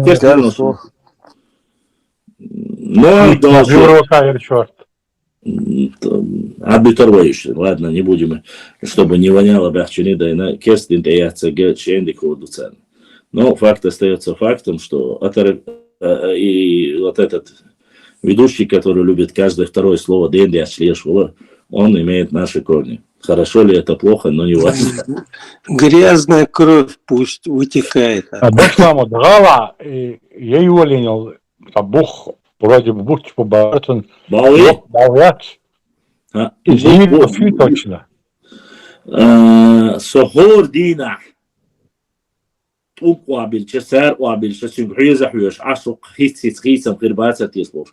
Но пока нет. 3 миллиарда долларов, где Бог знает проект. Ну, 1,5 дали, сейчас может до 2, но ты должен понимать, сейчас все силы брошены на дома для пострадавших. Да. 400 объектов разрушено, нужно закончить их, потом нужно закончить дубайский путинский район, туда еще мелдыша, ну, я не знаю, официальные данные говорят, к 2032 году должны сдать объект, который будет высотой сколько там, 400 метров, то ли? 400, да, 400 метров и мячился. Чего? По 2-3 тысячи рублей. Нет, деньги у них есть. Деньги не нужны, там вопрос не в деньгах. Там вопрос в технологиях был. Они поднимали этот вопрос. В деньгах проблем нету, они говорят. Проблема там заключается, Россия под санкциями, а проектная документация все делали под американцев, которые там строили Бурдж-Халиф, кажется, если я не ошибаюсь. То ли англичане, то ли американцы. И с ними была проблема. То, что и плюс все эти технологии, чтобы это здание сделать, оно европейское, американское. Сейчас санкции нужно заменить. И они говорили сейчас комплектующие, чтобы это все делать. Ну да. Заменит на российский борщ. Ищет ситуация, Ахтигай. Короче, это, видимо, еще в проекте. Ну, я, по крайней мере, в надежде, сосан и лариаш так голдунят, а вот сосан келахин, синклетош, ашло хитси сдаю Нет, у соседей сразу будет инфаркт, без всяких сомнений.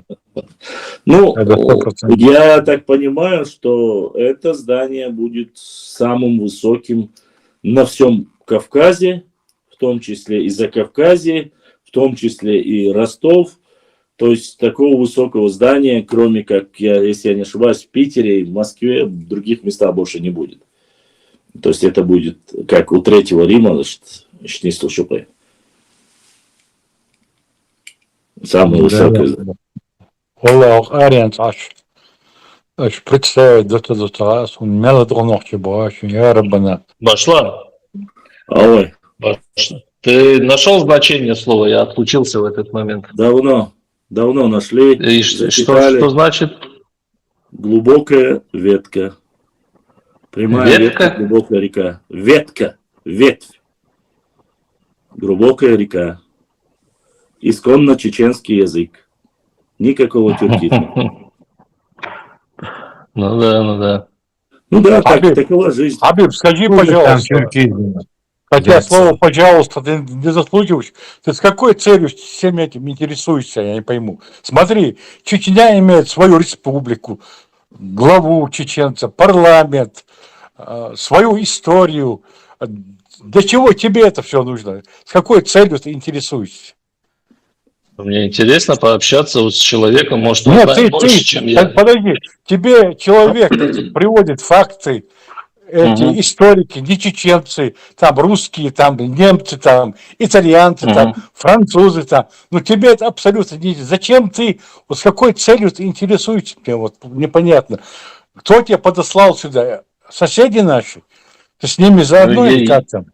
Если бы платили бы, было бы, конечно, хорошо, но нет, это мой личный интерес. Давай я тебе буду любопытствую. Я готов тебе платить. Слушай, нет, Хабиб, смотри, Хабиб, я как сказал в чате, документы я буду скидывать, можешь посмотреть, чтобы дальше не продолжать, чтобы не было недопониманий. Мы с уважением, я не знаю. Я думаю, я тоже ничего лишнего не сказал, мы же просто дискутируем на исторические темы. У нас то, что когда люди, есть такое предание, не предание, а поговорка у чеченцев. Дословно сказать я не смогу. Человек, который проявляет чрезмерное уважение, он становится похожим на раба, то есть рабское мышление у него появляется.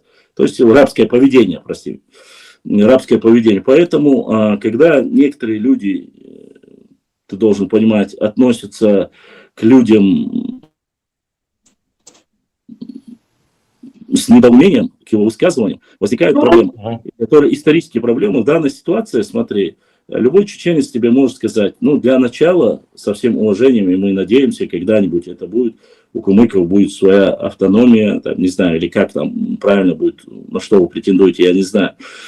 Тогда уже говорить о чем-либо или говорить, что это ваше, что это наше, оно будет более разумным. А сегодня вы, сколько я знаю вас, после того, как началось существование вообще как таковое, до Дагестана еще, может быть, у вас и было Тарковское шамхарство, да, на которое мы ссылаемся больше всего. Тарки, шамхарство, Тарковское. Остальное время, что бы ты ни говорил, и как указывали здесь старшие, сегодня, если я не ошибаюсь, где-то 600 тысяч, да, кумыков? Так ведь? Примерно, да. Да, плюс-минус, но 500-600 тысяч. Если ты, я думаю, не такой уж и молодой, математически возьмешь, каждое столетие, если даже убирать, активные войны кумыков были где-то в 15-16 веках, да, более, так скажем. После этого активных прямо таких боевых действий или войны с кем-либо у кумыков как такового не было. Именно у кумыков, я говорю. Не объединенные. Не объединенные. Даже в том же... Основной массой всегда были кумыки, воевавшие. Но это неправильно у тебя мышление. Абиб, подожди. Сегодня у вас по статистике 500 тысяч человек. 200 лет назад, буквально, у вас могло быть максимум 20-25 тысяч человек. Понимаешь? Ну, есть официальная перепись. Послушай, пожалуйста, как тебя зовут? Тут никто... Руслан, да, это говорю? Руслан, есть перепись 1800, по-моему, 84 года или 64 года, но в этих годах кумыков по окончании всех войн, после высылки в Казахстан, в Киргизию, оставалось по той переписи 84 тысячи человек. 84. Хабиб, я тебе скину документ, чтобы ты знал. По официальной статистике, данным 1811 года, 11 года. 11 года есть. Там написано, что кумыков больше, чем аварцев даже там, в этом списке находится от 25 тысяч до 36 тысяч. Чтобы ты понимал. Это 1811 год. Возможно, 84 был второй, но я не знаю. Если прирост населения у вас был увеличился в 2 раза за эти 70 лет, альхамдулилля. Я знаком только с этой статистикой. Я по сути говорю. Когда мы говорим о каких-то великих баталиях, наших сражениях, мы должны понимать, ты говоришь, кумыки участвовали в основном в военных действиях и так далее и тому подобное. Хорошо. Элементарный вопрос. Во время Кавказской войны у имамати Шамиля кумыки были, но было очень мало. И ты это знаешь и прекрасно. Да. Откуда такая информация? Да сами аварцы об этом говорят. И российские источники об этом описывают, исторические, военные. Вторых, российские источники об этом говорят. В-третьих, начиная с записок Ермолова, там, где притесняют очень кумыков, и Ермолов говорит и описывает это. Если вы не прогоните этих чеченцев, воров и тех, которые устроили рабский базар в Эндерее, то вы будете наказаны и будете уничтожены. У Ермолова это написано, чтобы ты понимал. И Ермолов указывает, что кумыки приняли правильное решение и отказались от чеченцев и перестали вместе с ними делать набеги. Это не мои записки Ермолова 1826 года. Книга есть, возьми, прочитай. Тут ничего... Подожди, если ты хочешь намекнуть на какой-то там... Ипполитов описывает. Да, пожалуйста, я скажу. Расскажи ему. Хабиб, подожди, он старше нас с тобой, выскажется. Пусть выскажется. Хабиб, по поводу того, что ты говоришь, что мы больше 200-300 лет о нас информации нету, 1860 год. Ипполитов описывает ситуацию, которая произошла 500 лет назад, до этого. В общей сложности это 500-600 лет. Там не только чеченцы описываются, там описываются конкретные тейпы, которые проживали в Галанчожском районе, которые изгнали оттуда крестоносцев, тамплиеров, католиков. Почитай, пожалуйста. Вот. Ты говоришь, нету о нас информации. 500-600 лет назад эта информация есть, она зафиксирована. Вот. Если вдруг тебе этого будет недостаточно, можешь обратиться в Ватикан. У них это все зафиксировано. Они же все фиксировали, где они бывали. Это не проблема. Поэтому не думай, что мы пытаемся о себе что-то сказать большее, чем мы являемся. У нас в нашей культуре, в нашей традиции этого нету. Мы самовосхвалением не занимаемся, Хабиб. А как книга называется сама? Сейчас я загуглю сразу. Ипполитов, как называется? Записки Ипполитова. И как документы написано? У меня есть источник, нужно зайти в архив, но это позже я скину. Смотри. Самая большая проблема заключается... Можно я прокомментирую, Башлан, одну секунду буквально, пока мы не ушли от темы, по поводу того, что в Кавказской войне не было кумыков, да? Давай мы посчитаем, что было до этого. В 1565 году начинаются московско-тарковские войны. Ты как историк Кавказа должен прекрасно знать. Знаю. В 1565. Да. И смотри. Помнишь, данных нет. Данных нету. Данных, не знаю, короче, идем дальше. Потом идет сражение у устья реки Терек, уничтожается крепость. Потом идет нападение на Тарки в 1680 году, куча людей умирает. Через 7 лет идет сражение у устья реки Терек, снова уничтожается крепость, и делается это все силами кумыков. Потом кумыки участвуют в дальних боях, да, то есть приходят на помощь туркам, битва, знаменитое сражение при факелах. Затем идет битва снова за Тарки, снова высаживается десант, снова идут бои. Потом 1600, какой же, 1600... Я эти все, слушай, сразу можешь не повторяться, я тебе скажу. Все эти бои, все то, что были кумыкские сражения, они зафиксированы, я их проверил. В основе своей они есть. Но, смотри, что ты говоришь, все эти сражения, это не сражение, где 40 тысяч, 50 тысяч, это не такое сражение. В основе своей это 1000, 2000, 3000, максимальное количество, где говорится о тех, которые пришли воевать и которые были уничтожены, это 5000.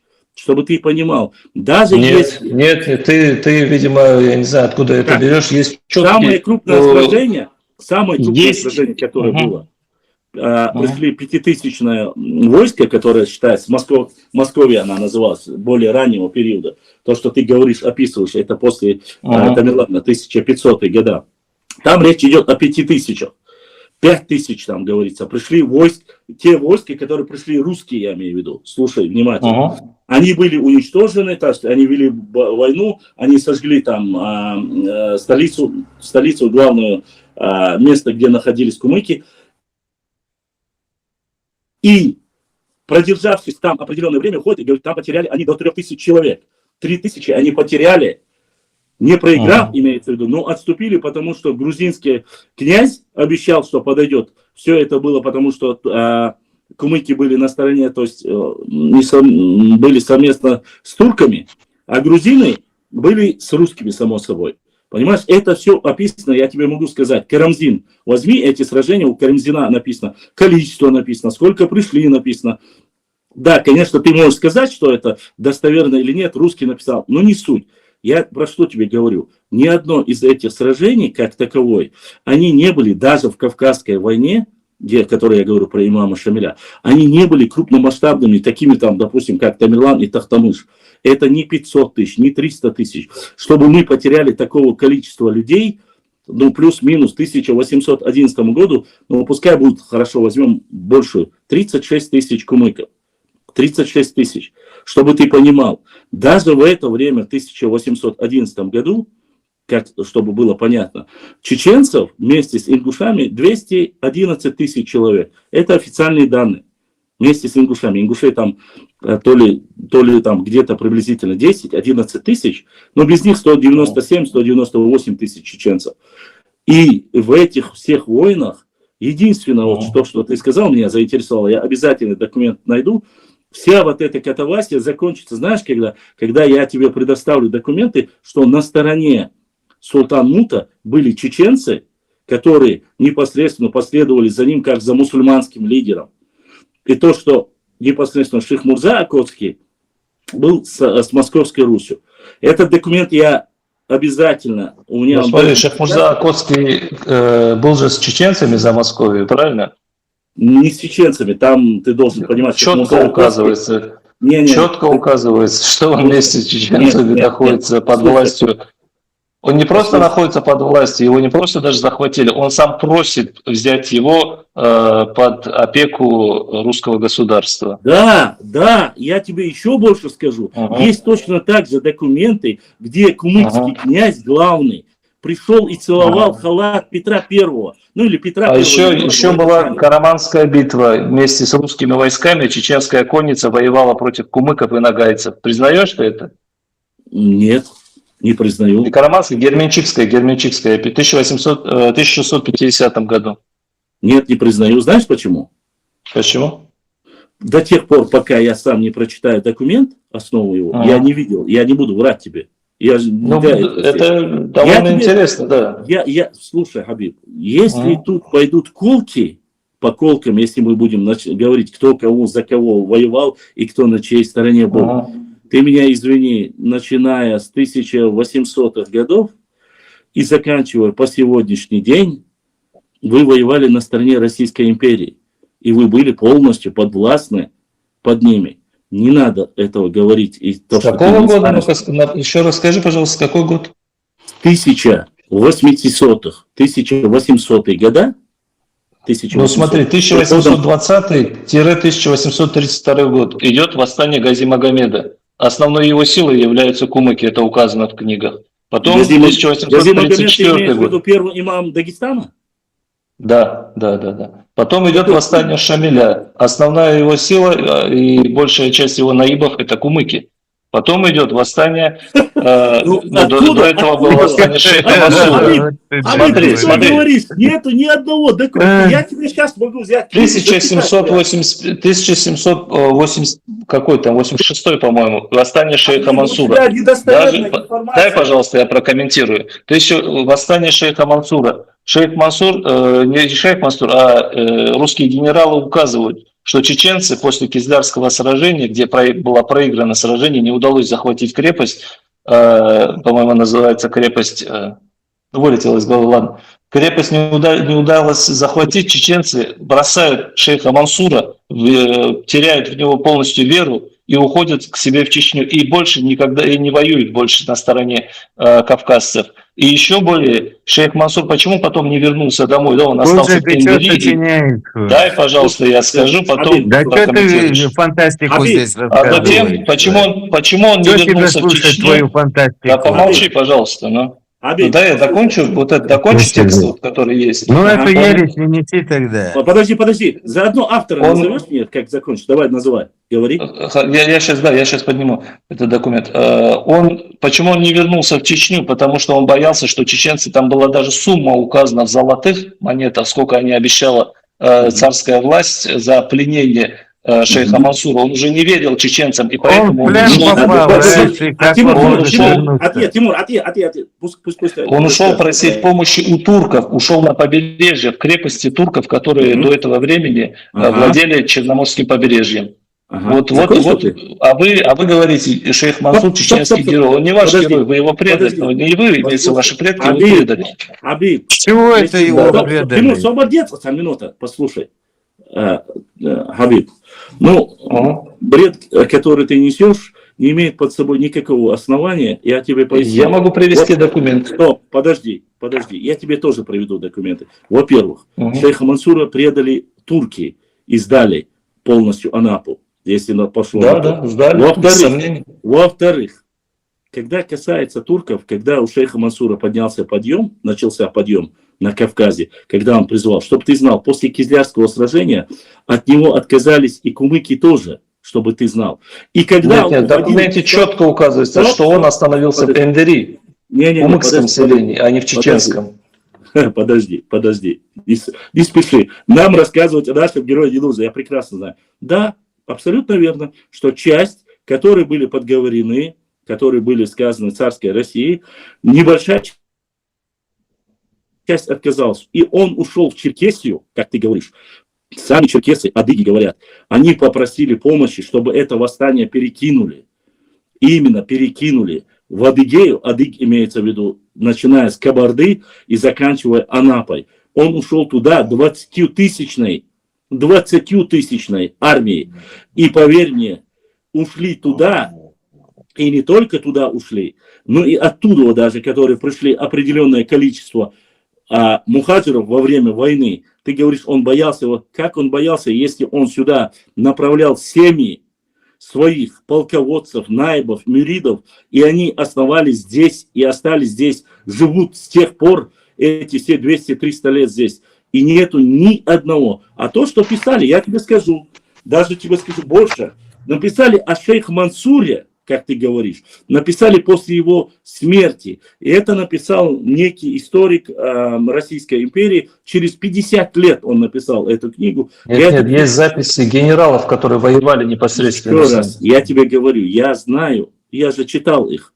И я тебе повторяю, точно так же они описывают, что якобы он был малохольный, что он боялся там карабулаков, что он там боялся... Вот там, это я не читал, не могу. Я читал, я тебе говорю, эти вещи писали, говорили, что он лжепророк, что от него отказывались, записки на него, что несли какие-то чеченские старейшины, написанные на татарском языке, которые в архивах нашли в Кизляре, которые до сих пор существуют, их мы зачитывали, но... Исходя из этого, у нас в Чечне всегда была такая ситуация.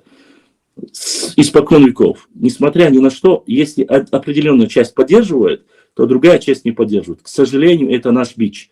У нас это было и во времена... И не только ваш, и у нас такое есть. Просто почему-то вы пытаетесь именно у нас указать. Нет. Валлахи, биллахи, талахи. Кумыков вообще никто не указывает. И вообще о вас редко говорят у нас. Никогда.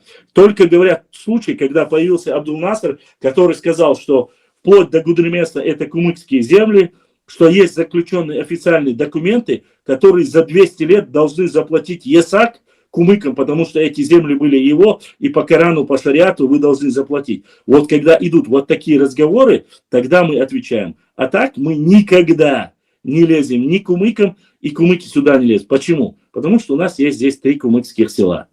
Основных, больших, они живут здесь. Их просят изучать родной язык. Их просят преподавать у себя в школах на кумыкском языке. К ним относятся великолепно. У нас есть 3 села, 3 или 4 села. Это я даже не обсуждаю, без сомнений. Вопрос, это есть. Ты говоришь, нападаешь, смотри, чтобы было понятно. Я тебе говорю о сегодняшней картине. Сегодня, вплоть до правительства Чеченской Республики, работают кумыки. В военной структуре работают кумыки. Кумыкские села... Не, я насчет этого слова не говорю. Честно. Я говорю насчет исторических фактов, да, которые, я хочу показать просто, да, чтобы и вы, и мы понимали, да, предатели, они есть в любом народе, но это не говорит, что весь народ предавал, да, были предатели, конечно, пусть они будут, не знаю, получат заслуженное наказание. Я тебе поэтому говорю, у нас, как таковой... Президенты бросили Шейх Мансура. Ты сейчас как-то себе противоречишь. Не-не-не, Бильто, Бильто, свободец на минуту, Бильто, он тут не врет, он просто читает и говорит, он прав, так написали российские генералы. Это было, это чтобы отказались чеченцы от него, чтобы якобы он был другим там и так далее. Эти вещи делаются. То, что не только это. Есть официальные документы, официальные. Странно, что Хабиб не указал их, что, во-первых, Шейх Мансур вообще не был чеченцем, что он был Джан Батиста итальянцем, что он был башкиром, что он был интересная тема, да. Что он был татаром, что он был турком. Эти басни все... Конечно, они есть. Это понятно, чтобы у чеченцев не было своего лидера, чтобы не было. Это Байду мы все знаем. Ну, есть прямые потомки, которые от него остались, которые проживают. Он из тейпа Эльстенджо. И остались его прямые потомки. У него была дочка, сын. Они не уехали ни в какую Адыгею. Их никто не... Они проживают там и где проживали до сих пор в Алдах. Ничего из этого не изменилось.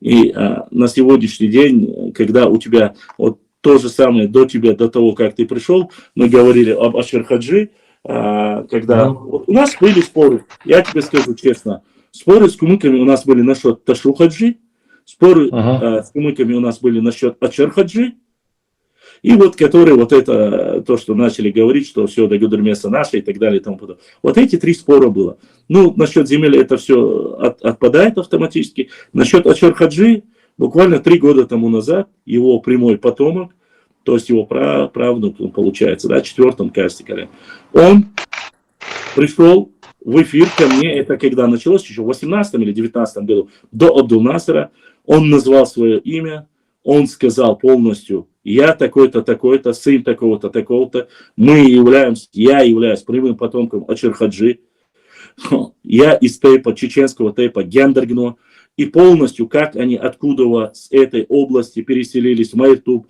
где захоронены сестры Ашер-Хаджи или там Снохи, там эти могилы, все сохранилось. Оттуда они ушли в Урус-Мартан, оттуда он сейчас уехал но там из-за фамилии, то, что их преследовали со времен царской России, что боялись называть фамилию, пытались из-за того, что они убили этих двух генералов. Всю эту историю рассказали. Я это сказал вашему Абдул-Насеру. Можешь привести хоть одного живого доказательства, что он является, он не смог. Мы начали говорить о Ташухаджи. Это тоже не доказательство, это просто чьи-то слова. Это чьи-то слова просто. Это живой человек, Хабиб. И что, я тебе давай подговорю сейчас кого-нибудь, я не буду говорить, что они прямые потомки. Зачем тебе подговаривать? Послушай, Хабиб, люди, послушай, мы взрослые люди. Человек, который может поклясться на Коране, что он его предок, и он является чеченцем из Тейпа Гендергно.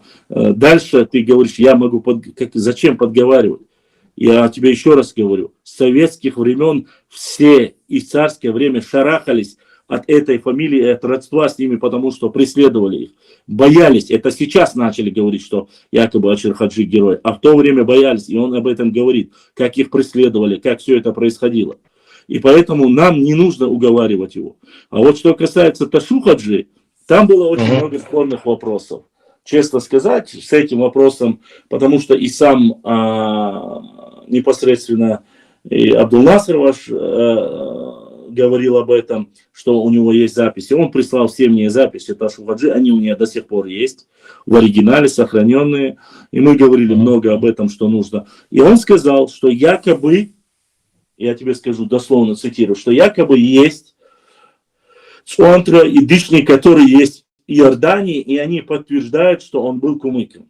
Я попросил у него, я сказал, что в Иордании 35 тысяч чеченцев, и все друг друга знают, и все друг друга родственники в основе своей, и мы с ними имеем связь, и они большими делегациями приезжают. Назови фамилию и человека, кто тебе это сказал, у кого есть какие-то записи. А записи имеется в виду, они вывезли с собой, тот, кто уехал еще в 1860-х годах. Он сказал, ладно, предоставлю, но не предоставил. Потом он сказал, что есть некий один человек в Турции, прямой потомок Ташухаджи, что у него есть прямые потомки у Ташухаджи. Я сказал, окей, мы его называем Ташухаджи Саесанский, Сееснар Ташухадж. Мы знаем, где похоронена его жена в Шалях, мы знаем его родословную, то есть я опять же говорю, я не хочу углубляться в религиозную тему, не дай Аллах, я не хочу, это там свои, как говорится. Но есть два документа. В одном документе указывается, что его дедушка был Бобхадж, и он похоронен в Эндере на старых кладбищах, и он является из Тейпа Дишни. А Эндерейна в то время делился на две части. Я сейчас тебе врать не буду, но там говорится, 50% проживали чеченцы, 50% проживали кумыки. Или то ли два купа, то изначально.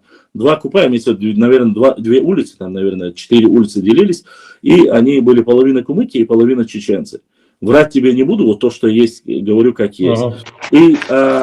И что там проживая, что и самое интересное, что когда мы с ним начали говорить, что я ему объяснил, если есть эта могила, нужно пойти найти, и это было бы хорошо. Тот, кто знает арабскую вязь, тот, кто пройдется, если сохранилась хоть какая-то могильная плита, можно было бы узнать. Дедушка его Бобхадж, если он Бобхадж, и если он Дишни, то он получается чеченцем. Но выросший среди кумыков, знающий прекрасно, великолепно владеющий кумыкский язык. Потом Абдул-Насер сказал, что у него есть документ, который он опубликовал, письмо, то ли документ он сказал, где он говорит, что я являюсь Аль-Кумука из Тейпа Центерой. То есть Аль-Кумука, само собой, ты понимаешь, да, что я кумык из Тейпа Цуантру. Но, как мы знаем, у кумыков нету тейпов Цуантру. Цуантру это чисто чеченский тейп, и они, само собой, этот тейп славится собой религиозными деятелями. Я ему задал этот вопрос. Если это так, то тут вопрос надо еще изучать, потому что как-то получается нелепо. Тейп Цуантру чеченский, а кумыки это отдельно. Да, у нас есть тейп Хунки, мы называем, потому что они здесь проживают. Но как бы мы друг друга не задеваем, никто не оскорбляет и не пытается притянуть себе одеяло. Вот. И когда мы говорили на эту тему, я задал ему простой вопрос. Он начал апеллировать, что он наш там. Я говорю, я не спорю, ваш или наш. Я ищу свои документы, ты ищешь свои документы. Скажи мне, пожалуйста, я говорю, вот ты утверждаешь, все доказательство заключалось только в том, что якобы Ташухаджи не знал чеченского языка, это его утверждение, что он говорил на кумыкском и арабском языке. Это его утверждение. которое он вел. Обосновано оно или нет, это знает только Всевышний Аллах. Но поскольку Ташу Хаджи был наибом, как ты знаешь, всех ауховцев, и в том числе многих биноевцев, он до сих пор является устазом, Сейстан Хаджи мы называем его, и само собой все они нахчмахкоевцы, то есть чеченцы, которые разговаривают на чеченском языке, и которые маловероятно, ауховцы еще могли бы понять кумыкский язык, потому что ближе с кумыками граничат. А вот с горными биноевцами, которые и не только биноевцы, и бельтоевцами, и те, кто проживает на Жаиртовском районе, в основном, где он является устазом, что он говорил он с ними на кумыкском языке, это маловероятно, поскольку не сохранились никаких документов, на кумыкском языке вообще нет. Арабские документы еще сохранились, религиозные. И я ему задал вопрос, на чем основывается его основа, он говорит, то, что он говорил, и то, что написано аль-Хумуке. Потом, чтобы тебе было, ты знаешь, кто такие каратинцы? Да, конечно. Да, знаешь, да? У нас в эфире мы проводили дискуссию с ним насчет Ташу Хаджи, и я ему говорил, если есть, вот у меня две версии с этим вопросом, мы должны как-то найдем, мы договорились на том, что будем искать по этому вопросу доказательства.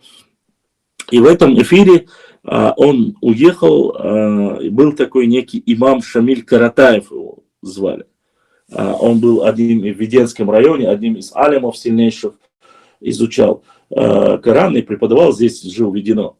Его то ли третий, то ли четвертый потомок был в этом эфире. Он услышал, он по религиозной деятельности, он живет сейчас во Франции. Он вышел со мной на связь. После этой дискуссии я тебе говорю, как есть, верить, нет, это уже так это или нет, я не знаю, документы нужно смотреть. И он рассказывал, и говорил, что в тот период, когда проживали и религиозные документы записано, если тот или иной человек проживал в Каратах, его называли Аль-Карата, там, допустим, Аль там Истай Пацуантру. Если он жил среди кумыков, они писали, то есть Аль-Кумукуй Истай Пацуантру. То есть он говорит по местности проживания и среди людей, народа, в котором он проживает. Из-за этого фиксировалось первое, а не из-за национальности его. То есть он мне это так объяснил, с точки зрения там, религиозных деятелей. Он говорит, это было тогда еще во время имама Шамиля так было, то есть записывали. Я опять же, нисколько я не утверждаю и не говорю, что это так или нет. Знает правду Всевышний Аллах. Многие здесь его очень сильно любят, уважают, кем бы он ни был. Тут разницы нет в национальности. У нас споры были именно вот по этим вопросам, по этим трем. А так, ни с кумыками, ни с кем-либо, я уже устал говорить, честно сказать, в плане каком. То, что вот у нас и в Гудермесе, как они себя повели, не позволили уничтожить и могильные плиты, как кумыки приняли многих чеченских детей, сказав, что они кумыки, и чтобы их не депортировали. То, что происходило, об этом говорил и ныне покойный Духваха Баштаевич Абдурахманов. То есть с кумыками никогда проблем как таковых нету. И единственные вот эти раздоры и разговоры появились тогда, когда вот начали вот оспариваемые. Ну, опять же, живые люди, которые могут себя считать мусульманами, могут поклясться на Коране. Мы знаем прекрасно, что есть священное писание, есть хадис, где говорится, тот, кто приписывает себя не к своему отцу, может готовить себе, если это не дословно, может там чуть по-другому, может готовить себе место в аду. Поэтому нам нисколько, мы пытаемся, чтобы ты понимал. Я тоже просто поддержать диспут, да.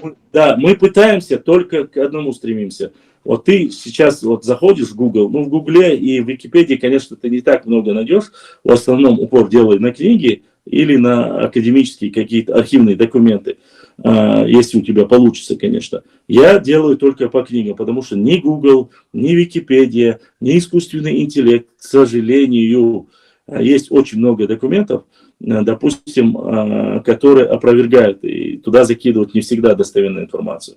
Поэтому Дубровин вспомнил. Дубровин описывал его негативно. Вот эти статьи, которые ты говоришь... Ну, Дубровин всех кавказцев описывал негативно, так что да. Он описывает Шейх Мансура в негативной форме, что его предали чеченцы, оставили, он убежал к туркам и так далее и тому подобное. Но опровержение ему есть. И официальное опровержение тому, что говорят про Шейха Мансура. Турецкие есть источник и официальный документ, я его буквально недавно опубликовал. Турецкие, в то время, назовем его разведкой, контрразведкой, очень сильно была обеспокоена деятельностью Шейха Мансура, его резкий подъем на Кавказе, а Кавказ у него был от лезгинов, от ахтов, поскольку он учился религиозному образованию, у него было в ахтах он получал. И то, что его поддерживали кумыки, поддерживали лезгины, поддерживали даргинцы. В некоторых местах, в одном из документов, даже курды, что его поддерживали, написано. И в этом документе говорится, если мы сможем, то есть турецкие разведчики,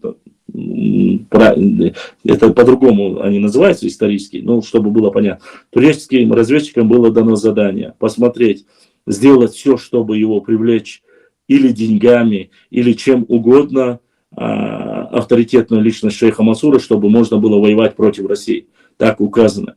Но по официальным данным, если человек является, грубо говоря, перешел к туркам или сделал то, что турки там просят, или к туркам ушел, это недостоверно. Здесь, там четко черкесские, адыгские историки указывают, что они призвали Шейха Мансура в Черкесию, и что он воевал, и что не все кабардинские князья его поддерживали, но они боялись общих своих непосредственно выступления своих обществ, 13 обществ у адыгов.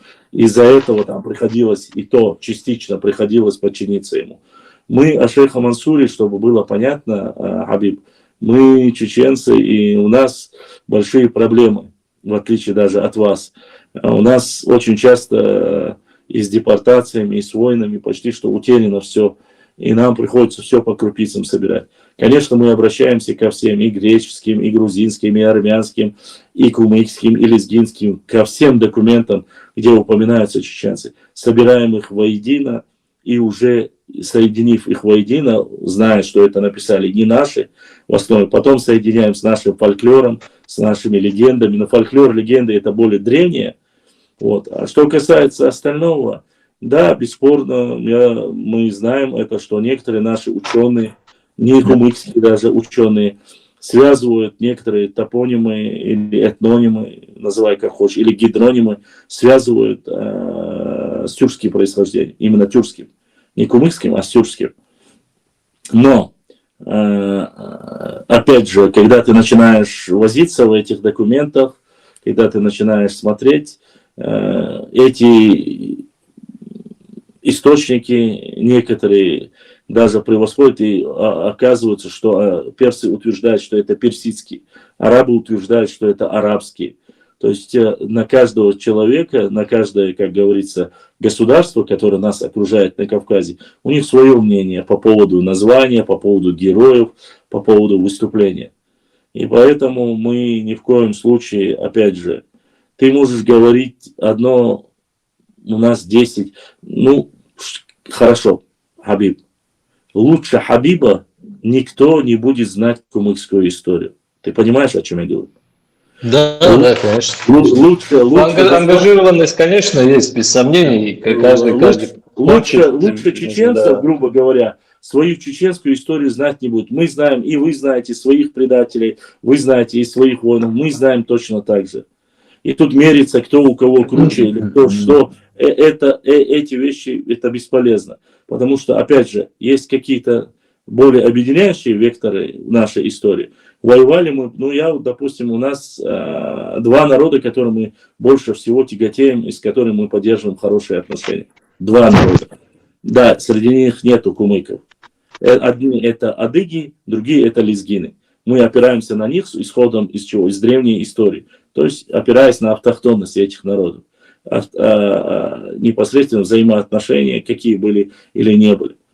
Но, опять же, почему аварцы задаются вопросом, почему имамате Шамиля больше воинов было на стороне Шамиля были аварцы, они воевали с чеченцами рука об руку. А о кумыках они вообще, то, что ты сказал, они сразу смеются, и они говорят, там единицы даже не было кумыков рядом с Шамилем. Единицы. Это можешь посмотреть, и везде опубликовано.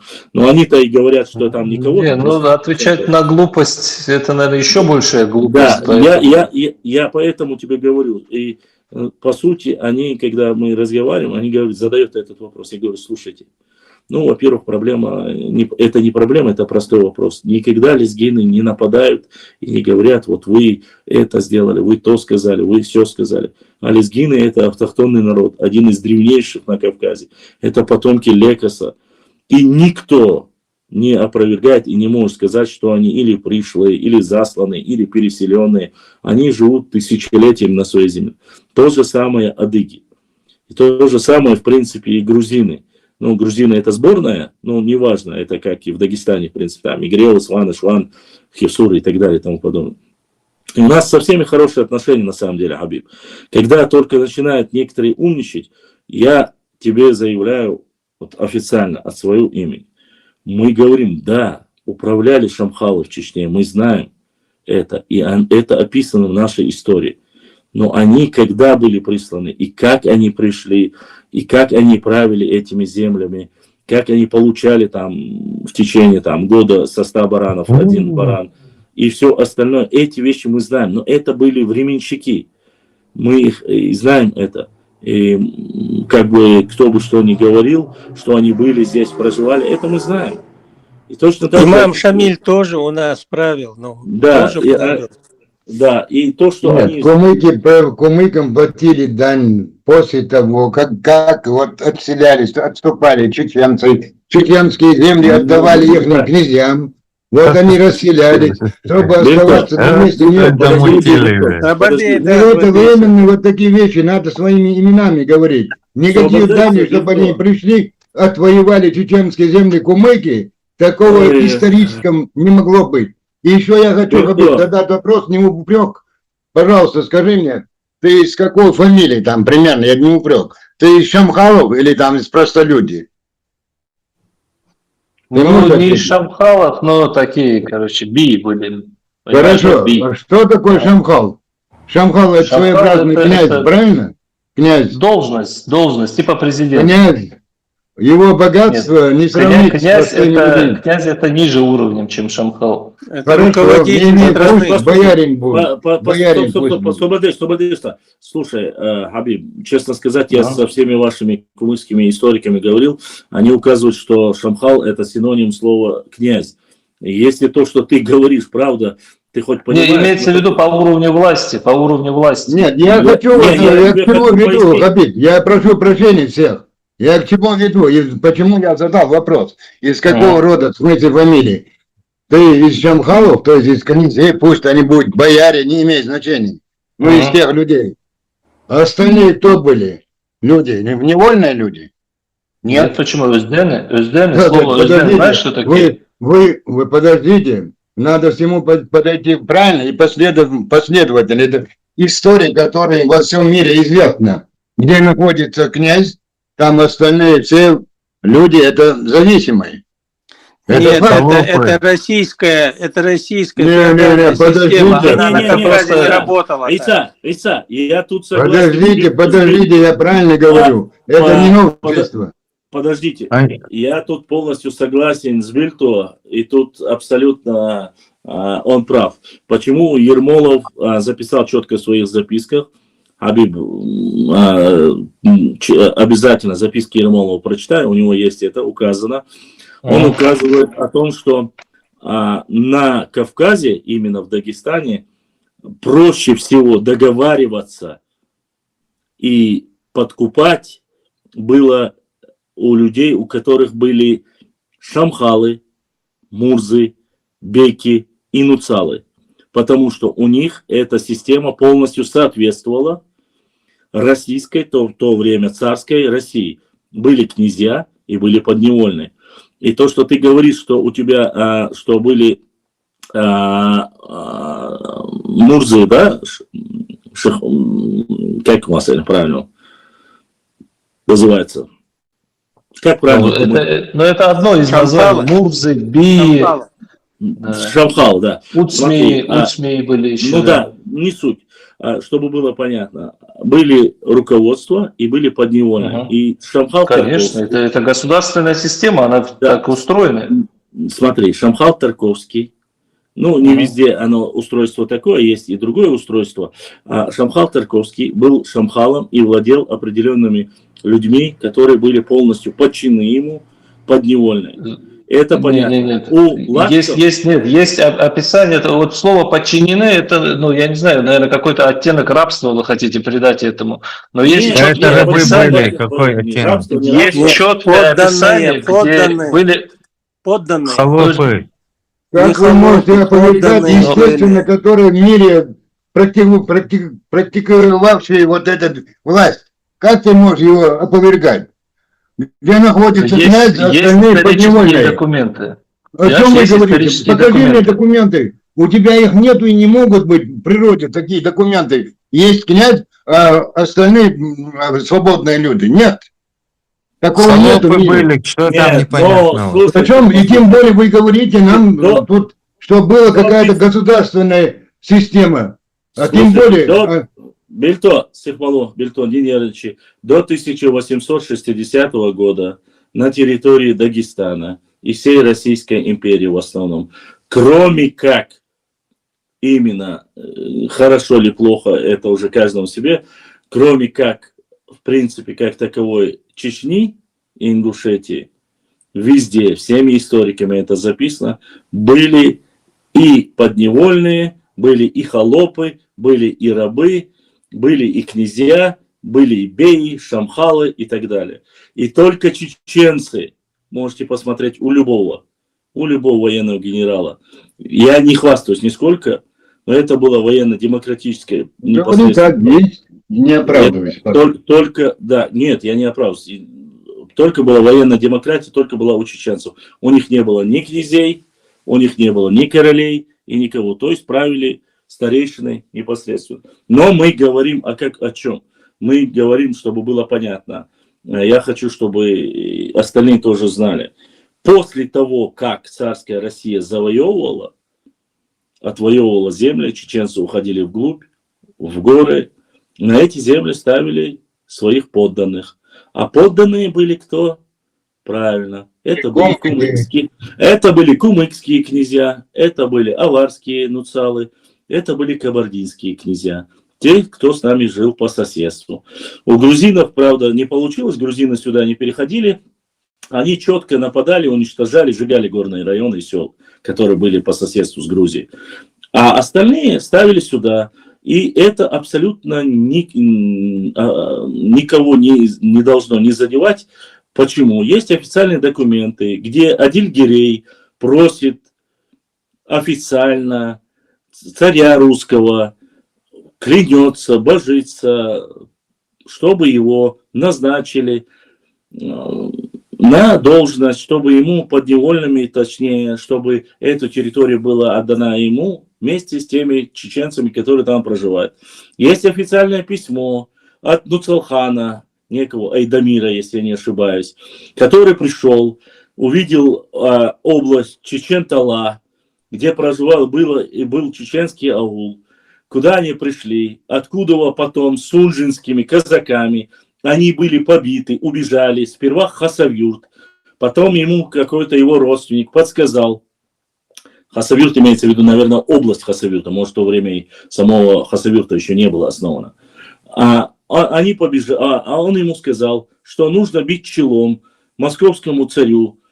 Есть официальный документ, архивный, прикрепленный, тоже публиковал я его, где он говорит: любимый падишах, мы говорим сейчас об аварском Нуцалхане, падишах, прошу вас отдать эти земли с этими людьми ему надел, где ему отдаются. И вот так можно сказать по каждому человеку, кто управлял этими землями. И только тогда, когда чеченцы начали, на все это есть документы, на все это написано в книге. И только тогда, когда чеченцев начинала происходить реконкиста, они укрепляли свои села, будь то Чечен-Аул, Старые Атаги и дальше Чуртоги, Басари. Когда начали чеченцы спускаться, усиливаться, они ставили их или в качестве менеджера, или начинали их убивать и прогонять. Опять же, возьмем Тарковских. Тарковские сперва владели Чечен-аулом. Там написано сперва Чечен-аулом, в некоторых местах говорят Старые Атаги, оттуда его прогнали, он спустился в Чечен-аул, оттуда его прогнали, он ушел, Петропавловка ныне называется, Чертогой, и оттуда он пишет: просим вас, такой-то, такой-то князь, наделить и вернуть, наказать всех виновных чеченцев, которые повинны в том, что их прогнали, и вернуть их обратно на это место руководителями. Первый раз у них получается, второй раз их прогоняют, и они уходят в Толстой юрт, Давлет-Гири юрт, который называется. Оттуда их тоже прогоняют, они уходят и основывают селение Верхний и Нижний Наур, который находится по Тереку. И вот так их выталкивая, потихоньку выдворили. Кумыкских шамхалов раньше ушли. Их было не так много, но они раньше ушли. А те кумыки, которые были в то время в Чечне, так и остались. И брагунские, и виноградовские, и гудермесские. С тех пор они жили вдоль реки Сунжи, у крепости Грозная, и вплоть до крепости Назрань. Поэтому сегодня оттуда часть тех, которые пошли поверху, стали кизлярскими кумыками, то есть и моздокскими кумыками. Часть чеченцами, которые остались чеченскими кумыками, и часть кумыков, которые есть в Дагестане, Хасавюртовском районе, то есть в северной части, их называют северными кумыками. Они тоже очень сильно сношались, имели родственные отношения с чеченцами. И наиболее самыми чистыми кумыками считаются только те, которые проживали за Сулаком. То есть исторические родины, где проживали чистые кумыки. Вот так об этом все знают, и это все написано, абсолютно никому не унижение, и не должны чеченцы... История, это история, как нам предлагают, мы предлагаем. Еще раз повторю, мне честно сказать, больше всего я скажу так. Есть выступление 90-х годов, Хабиб, если ты не видел, зайди, посмотри в Ютубе, забей. Есть очень много выступлений кумыков хасавюртовских. Я не знаю, откуда ты, но хасовские кумыки, они были на всех съездах ауховских чеченцев, они приходили и они рассказывали. И говорят: мы, братья чеченцы, вместе с вами были всегда на протяжении 200-300 лет и друг друга всегда поддерживали. И вы нас поддерживали в тяжелые моменты, когда они сопротивлялись нуцалам аварским, и они поддерживали их. И так длилось до тех пор, даже когда вернулись после депортации. Первых, кто Ауховский район заселили лакцы и аварцы, и чтобы братья чеченцы остались на своих исторических землях, недалеко от них, в надежде, что вернутся, они поселились совместно со своими братьями хасавюртовскими кумыками. Вот такая вот ситуация. Можно я добавлю еще что-то? Смотри, вот то, что ты говоришь, конечно, правильно, за одним исключением, я по своему мнению говорю, потому что на Кавказе и в ханствах, и в шамхалах, да, были зависимые люди, но были и свободные, оно не было полностью зависимым обществом, которое... Я и не говорил этого. Нет, я имею в виду, слои были разные.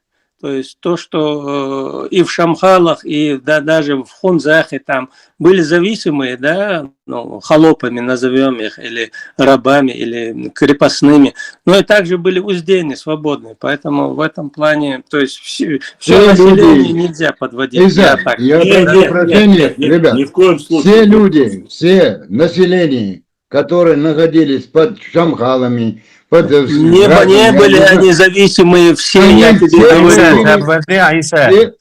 все платили дань этому шамхалу, беку, не знаю, кто бы не были. И еще хочу добавить, благодаря именно чеченцам, когда пришел Шамиль, выгнали его, пришел в Чечню, вместе с чеченцами он пошел в Дагестан и начал вот своих, вот этих своих беков, как я не знаю их названия, забываю. Ну там Нурсулхана имеется в виду. Истребил раз. И еще добавлю. И благодаря именно чеченцам встал вопрос в 1861 году при отмене крепостного права после вот этой заявки Наполеона отменить несколько раз было царю российскому. И там один из факторов был именно чеченский народ. Это я вам заявляю, говорю. Какой фактор? Именно. А если мы эти даже... Там речь идет, слушайте, Айса Соболевич, еще его кого, послушайте, фактор, я насчет именно, не буду указывать именно чеченский, но я скажу, что это был кавказский фактор, в основном, которые были, конечно же, чеченцы. А так, как это может на быть? Кавказе... Только чеченцы могли быть. Остальные народы были не то есть подвластные основные. Послушай, во время имамата не было того, что ты говоришь. Имамата в имамате не было. Благодаря борьбе горцев на Кавказе было отменено крепостное право, так как в одном государстве не могло существовать две политические системы феодального строя, рабского и свободного горцев Кавказа. Вот о чем идет речь. Я о чем говорю, я и говорю, и благодаря надо разделять вот эти время и вот эти вот государственные устройства, потому что когда Российская империя уничтожила все ханства, на политическую арену вышли вольные общества, и которые образовали имамат в конечном счете, который добился отмены крепостного права в России. Айза, ты, наверное, меня не послушал, ты сейчас говоришь последующие вещи. Слушайте, при перебежке имам Шамиля находился в Дагестане, находились Шамгалы, Беки, не знаю, ханы, не знаю, вот эти все люди. Нет, во времена... Айса, да?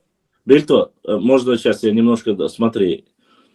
То, что и Гази Мухаммад, и Гамзат Бек уничтожал сословие ханов, Нуцалханов, мы знаем прекрасно. И что последнего потомка ханов уничтожил имам по приказу имама Шамиля, мы это знаем. Но даже когда был имам Шамиль, даже когда он ушел из Ахульга в Чечню, для кумыков это не играло никакого значения. Кумыки не входили в состав его государства. И там соблюдались все эти атрибуты. Это не имеет отношения. Почему? Потому что я не говорю, что кумыки не были там армией имама Шамиля. Вполне возможно были. Но на любой карте, возьмите любую карту имамата Северо-Кавказского Эмирата, начиная с Гамзат Бека, Гази Мухаммада, кумыки никогда не входили в этот состав. Они всегда были независимы и отдельно от них.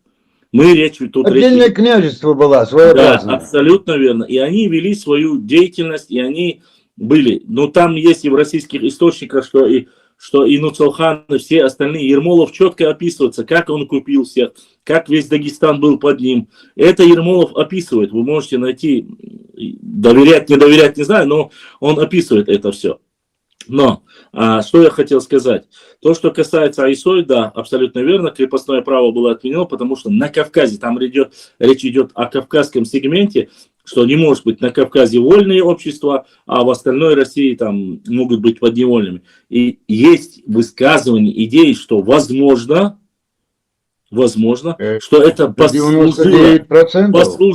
послужило катализатором того, что отменили крепостное право. Я прошу не перегибать вас, уважаемые братья, вы более старшие, и когда мы чересчур начнем, сейчас многие, если бы здесь были бы российские историки, они бы могли сказать, что там есть и другие факторы отмены крепостного права. Вот вы, кавказцы, естественно, Наполеон. Я говорю, поэтому вы, кавказцы, любите там перегибать и так далее. Поэтому я сказал один фактор, один из факторов. Я знаю, поэтому говорю, что в данной ситуации, будь то Шамхала Тарковского, слушайте, кто бы что ни говорил, первый указ Ермолова, когда он наказывал и говорил всем кумыкам, чтобы они убрали подневольные базары, где продавались рабы. Ими владели кумыки, рабов пригоняли туда чеченцы, и они занимались бизнесом. И это Ермолов в документах указывает. Если вы не откажетесь от чеченцев, если вы не уберете эти базары подневольными, и они это считают за горсть, говорят, что базары, где продавали и использовали рабов, были уничтожены благодаря царской России. Поэтому не надо сейчас говорить, были, не были. Конечно, были. Конечно, были. Где есть война, где есть... Позиция Латвии, как было, так мы говорим. Вот, поэтому, опять же, в этом, как говорится, извините за выражение, в дерьме, что касается продажи и подневольных базаров, где продавали холопов, и были холопы и все остальное, там замешаны и чеченцы, и кумыки. И там они оба в равном мере. Но просто кумыки под воздействием, так сказать, проконсула Кавказа Ермолова отказались, оставили, и все закончилось. После этого к ним никаких упреков со стороны царской России не было. Они полностью совпадали по структурной власти, как и другая центральная Россия. То есть у них были князья, у них были князь. То, что Бильту говорит, то, что они получали от своего шамхала, получали, там, платили какой-то там налог и проценты, я тут согласен с Хабибом. Мало что изменилось. Сегодня президент, налоговую мы платим. Это в то время, в принципе, да, если сегодня каждый из нас честно, положа руку на сердце, скажет, да, но ситуация точно такая же, никто из нас полноценно не может сказать, я свободный человек. Хабиб, сегодняшний мир и те времена это разные вещи. Это ничего не поменялось.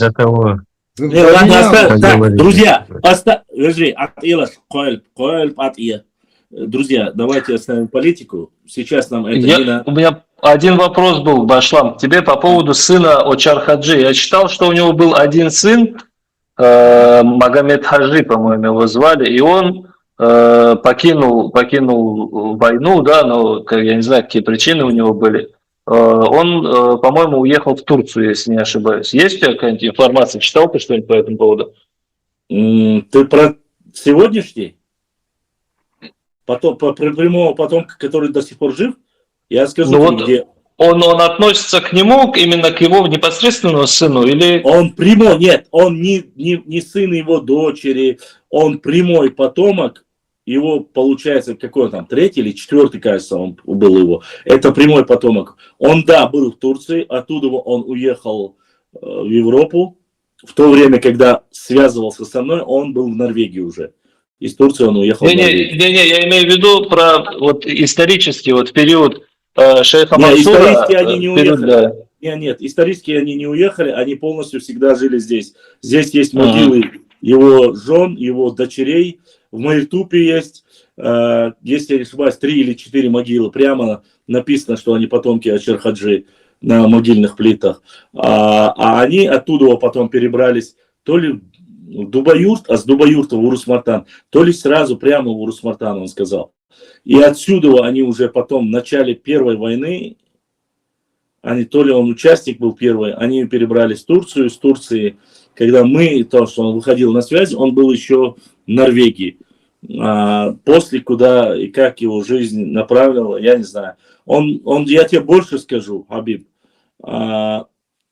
Видит Аллах, то, что я говорю, то, что он сказал, что Очар Хаджи не был убит в этом сражении.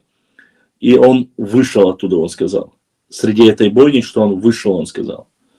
Он был очень сильно ранен, и, говорит, его там не убили. Они, говорят, где-то то ли 3, то ли 4 человека, но он, наверное, по тому, как рассказал ему отец, наверное, передал это, поскольку официальных документов в этом вопросе там где-то говорится, что он сразу его заколол. Они тоже там есть в описании, кстати говоря, что многие выбежали из этой, удалось им удалось выбежать, то есть они сумели добраться до ворот, то есть перебили охрану, сумели выйти, но там в конце добавляется, что, мол, какой-то патруль возвращался снова в эту крепость, увидел их и закололи их насмерть. Я тебе скажу так, Хабиб. Я думаю так, Хабиб, честно тебе скажу, то, что там возвращались, закололи, и что они там были, грубо говоря, наши там, если они смогли из такой заварушки выйти, во-первых, я не уверен, что они выйдут там напрямую по дороге будут идти, это раз. Во-вторых, ты знаешь, в то время нужно было обязательно обгадить всех кавказских воинов, кто бы он ни был. Это да, конечно. Поэтому Башлам, они вышли оттуда, много оттуда ушло людей. Там у всех не положили, это брехня там. Это, конечно, 300 человек положить. Много оттуда, они все ушли. И вот насчет этого, которого ты говоришь, который тебе звонил, сейчас с ним связь невозможна, потому что он воюет на Украине за украинцев в этом чеченском батальоне. И с ним сейчас никто не связывается, и его родственники, и родственники тоже затухли, и не хотят давать они интервью, потому что он там участник. Ладно, я уже по сегодняшнему, я не знаю, но я говорю, опять же, я вне политики. И У Хабиба я спросил бы одну вещь, Башлам, если можно. Только давайте на мирные темы. Да.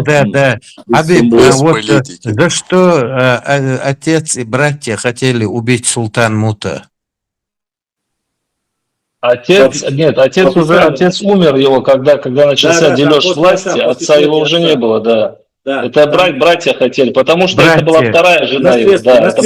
Хорошо, вопрос. За что они его хотели убить? Как я понял, они делили власть, да? Наследство. Там говорится, вот смотри, Хабиб. Да, Хабиб, расскажи. Султанмут был просто от второй жены его, понимаешь, от кабардинской княжны. А первые сыновья были от кумыкской жены. Да, теперь где он спасся?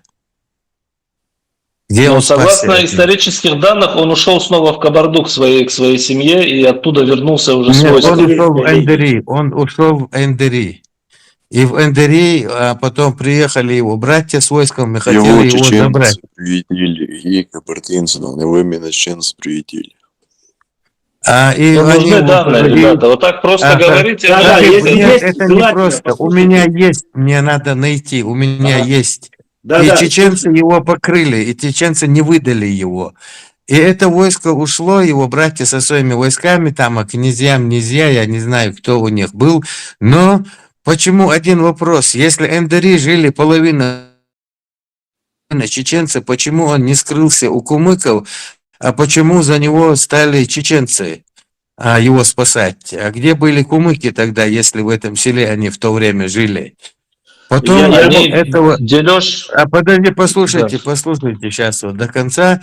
И почему его спасли именно чеченцы, и никакие там кумыков в то время, чтобы противостоять тому войску, которое пришло за ним, не было. А сопротивление дали эти и не выдали его. Но там войска-то не было. Там войска не было, кстати, исторических документов. Отряд. Они просто взяли в плен, получается, первых детей, да, от первой жены, и благодаря этому под угрозой, наверное, смерти, да, как я понимаю, большей частью, поделили власть. Стоп, тихо, дай досчитаю. Свободила. У тебя есть документы? Давай, зачем? Конечно, есть, хочу его сочетать. Султан Мута, который, наскучив от беспрестанных ссор с братьями, решился удалиться и послал предложение эндереевцам принять его в свое общество. Эндереевцы с радостью согласились, и он, покинувший основанное им поселение семейством и всеми приверженцами, переселился в деревню Эндерей. Источник Кумыкский округ, Кавказ, кассета политическая литературная, номер 77, код 15 лет. Кому интересно, точно скину. Да. Это Российская империя. Этого Султан Мута приютили чеченцы. В его армии многие были нохчи. Его чеченцы приютили. Какая кабарда, какая книжина. Слушай, нужны документы, понимаешь? Мы тут как-то договорились, да, что Хабиб, смотри, согласись и ты, с учетом того, что Эндерей населяли половина кумыки и половина чеченцы, он мог быть и среди кумыков, он мог быть и среди... Но автоматически отпадает твоя версия, официально даже, которую ты считал, что он ушел. Во-первых, чтобы ты знал, Март – это человек, который живет в Кабардино-Балкарии, в Нальчике и учится нам в Государственном университете на историческом факультете. Он бы больше защищал кабардинцев,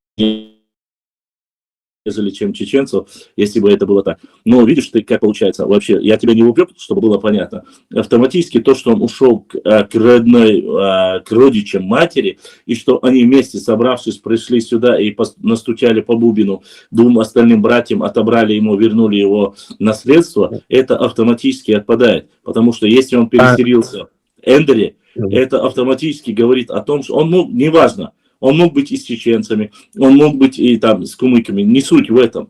но уже сама суть того, что он не... Башлам. Да. Я к чему говорю, если он пришел туда и пошел к чеченцам спасаться, его спасли чеченцы, то почему, если там жили кумыки, он не пошел к кумыкам, во-первых? Во-вторых, почему те вот эти вот князья, подожди, Башлам, подожди, вот эти князья, которые приехали, если они имели такую власть и такое влияние, они не смогли своего брата забрать с одной деревни? Почему, как это получилось? Что за сила была там? Слушай, я понял, Тимур, смотри. Исходя из логических действий исторических, насколько я знаю, в любом случае кумыки прекрасно были знакомы с чеченской культурой. Это раз, однозначно. Во-вторых, если бы кумыки прикрыли бы Султан Мута, ему можно было не уходить даже в Эндоре, он бы скрылся бы у каких-либо других кумыков. Но если он получил поддержку, вполне возможно, что если там не могли его кумыки прикрыть, и здесь, в Эндоре, его тоже могли кумыки не прикрыть, потому что власть сыновей, точнее, братьев Султан Мута именно на свои кумыкские общества, пускай это будет Уздене даже, было великое, потому что все поддержали в основе своей, поддержали именно его братьев. То есть престолонаследие. Но если они были такие сильные, почему они этих чеченцев не могли оттолкнуть? Давай, идите, отдайте нашего. И своего брата забрать не могли. Как я это? могу, ну дай мне досказать, как раз таки я к этому иду. Вполне возможно, что в этой области, опять же, заключенные договора прекрасно знают по источникам. Я, опять же, просто времена Султан Мута и времена Ермолова я сравниваю. Почему? Потому что у меня источники именно со времен Петра и Ермолова в этой области очень много описываются кумыки, то есть взаимоотношения с кумыками и чеченцами, я имею в виду. Здесь четко указывается, что кумыки были очень сильны под влиянием чеченцев, то есть они взаимоотношения были. Я же это говорил, они воевали вместе, и вполне возможно, чтобы не было какого-то конфликта, возможно, мы говорим о гипотетических вещах. Возможно, что они просто-напросто знали, что пойти к чеченцам и забрать его невозможно. И лишние семейные ссоры выносить на уровень, чтобы между чеченцами и кумыками пролилась кровь или произошло это, думаю, что это маловероятно. С учетом того, как что... же их влияние, все им были подвластны, они были князьями, они княжили, и тут им какой-то чеченцы берут и не отдают родного брата и говорят, пошли вон. Тимур, нет, подожди.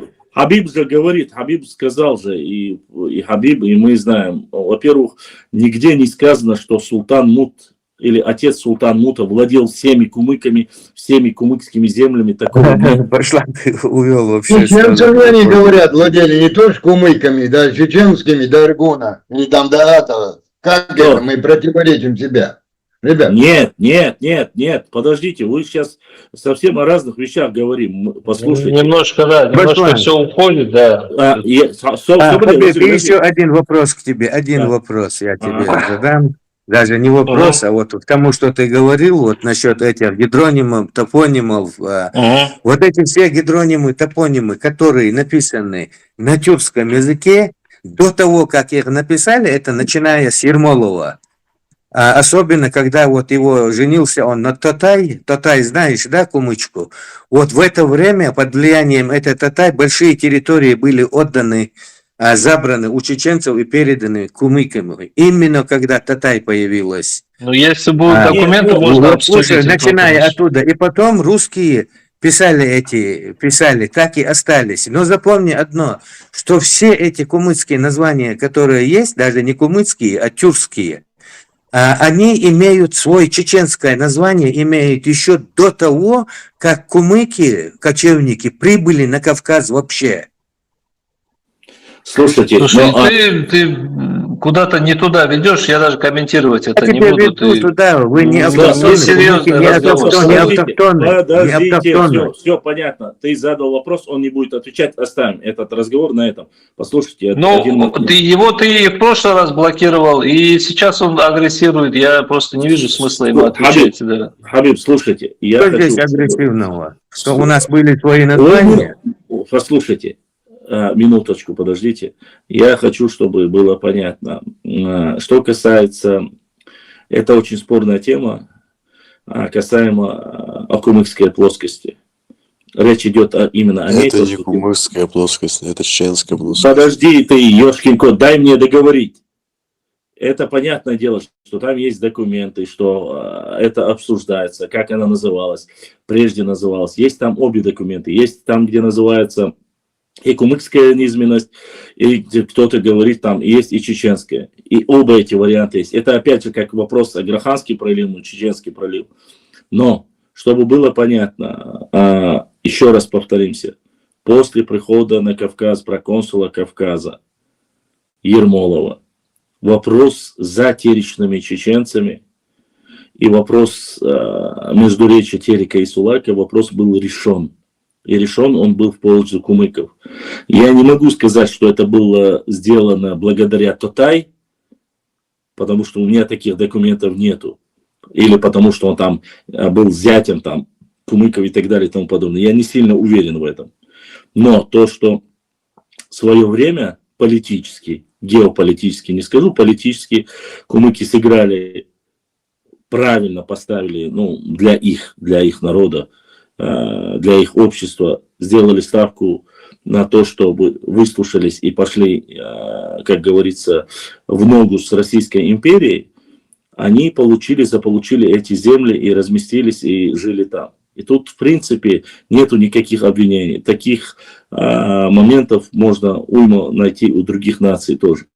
Но то, что мы сталкиваемся, наша история сталкивается с такими проблемами. Допустим, Хабиб, ты знаешь или нет, не знаю, есть такой андийский хребет, слышал, наверное, да? Это то, да.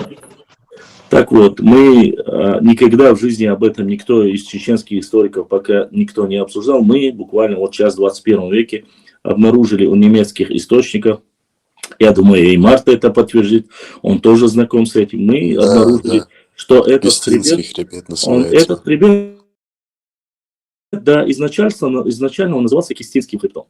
Но поскольку чеченцы всегда портили все, не подчинялись власти, той, которой царская Россия предполагала и хотела, чтобы было так, как везде, они лишились многих привилегий. И этот хребет, в конце концов, был назван в честь андийцев. Его назвали, переименовали, сделали Андийским хребтом. И таких моментов, к сожалению или к радости, я не могу сказать, очень много. Ты знаешь или нет, не знаю, а вот когда ты сказал, Аби, у меня появилось такое небольшое уважение к тебе, когда ты сказал насчет исторической действительности периода имама Шамиля. Вот вы-то не так сильно потеряли, а вот то, что потеряли чеченцы за эту Кавказскую войну, за эти 20 лет, потеряли треть территории, потеряли где-то в процентном соотношении, там говорится в конце, сами российские исследователи говорят, потеряли до 60-70% населения. Это просто невосполнимые тяжелые потери со стороны чеченцев. И то, что было в начале, и то, что было в конце, это очень сильно разится. И когда вот здесь Айса может и не согласиться, и Айса, и Бильту, и Тимур, я не прошу вас соглашаться со мной или нет, это ваше право, конечно, я не прошу вас об этом. Но скажу так, когда вы говорите, что при имаме Шамиле не было такого, что были все равны, это неправда. Это абсолютно недостоверно. Значит, вы не знаете историю периода имама Шамиля. У имама Шамиля была абсолютная власть, и он только, кажется, через 5 или 10 лет первый шариатский суд прошел между имамом Шамилем и Ахмадом Автуринским, когда он по шариату выиграл у имама Шамиля.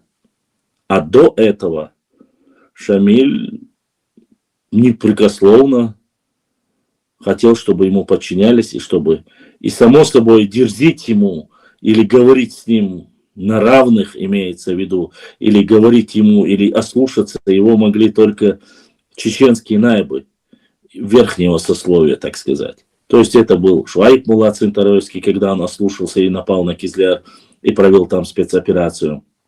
Это был Гойтмир Гендергноевский, который закурил перед ним люля, ну, имеется в виду трубку. Это уже более вторая половина до того, как он ушел в Дагестан. То есть это были такие случаи, когда, я не говорю, что это только они. И таких случаев было очень много. Но это не могли себе... Дайте я закончу. Сейчас я закончу. Это я не говорю, что это было повсеместно, но хочу сказать, были какие-то законы, которые были написаны, их нужно было беспрекословно выполнять. Тут, конечно, не такая вот субординация, как между князем и холопом или рабом. Нет, конечно же, ни один чеченец ему не подчинялся как раб или холоп. Не об этом я говорю. Но о том, что именно, назови, как бы ты ни назвал бублик, по-разному ты не назовешь, но дырка внутри его никогда не исчезнет. Поэтому, конечно же, вне всякого сомнения и подчинение, и выполнение указов Шамиля были беспрекословны, имеется в виду в том числе в имамате. Нужно это учитывать. Но военное время было же. Да, нет, я просто про то, что вот когда мы начнем говорить вот это вакханалия, который есть, Бельто, и ты, и Аиса, и Тимур прекрасно знают, почему выбрали Шамиля. Мы же знаем. Потому что Башлам. Я говорил, не хотели ставить, правильно? Почему? Нет, мы неоднократно эти вот вопросы говорили. Мы говорим о крепостном праве, которое согласен, не было. С этим я согласен. Я говорю только это. Крепостного права и зависимости населения имамата не было, как при, скажем, ханах, беках. Нет, конечно. Я это имел в виду. А иначе бы люди просто-напросто сказали, зачем убивать ханов, шамхалов, нуцалов, если ты делаешь то же самое. У аварцев и у кумыков не было ханов и нуцалов, и этих шамхалов. Как это? Не говорим мы не было. Я говорю, убил этот имам Шамиль. Шамиль, Гамзатбек, убили их всех, уничтожили. Да, уничтожали. Те, кто не соглашался с ними, с их условиями принятия шариата, ислама, под различными... Равноправие, скажем. Можно сказать так, тот, кто не заплатил, некоторые откупались, скажу вам честно, в том числе и кумыки некоторые откупались, чтобы не нападал Шамиль. И были и такие случаи. По крайней мере, так описывают дагестанские историки. Я не могу сказать однозначно, у нас не было такой практики, мы в основном не лезем в дагестанские события. Но они говорят, что там, чтобы не разорял и не нападал имам Шамиль на некоторые части кумыкских земель, что были, откупались определенные, я не знаю, чем они откупались. Можно я скажу пару слов? Да. Конечно, у нас тема была абсолютно другая. Дело в том, у нас что... история. Да, дело в том, что, можно я до конца скажу, как говорят, вот сюда пришел в гости неправильно будет, со своим уставом Хабиб, с такими возражениями или как, претензиями, или такими, какие мы были ошибки, предатели и так далее, что какие они герои были и так далее. Вопрос начал с этих тем. И поэтому тут надо было однозначно то, что знает, сказать, не то, что там действительно Башлам. Этот человек, Хабиб, вот тебя в последнее время понял, как ты разговариваешь, так мягко, красиво и так далее. Он кое-что, наверное, ему пришло в голову, да, люди нормальные, и начал вот в последнее время более-менее нормально говорить. Но когда он зашел сюда, я, честное слово, я в ту комнату, в эту комнату бегал, я не мог это выносить. Ты понимаешь, да? Он пришел как герой, генерал Лисимус сюда, понимаешь? Как вы там про это... Слушайте, как ты можешь сравнить с чеченцами? Я не хвалюсь. Что чеченцы или кумык. У меня... Почему мы должны всегда говорить, у нас друзья, вы с нами тоже были и так далее. Почему они никогда этого не говорят? Говорят. Не говорят. Я не новичок. Говорят, много говорят. Я не новичок в этом земле. Мне 65 лет. Я в этом мире нету такой нации, наверное, которой я не соприкасался. Перто, я тебе могу доказать и показать очень много видео, где... Ну, я знаю, есть такие. Может быть, ты с плохими людьми только встречался, может быть, с хорошими Можно я Это не в любом нации есть. Ну, ты можешь говорить Берто, я прокомментирую тебе просто одним историческим фактом. Создателями Кавказской республики были чеченец Чермоев, нефтевладелец, да, и кумыки, да. И один сохранившийся кумыкский князь, и там другие... Хабиб, у меня к тебе один вопрос.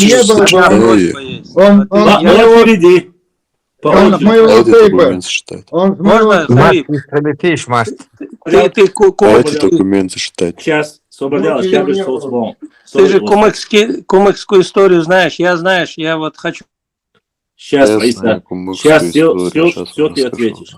Аиса, сейчас расскажешь. Зачитай документ. Кавказский календарь, 1860 год. В рекламном управлении наместника Кавказского. Чуть громче, пожалуйста.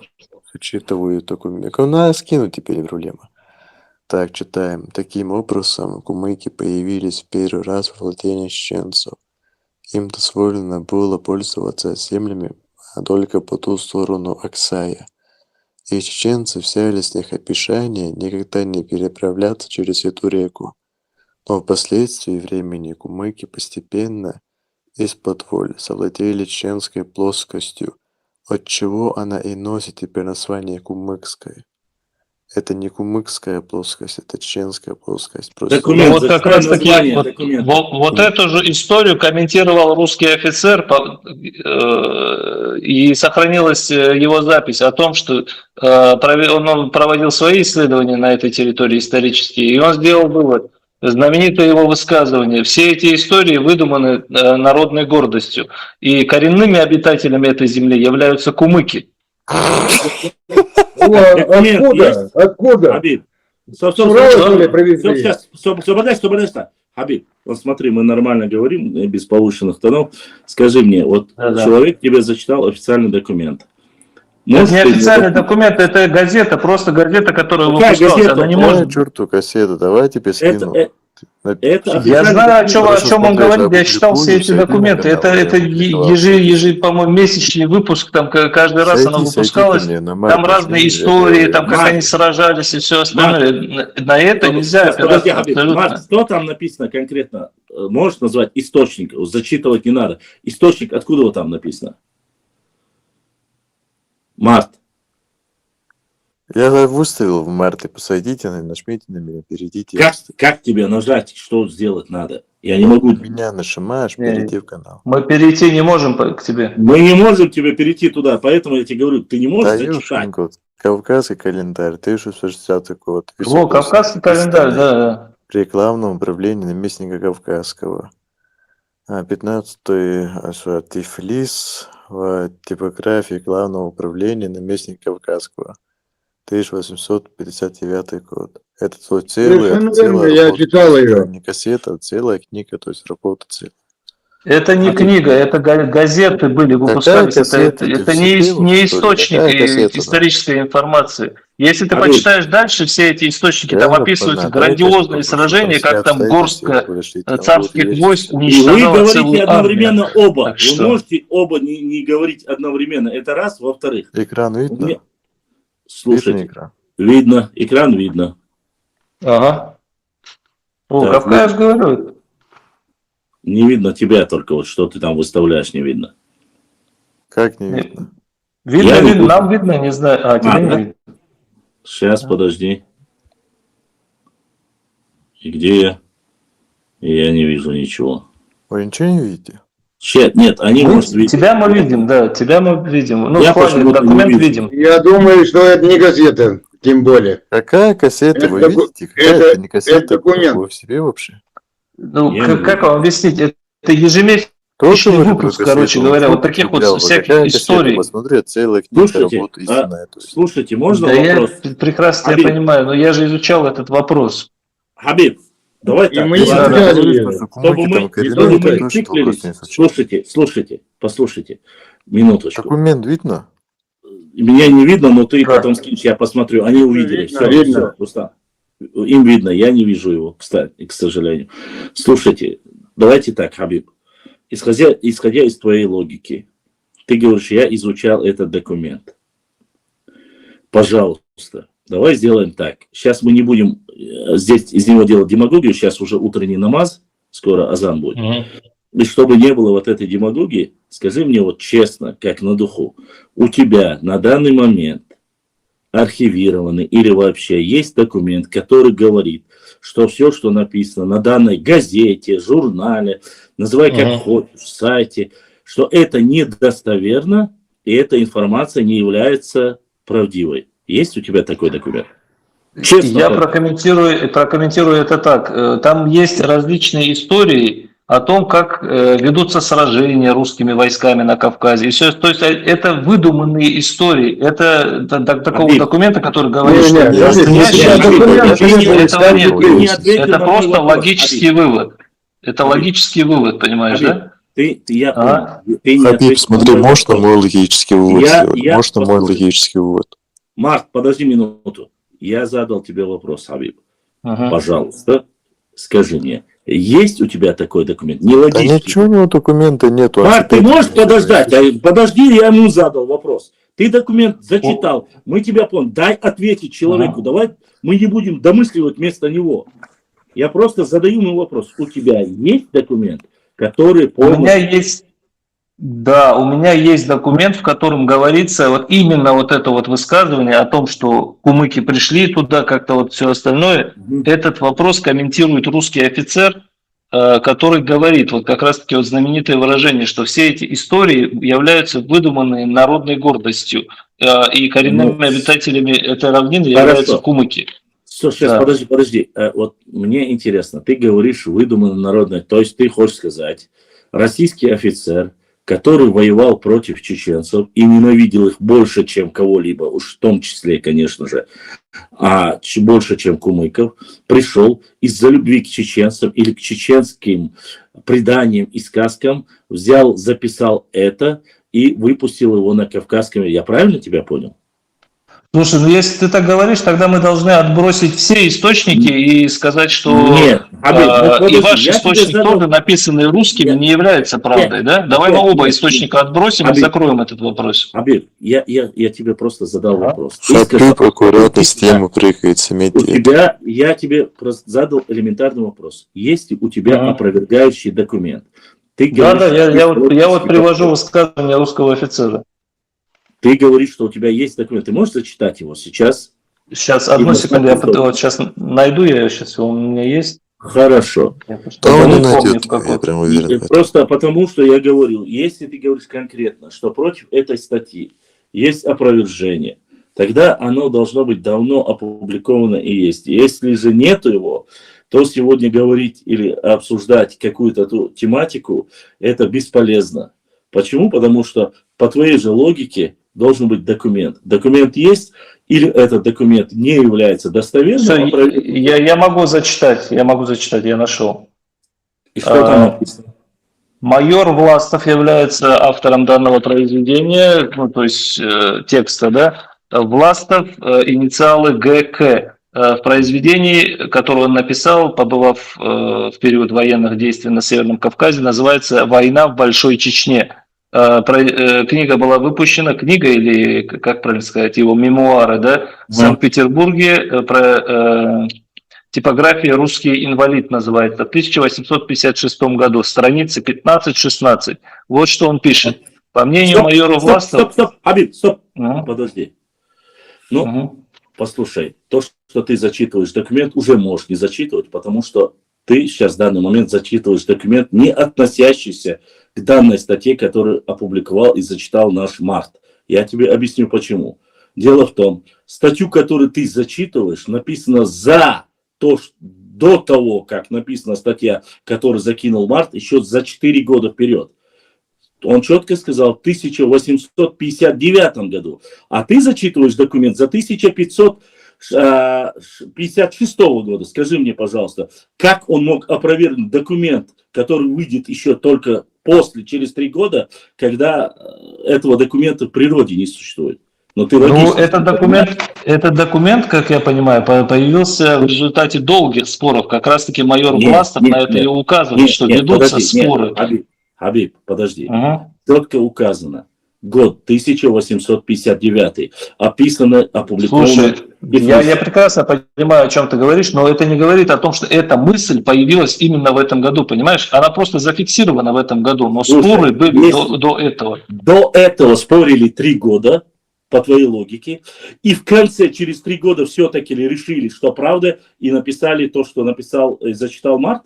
Ну, Хабиб, оставь. Мы с тобой нормальные люди. Ну, зачем ты сейчас это говоришь? Ну, ты сам... Можно я ворвусь в разговор? 3 года велись дискуссии по этой тематике, и то ты, по твоим заутверждениям, что это народные предания, неправда, басни, сказки, да не суть. И в конце концов, они все равно записывают сказки и басни, ты сам веришь? Они ненавидели люто, ненавидели чеченцев. Я не могу сказать, что они любили и кумыков тоже. Я не говорю этого. Но однако, пожалуйста, если у тебя есть документ, написанный в 60-м, 61-м, 2-м, 3-м, я могу понять. Но до документа, который вышел в 59-м году, за 3 года вперед ты читаешь документ и говоришь, вот опровержение того материала, ну, не нужно... Он видел наперед, походу. Он же не... Ну, это ты должен логически сам понять, это невозможно. Остальное, да, что это я дискутирую. Дискутировать или говорить? Говорите все вот нам. Ладно, Хабиб, переходим смотри. от этого, переходим уже к другому. Оставим это. Давайте, ребята, коротко, уже время намаза. Да, время намаза. Давайте я коротко. Хабиб, смотри, ты говоришь логически мысли. Хорошо, проблем нету, смотри. Знаешь, есть кумыкский ДНК проект, знаешь, наверное, да? Ну, видел, но я не ознакомлен. Ну, давай. Можно зайти, посмотреть, опросить ДНК кумыков с Пуйнарска, с Хасавюрта, не знаю, тут у них чеченское происхождение. Теперь смотри, я тебе к чему это веду. Стоп, я прокомментирую сразу вот этот момент. Хорошо, прокомментируешь, хорошо. Я знаю, что ты скажешь, но да, я так говорю, смотри. Как будучи вы, да, смотри, сегодня, но то еще раньше я помню, как обычно говорили, то, что кумыки это коренные кавказцы, которые просто переняли тюркский язык, но сейчас прагматика идет по-другому, то, что, нет, мы тюрки, мы кипчаки, хасары, кунны, атила, кто там, Ушиаланов писали, ставь тему, короче, вовремя, и все дела, то есть смотри, как будучи тюрками вы можете быть коренным населением Терско-Сулакского междуречия, понимаешь, о чем я говорю? Ладно, я же не говорю там Махачкалу, Испирпаш, там Макчелис, да, другие территории. Это вы с аварцами, даркинцами, лакцами решайте. Но эта территория носила чеченская плоскость, это вы кумыки заселили. Там жили аухары, во время твершения Тамерлана, то есть, да, аухары это ауховцы, в чем прикол, даже в те времена. Нет, чушь полная. Какая чушь полная? Не перебивай меня. Там указывается именно... Там указывается только гора, которая называется Аухар. Все, точка. Хабиб, что ты пользуешься? Никакой информации больше нет. Не перебивай там. Нету ни одного слова нет, которое документами закрепляется у меня. Ни такого слова нет у меня, которое документами не смогут закрепить. Смотри, следующее. По-тутошим так, смотри, вы будучи турками, вы будучи... Там не о горе говорится, там говорится именно о народности, которая сопротивлялась муритским завоевателям. Да, я так говорю. Я в оригинале читал этот документ. Там я тоже в оригинале читал этот документ, там именно так сказано. То, что кумухи, короче, в союзе с этими аухарами, короче, сопротивлялись против Тимура, но эти косикумухи, они, короче, упали в ноги Тимуру, ноги ему упали на колени, ему тапки целовали, а аухары дальше, будучи, короче, там как это были, вот эти коси, короче, они были мусульманами. Я не хочу это слушать, и Тимур им говорит, вы, будучи мусульманами, слушай, у тебя все выдумано, неверующими, воевать против меня. Но есть источник, Тимур, если тебе что-то не нравится, у него есть источник, он тебе показывает. Ну, в общем, не суть тема, смотри, Как вы путаете, Закрой рот, можете быть когда коренным прочитаешь. населением там? Я этого не понимаю. Ну, Я потому что вообще- есть еще документы, которые были написаны в первом веке, которые указываются, автором которых является Птолемей. В первом веке и во втором веке также другой греческий исследователь, историк, или как правильно его назвать-то, также и он указывает, что проживают народы, именуемые куманами. И также Александр Документ Македонский... есть, в третьем Причем тут веке- куманы и Конечно, куманы? конечно, Причем конечно, здесь есть. кумыки?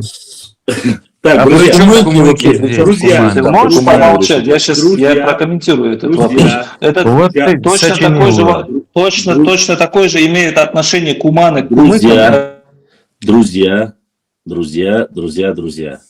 уважаемые друзья, сейчас вы подняли опять хай, сейчас вы опять подняли панику, поэтому на сегодня мы завершим свой эфир, чтобы оставить на следующий эфир. Может, Хабиб придет, вы можете задать дальше вопросы, но хочу, чтобы было понятно. Сейчас уже утренний намаз, чтобы было всем понятно. Странно, очень странно один момент. Все, что мы ведем, все, что мы говорим, я вас еще раз прошу, чтобы было понятно.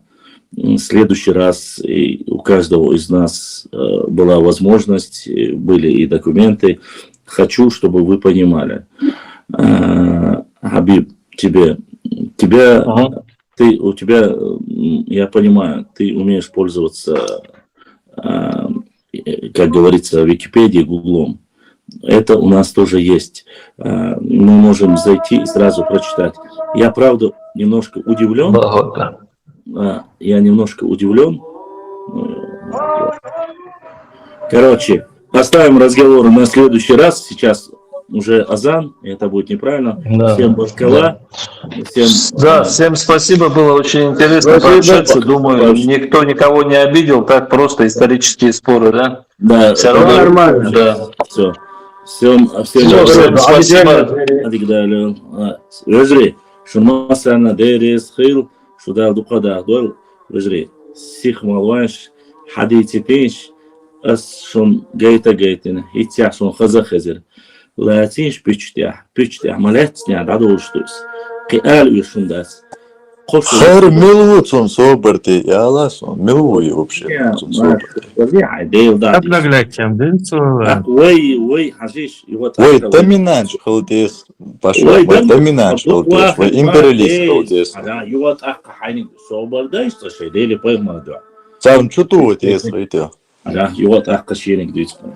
Хейна хай, шу طولن باقاش دو يا إقيرين عرق إجاز على إشياء يشل بيتشوش أرواد تريز دوشو عاد عايش لا تتيش ويجي شرشت عليه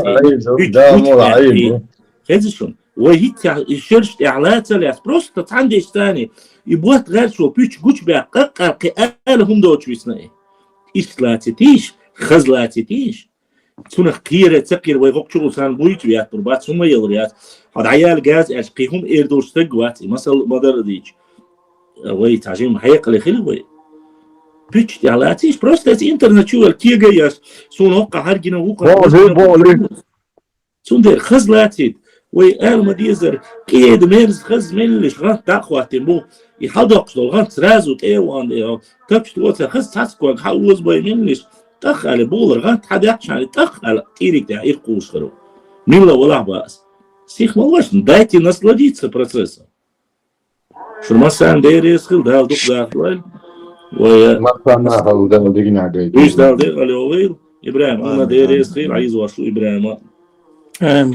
Масана, وجع إيش لبوش خينا خليت شيء تختخل كين كلا دكومنت طلع مارتيجا سوندر بوشتو يشتو كيخدوي سامو يشتخش أو قمو أعرف تختخل كين كلا ينكلي كلا دكومنت طلع أو عيسى ما يباز أو مارتي ما يباز بيتشر سخلش سايد تشين هو ما يباز ها يتكيه كده صوبر دينا وسحق حرس بار حق حردو آلد عادي شيش حق شرع يزيدو حق يزيدو حق ندعت وحكيه دوي دلا حدو آله از دیو یوتون در باش مدر حدو کیت یا دست کیت حدو کیت یا دست کیت دست هون دستخشون واقعا Википедия чё Google чё цохолчу дакир Македонский, yok Македонский bu büyük hatsı vititer vitner loter mavır ve. Nasıl baba sif baba vedri kız bak bir bu tuğlan bu kız bak bir bu Nerz kız bak bir sif baba. Şaşık deri deyti işdu. Вот büyük master büyük açı uygulamızda o buldu master Assalamu alaikum. وده الزراني خايت حاجة وش الإبراهيمي Ты заранее мне отправляй в WhatsApp, чтобы я подписал.